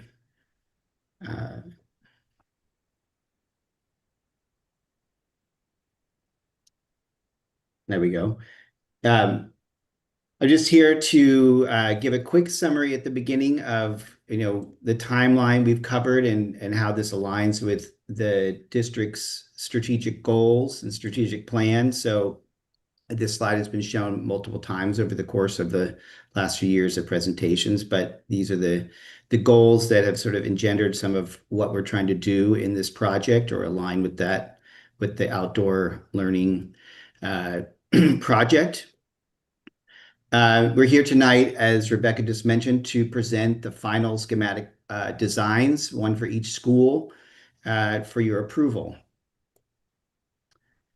We have been at this in this process for a couple of years now, and we started in 2023, and you can see the various stages and milestones we've achieved over the last couple of years. And here we are at May 29th, 2025, near the bottom of this timeline, and here to present for the board approval.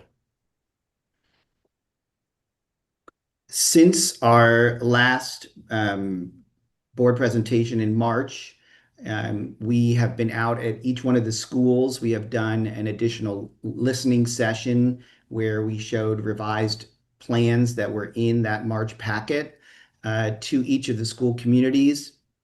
School communities, parents, teachers, multiple conversations with the principals. So we have continued this process of gathering input and refining our designs, fine-tuning them to make sure that what we are prioritizing in the designs in the package align with the priorities of the school communities. Just to give you a couple examples, we have, for instance, here the school Amy and I. Each school has a list of priorities and descriptions.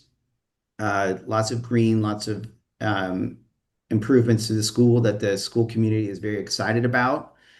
And similarly, we have this example for Graham Middle School.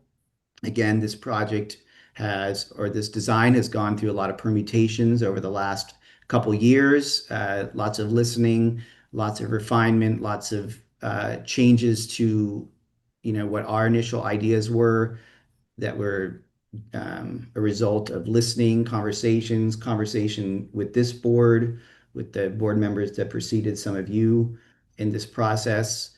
And we are really excited about where each one of these designs is today. It's been a very exciting process for us, very satisfying to really hear people, to hear what their visions are, what their hopes are for their students or for their children, and how this investment that you all are making is going to transform the experience of being at these school sites. So here we are today, like I said, at the end of a long process of developing these designs, developing project goals, refining them in multiple conversations with you all and with all the stakeholders in this process in the community. And this is where we're at today in terms of the timeline. So we are ready now and excited to progress from this schematic design development, these listening sessions, and go into the development of the construction documents. When we set out on this process, there was not necessarily expectations that these improvements would be would need to be reviewed and approved by DSA, but as the priorities and objectives have changed and the designs have evolved, that has become it's going to be necessary for probably about 6 or 7 of the 10 schools. So our goal, the overall goal, is to get through construction in the summer of 2026. That's the aspiration. So working backwards from that construction timeframe to where we are today, assuming that we get approval, we will be moving immediately into this construction document phase, prioritizing those schools that will need to go to DSA. We'll spend the next several months putting those packages together, those documents together, drawings, specifications, etc., with the ambition of submitting those for DSA approval in October. We expect the review and approval process to take 3 to 4 months. By the time they look at it once, we get the comments back, we revise, etc., with the intention of having approved drawings for all of the schools ready to go out to bid in February of 2026, which is aligns with when the Vargas set was bid this year. Going through the bidding process with Greystone, February, March timeline, ultimately coming back to this board to approve, hopefully, the bids that come in. And then a pre-construction phase, which is what where we're at now with Vargas, and then moving into construction next summer. So that is the dream and the timeline for moving forward and towards the exciting goal of seeing these improvements materialize at each of those schools. So yes, that's where we are.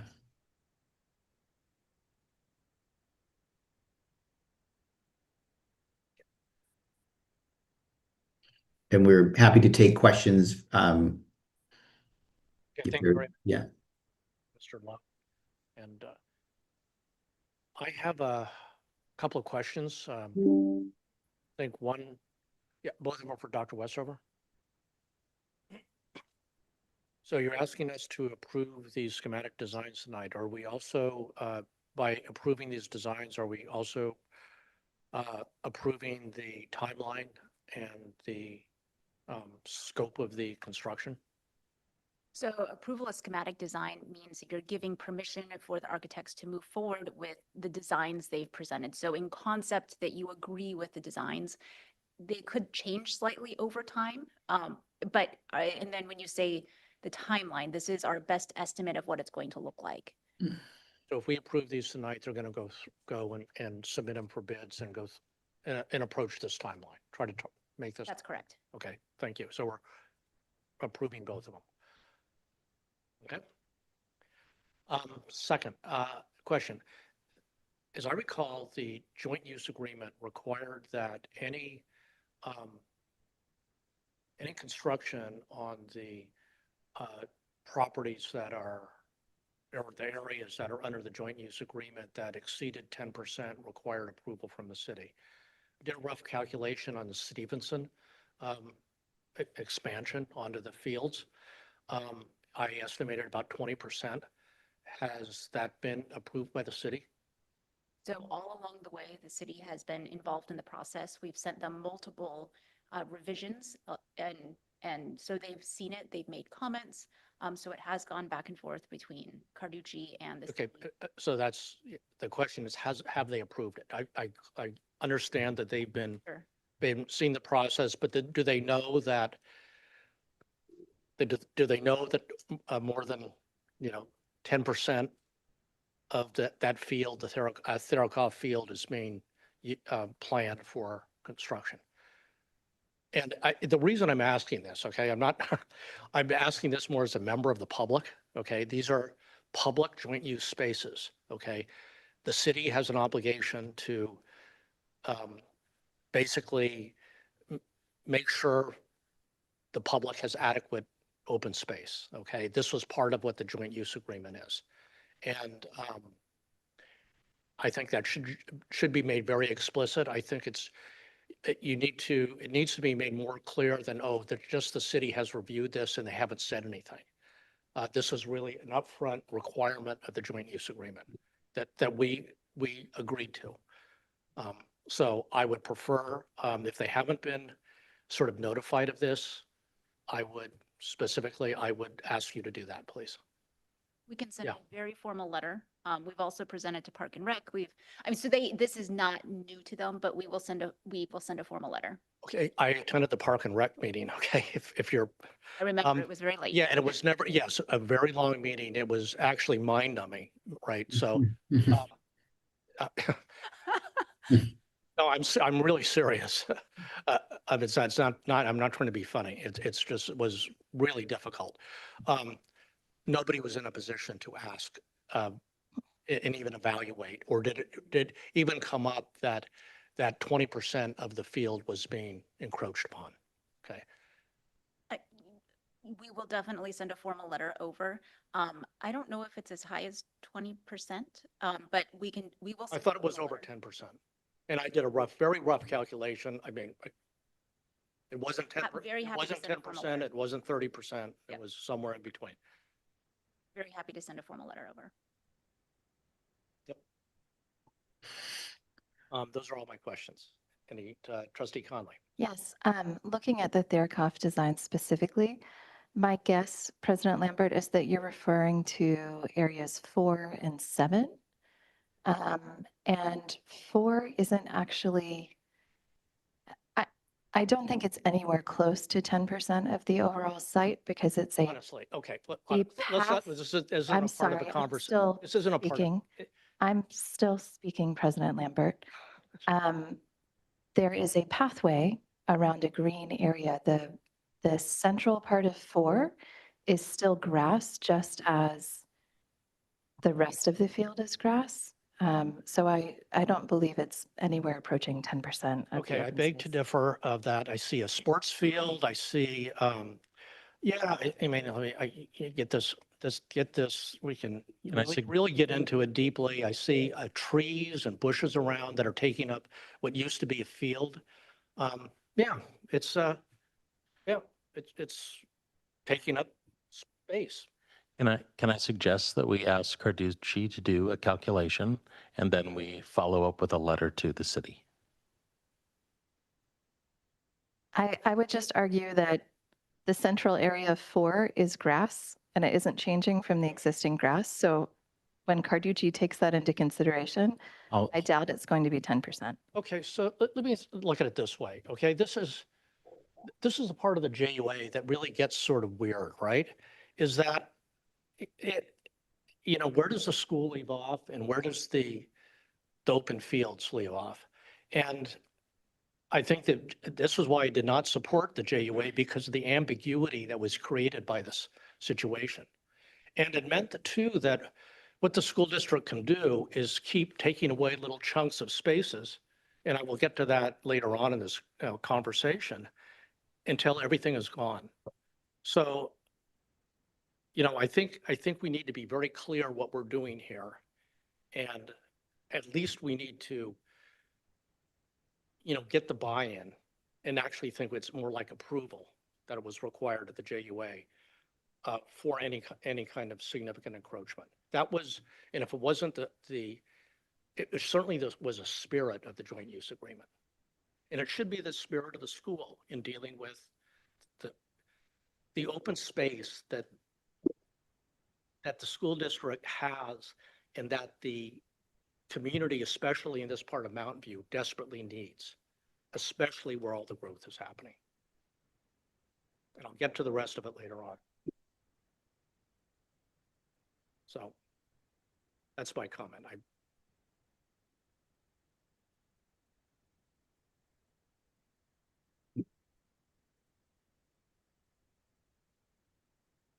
further questions? Any member of the public wish to speak on this?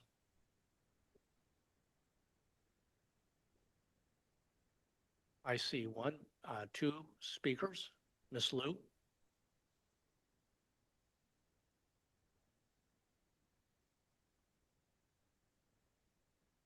Hi, thank you for the presentation. Um, I'm looking at the Stevenson plan, and I noticed that the pathway that we asked to go in between from room 18 into the shed is not included in this plan. We have brought it up for multiple doing multiple meetings. It's an area number 5. I don't see a clear pathway from that going over to the shed that we have by the tennis field. We use that shed a lot, and we have because we don't have enough storage on our campus. So it will be nice to, you know, have that for us. Um, I'm not sure about number 3. Like, I just hope that, the native garden is being protected there. And I see note about, communication with living classroom. Um, Also, there's a lot of plants and a lot of trees. How are we paying for the maintenance cost of this?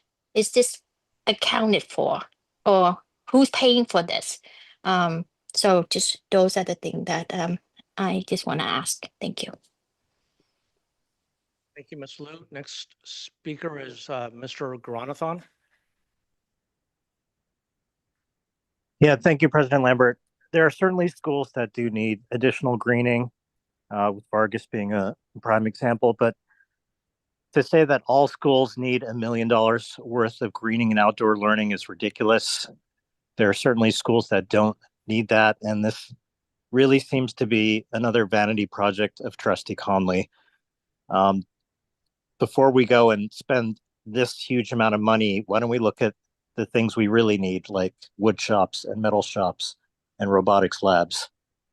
This is not going to help our children on all campuses learn. There's, like I said, there are some campuses where it's needed, but there are some where it is not. So I urge you to reevaluate the plan. Thank you. Thank you, Mr. Garanathan. Okay, I'll bring it back to the board for comments. Have any comments? I do have comments, but I sense that you have quite a few comments, and I would like to hear them. Okay, I have comments of, first about the overall plans about Stevenson, and then really the scope of the project and the timeline. So I think the plans for all of the schools except Stevenson are great. I think they sort of maximize the use of the areas very well. Stevenson, this is my issue. When we built, the school district built Vargas, started that project over 10 years ago. We built that on 3 acres of land that was otherwise used as sports fields in the Wisman area. We took that away from the community to build Vargas. We needed Vargas, but it took up 3 acres of community green space. Then when we went around as a district to expand Stevenson, rebuild the district office, and also the pre-K classrooms, we needed extra space, so we built the portables out here outside the district office. That's taken up about 1 acre of space that used to be open fields. And at the time that was approved, the promise was that those were temporary buildings, that they would be removed. They have not been removed, and it doesn't look like they're going to be removed. So that's another acre of green space that has been taken away from the community because of the expansion of the school sites. When we built Vargas, the idea was, and we spent a lot of money in planning, I think the contractors did, to sort of build the new model urban school that was going to be a standard design for future building of school sites. the idea is that, yes, as Mountain View is growing, we can no longer sprawl out onto fields, and land is scarce. And so the idea that in the future, schools would be built, going up. And that made a lot of sense. But when it came to building the next school after Vargas, that didn't happen. Stevenson went horizontal and spread out. The district office spread out. So, we had the right ideas often to maximize the use of the space we have, but we did not follow through. And I imagine that was because it's less expensive to move laterally than move vertically. And, because of what we did, unfortunately, Stevenson did not have enough green space and I'd say just open space around its facilities. And do the students at Stevenson deserve more green space and play space? Of course they do, okay? But we planned poorly. We, basically probably to save money, we didn't do what we should have done. And now what's being done with these plans, where the only option is to sprawl out on community fields. Now, at some point, and I keep saying this again, the school district is a custodian of most open space in Mountain View. And we should be doing everything we can. We tout ourselves as environmentalists, as good stewards of the environment. We teach our kids this. Yet, right here, these construction projects, we've taken away 4 acres of precious land in Mountain View. I think we have to stop doing this. And it's going to be more expensive. It's going to cost. But, what we've done as a society is taking the cheap way out, and whenever we need space, we just sprawl out and use up more of the environment. And we know where that has gotten us. And I wish,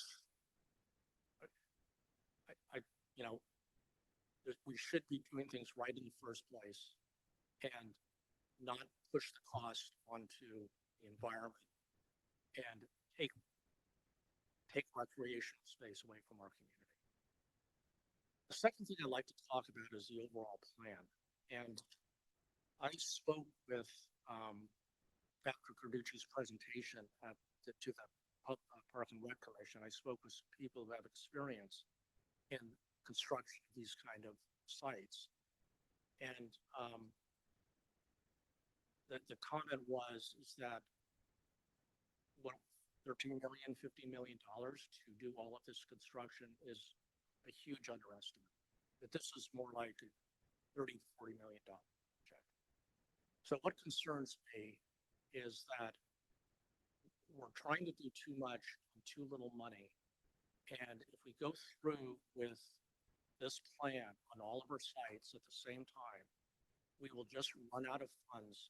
And what that will cause us to do is not do things very well and cut corners and really not deliver the kind of quality project that I think we want as a district, that the parents want, that the students deserve, and that Carducci has worked hard to accomplish.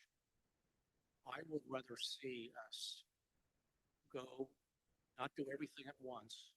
I realize there's an argument that it's less expensive to do all of the construction at one time, but to stage this so we make sure we have enough money to complete projects at certain sites, and preferably the ones that need the green spaces, the recreational areas, the trees, and so forth the most, so that we're certain that those schools really are brought up to a standard similar to some of the more fortunate schools in our district. It's just a matter of equity, right? We know all schools are not the same and, have different challenges. So, my proposal, I would pick a couple of sites and go forward with those, make sure we have the money to complete them, rather than rush into a project that we may not be able to complete. Those are my thoughts about this project. Trustee Connolly? Thank you, President Lambert. I really respect you have been an advocate and defender of open space in our community for years. And I appreciate your passion and care for this site in particular. I mean, we are sitting at the site now, right? And also your concern for the fiscal prudence and how to approach this in a way that is sustainable and successful. So thank you. I think one place where we differ is when we talk about open space. I don't view planting trees or including a pathway that allows ADA access to a field as taking away open space. I see that as enhancing open space and allowing use by people who might not otherwise be able to access it. So I think about all the way back to when we were having the conversations with the Mauna Loma community about putting in a fence, and there was a lot of discussion from our seniors, for example, about needing to make sure there was a safe path that was flat that they could walk on, and they felt safe being able to access the park in that way.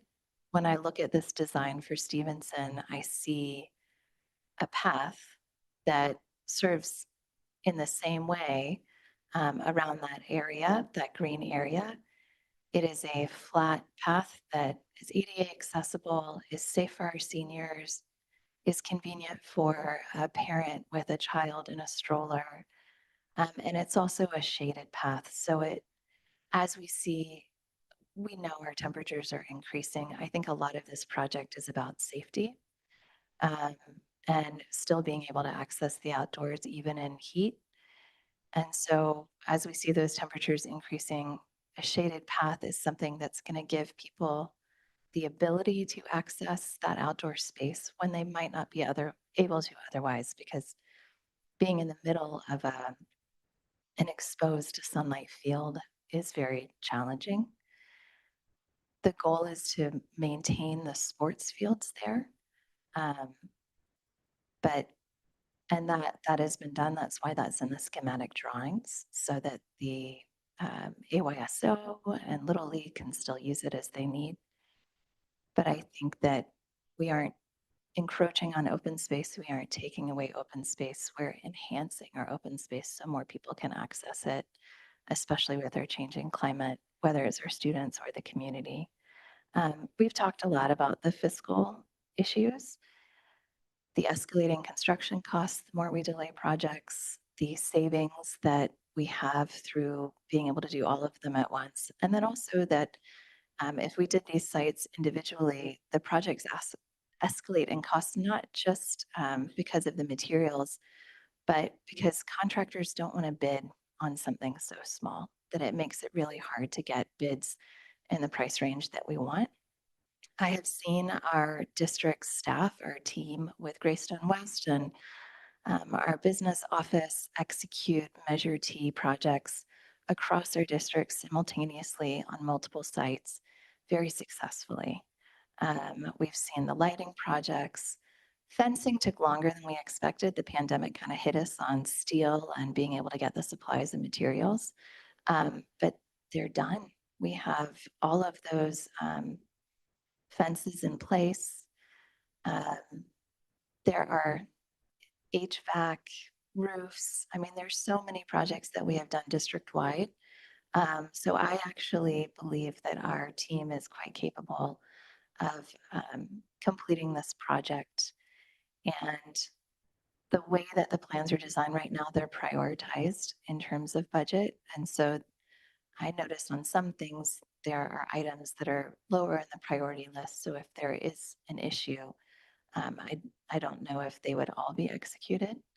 But I think that the prioritization that has happened is very good. I attended the most recent Stevenson input meeting in person. And it had parents who were involved with Living Classroom. It had parents who were involved with the garden committee, parents who were just volunteers at the school site. And they looked at the most recent plan then and gave really excellent, thoughtful feedback. I think the extra pathway that a speaker mentioned in public comment was not something that was prioritized in that meeting with the community. But, and that speaker was there. So I think that the plans have gone through years of discussion and we should move forward. Any further comments? Trustee DeFazio? Yeah, just, I think one, probably we should, yeah, I wasn't here when the joint use agreement was signed and I've tried to familiarize myself with it, but just to make sure that we cover all the things that we need to do for making sure that this, if we approve this, that the city's on board. I think if I'm looking at the correct one, I think only under limited circumstances, the city has no right to, there are no power of approval over construction that we do on it, notwithstanding certain like circumstances of just notifying them in writing, but I'm not sure which part this is, but I'll defer to staff on figuring this out. But yeah, that's just my major comment. Trustee Henry? This is following up on President Lambert's comments about the concern about the cost. I just want to make sure my understanding of the expected timeline is kind of followed, that we're looking at like February 2026 for bidding. So just to understand what would happen at that point if it turns out that what we're getting back is not in line with what the allocation. Yeah, so this has happened in the past. So when Trustee Conley was referring to the first time we put Vargas out to bid, because it was a smaller project, I'll use this as an example. The bids came back, they were double of what we had expected because it was a small project. So the board actually rejected all bids. And then we waited a year and we rebid it again. So we would put it out to bid in February. When we would see what it came in as, and then the board would need to make a decision to either accept the bid, either at budget. If it's over budget, we'd have to make a decision. Are we going to value engineer, or are we going to try to find money in another place, or are we going to reject it? So that would be another decision point based on what came back.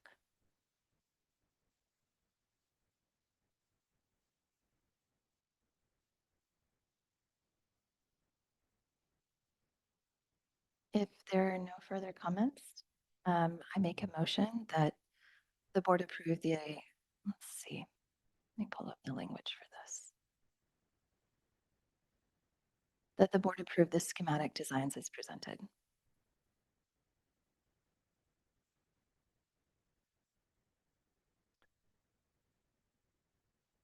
I'll second. Okay, we have a motion from Trustee Conley and a second from Trustee Henry that the board approve the plan as presented and schematics. All in favor, say aye. Aye. Okay, opposed?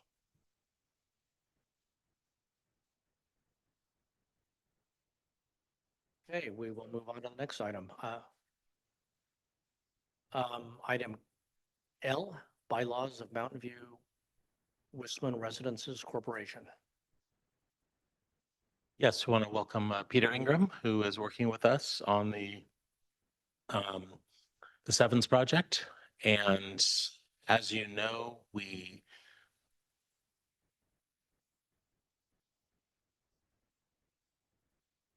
thank you.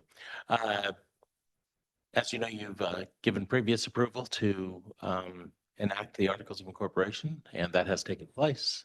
Now exists the MVW Residences Corporation. We are now returning with the bylaws for your consideration. You had some comments at the previous meeting at your first viewing. Peter and Meredith Johnson, our attorney working on this project, took those into consideration, and we have redrafted those and bringing those back to you, and I will let Peter take it from here.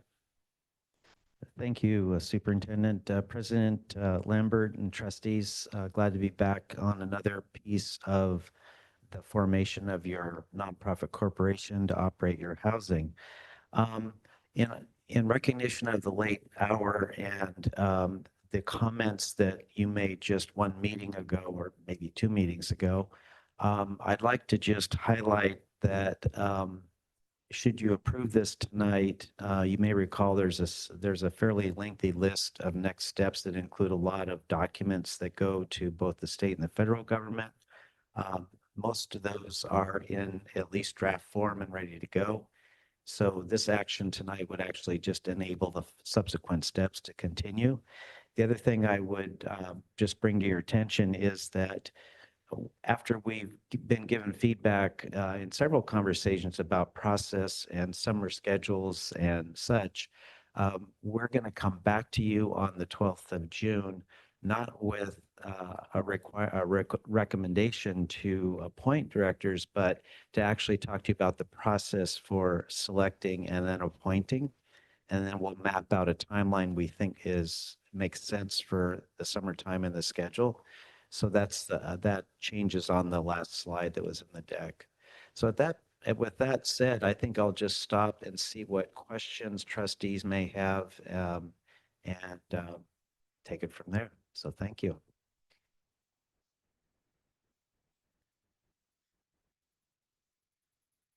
Any trustees have any questions?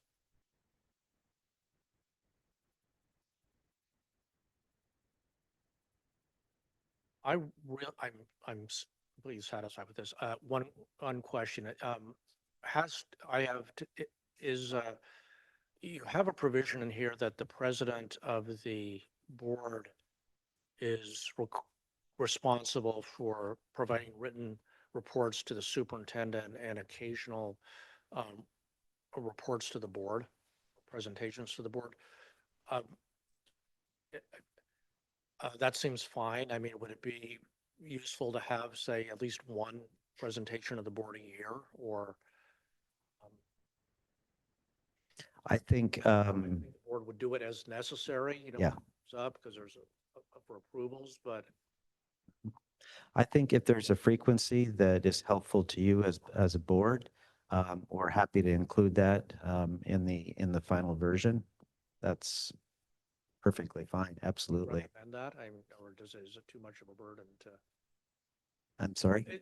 Would you recommend having a specific I think frequency, or is that too much? Would that be too much of a burden for the oversight? I think it's good to have a frequency that's built into the process. That way everybody's clear on expectations and sets a rhythm to that. So I think that would be a perfectly fine addition. Absolutely.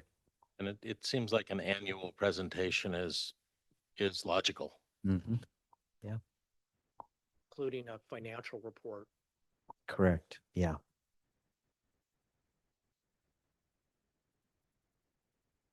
Trustee Conley? Does that mean we could just add that as an amendment to the bylaws tonight so that we can go ahead and approve them? Okay, great. Yeah.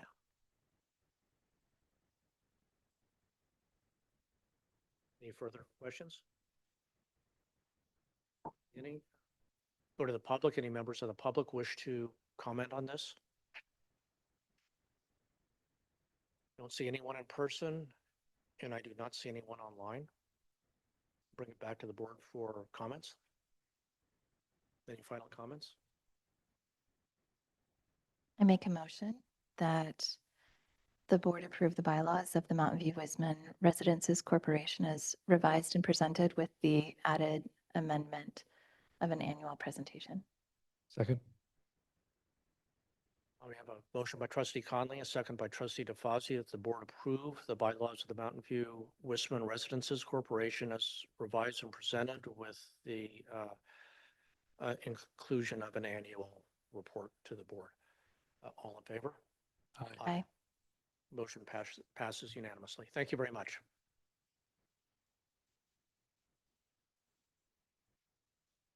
Okay, next item is, President Lambert, I'm going to recuse myself from this item. If someone can grab me when it's over. next item, California School Board Association Services Agreement. Superintendent Bear will report or present.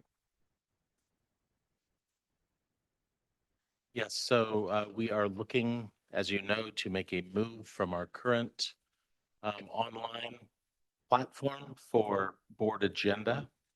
And we're looking to move to the product. We're recommending we move to the product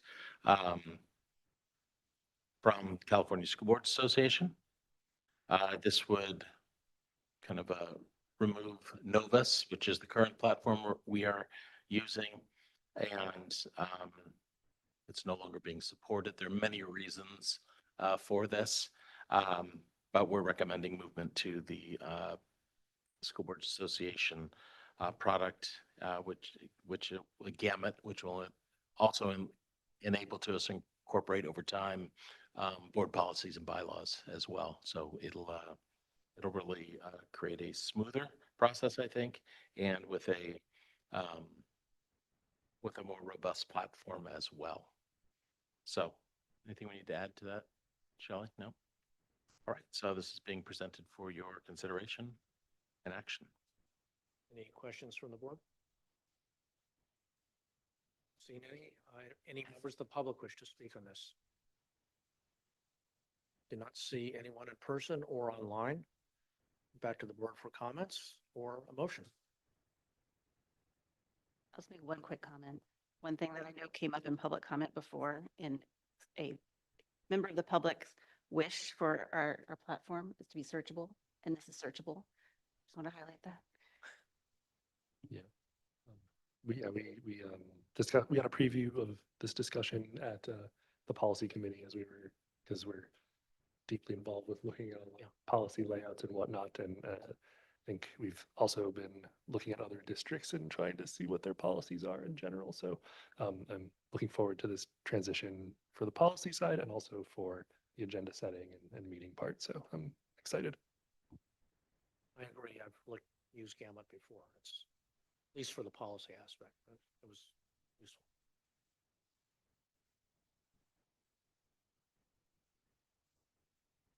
Motion to approve the California School Board Association gamut service agreement as presented.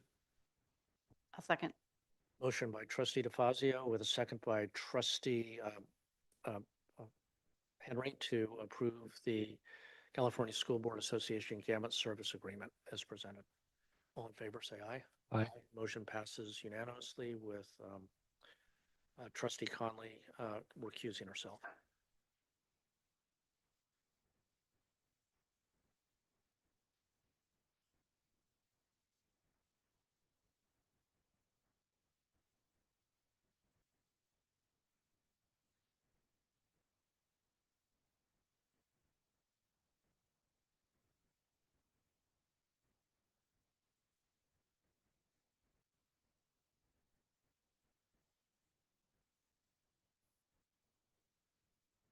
Okay, the next item on the agenda is a first reading of board policies. Superintendent Bear will present. Yes, bringing forward two policies for a first read, BP 5030 around student wellness, and then a new policy to our district, BP 5141.5 entitled mental health. We've reviewed each of these. Policy committee has also reviewed. Director Karen Jinbo is here as well to respond to any specific questions that the policies may raise with regards to our own particular programs here in Mountain View Wisman. So with that, I'll turn it over to you for discussion. Any questions? Trustee DeFazio? No. Any members of the public wish to speak on this? Not seeing any. I'll bring it back to the board for comments. Trustee Fazio. Yeah, just want to thank the Health and Wellness Committee and Director Jinbo for preparing this. I think I was there, so I participated in putting it together, but you know, the folks in the community and the staff really updating our student wellness policy is really valuable. Looked at it with a really deeply, and I'm looking forward to rolling out the changes.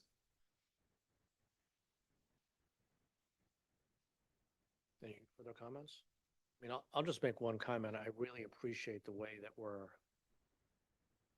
sort of pacing ourselves through the policy changes. It's so much more thoughtful. I think it gives all of us, it certainly gives me more time to think about them and actually read them and understand them. So I'm glad we've sort of got to this point, which, yeah, very impressive. Do I have a motion? We're for first read. Oh, this time. is the first read. Yeah, first read. You're absolutely right. So we'll bring Bring this back to the next one. Pardon? Yeah, we'll bring it back under consent, June 12th. And I think I asked for public comment, but I didn't see anybody online, so. Okay, we'll move on to the next item, the Education Enhancement Reserve.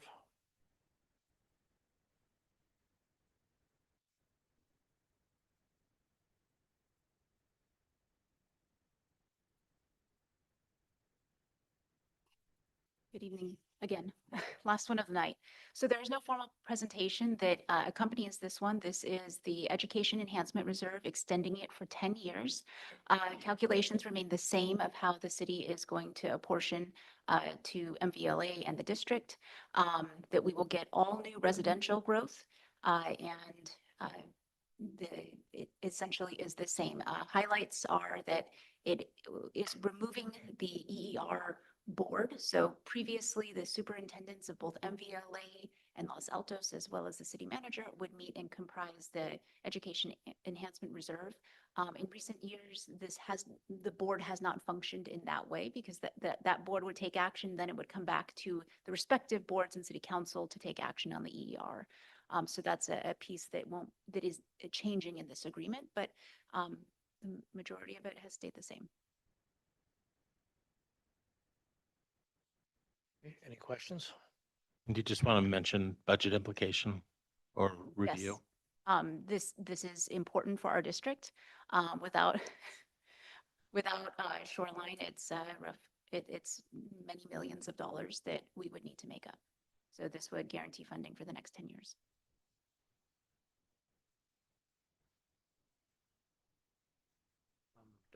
Any questions? I don't see any questions. Any member of the public wish to speak on this item? Don't see anyone wishing to speak.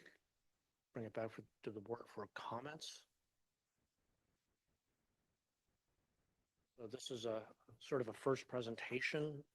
We can take an action now. Some of these we wait till the next time, 2 weeks, which is, in my opinion, appropriate. But it's up to the board if someone wants to make a motion to pass this.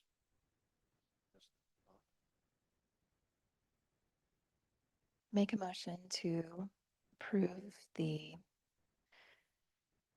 Education Enhancement Reserve Joint Powers Agreement as presented. Second. Motion by Trustee Conley and second by Trustee Reed to approve the Education Enhancement Reserve Joint Powers Agreement as presented. All in favor? Aye. Aye. Motion passes unanimously.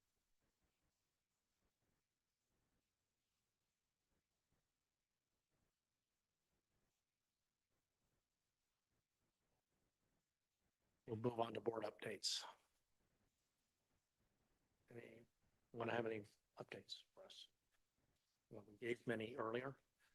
I would just say one thing. I know that have on my calendar, I think it's right, this Saturday, there will be a tree planting at Bub. Unfortunately, I would very much like to attend, but I will not be able to attend because the League of Women Voters is having their annual meeting and I am the secretary. So I'll try to attend, but I won't be planting many trees. I'll be present, just so you know. Good. Is it possible, Ms. Hausman, to send a calendar invite to all of the trustees for the tree planting? Thank you. Any other updates? Items for future agendas, we have substitute update, appointment of the Mountain View Residences Corporation Board of Directors. As Peter mentioned, there'll be a discussion there. Board of Governments Handbook, and then in closed session, the trustees will be having a superintendent evaluation, and in the interim, Superintendent Bear will be sort of going over goals for next year with us, with the board. We have future meeting dates. The last one scheduled for this academic year, believe it or not, is June 12th. And then we have graduations, I guess, next Thursday that in the morning, so we'll attend. For future board meeting dates, I would like, so we all received the invitation for the back to school celebration. I'd like to suggest on that same day or around there that we, perhaps staff's going to be there, like other activities are going to be there, perhaps having a special meeting in the form of a town hall, working out how to actually like make that in compliance. But I think that's a useful idea to start the school year for people to be able to communicate with the direction the district's going. We can hear comment from folks.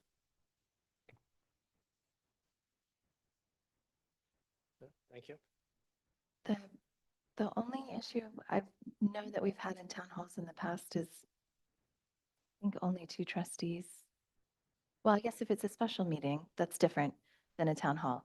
A town It hall. would be a special meeting. Yes. It would be a special meeting. Agendize it, Okay. public comment. We can work through the detail. Yeah. I would trust staff to be able to figure out how to. You also remember, we need to schedule our board retreat for August. We usually have a board retreat in early August. In the past, it's been even before school starts.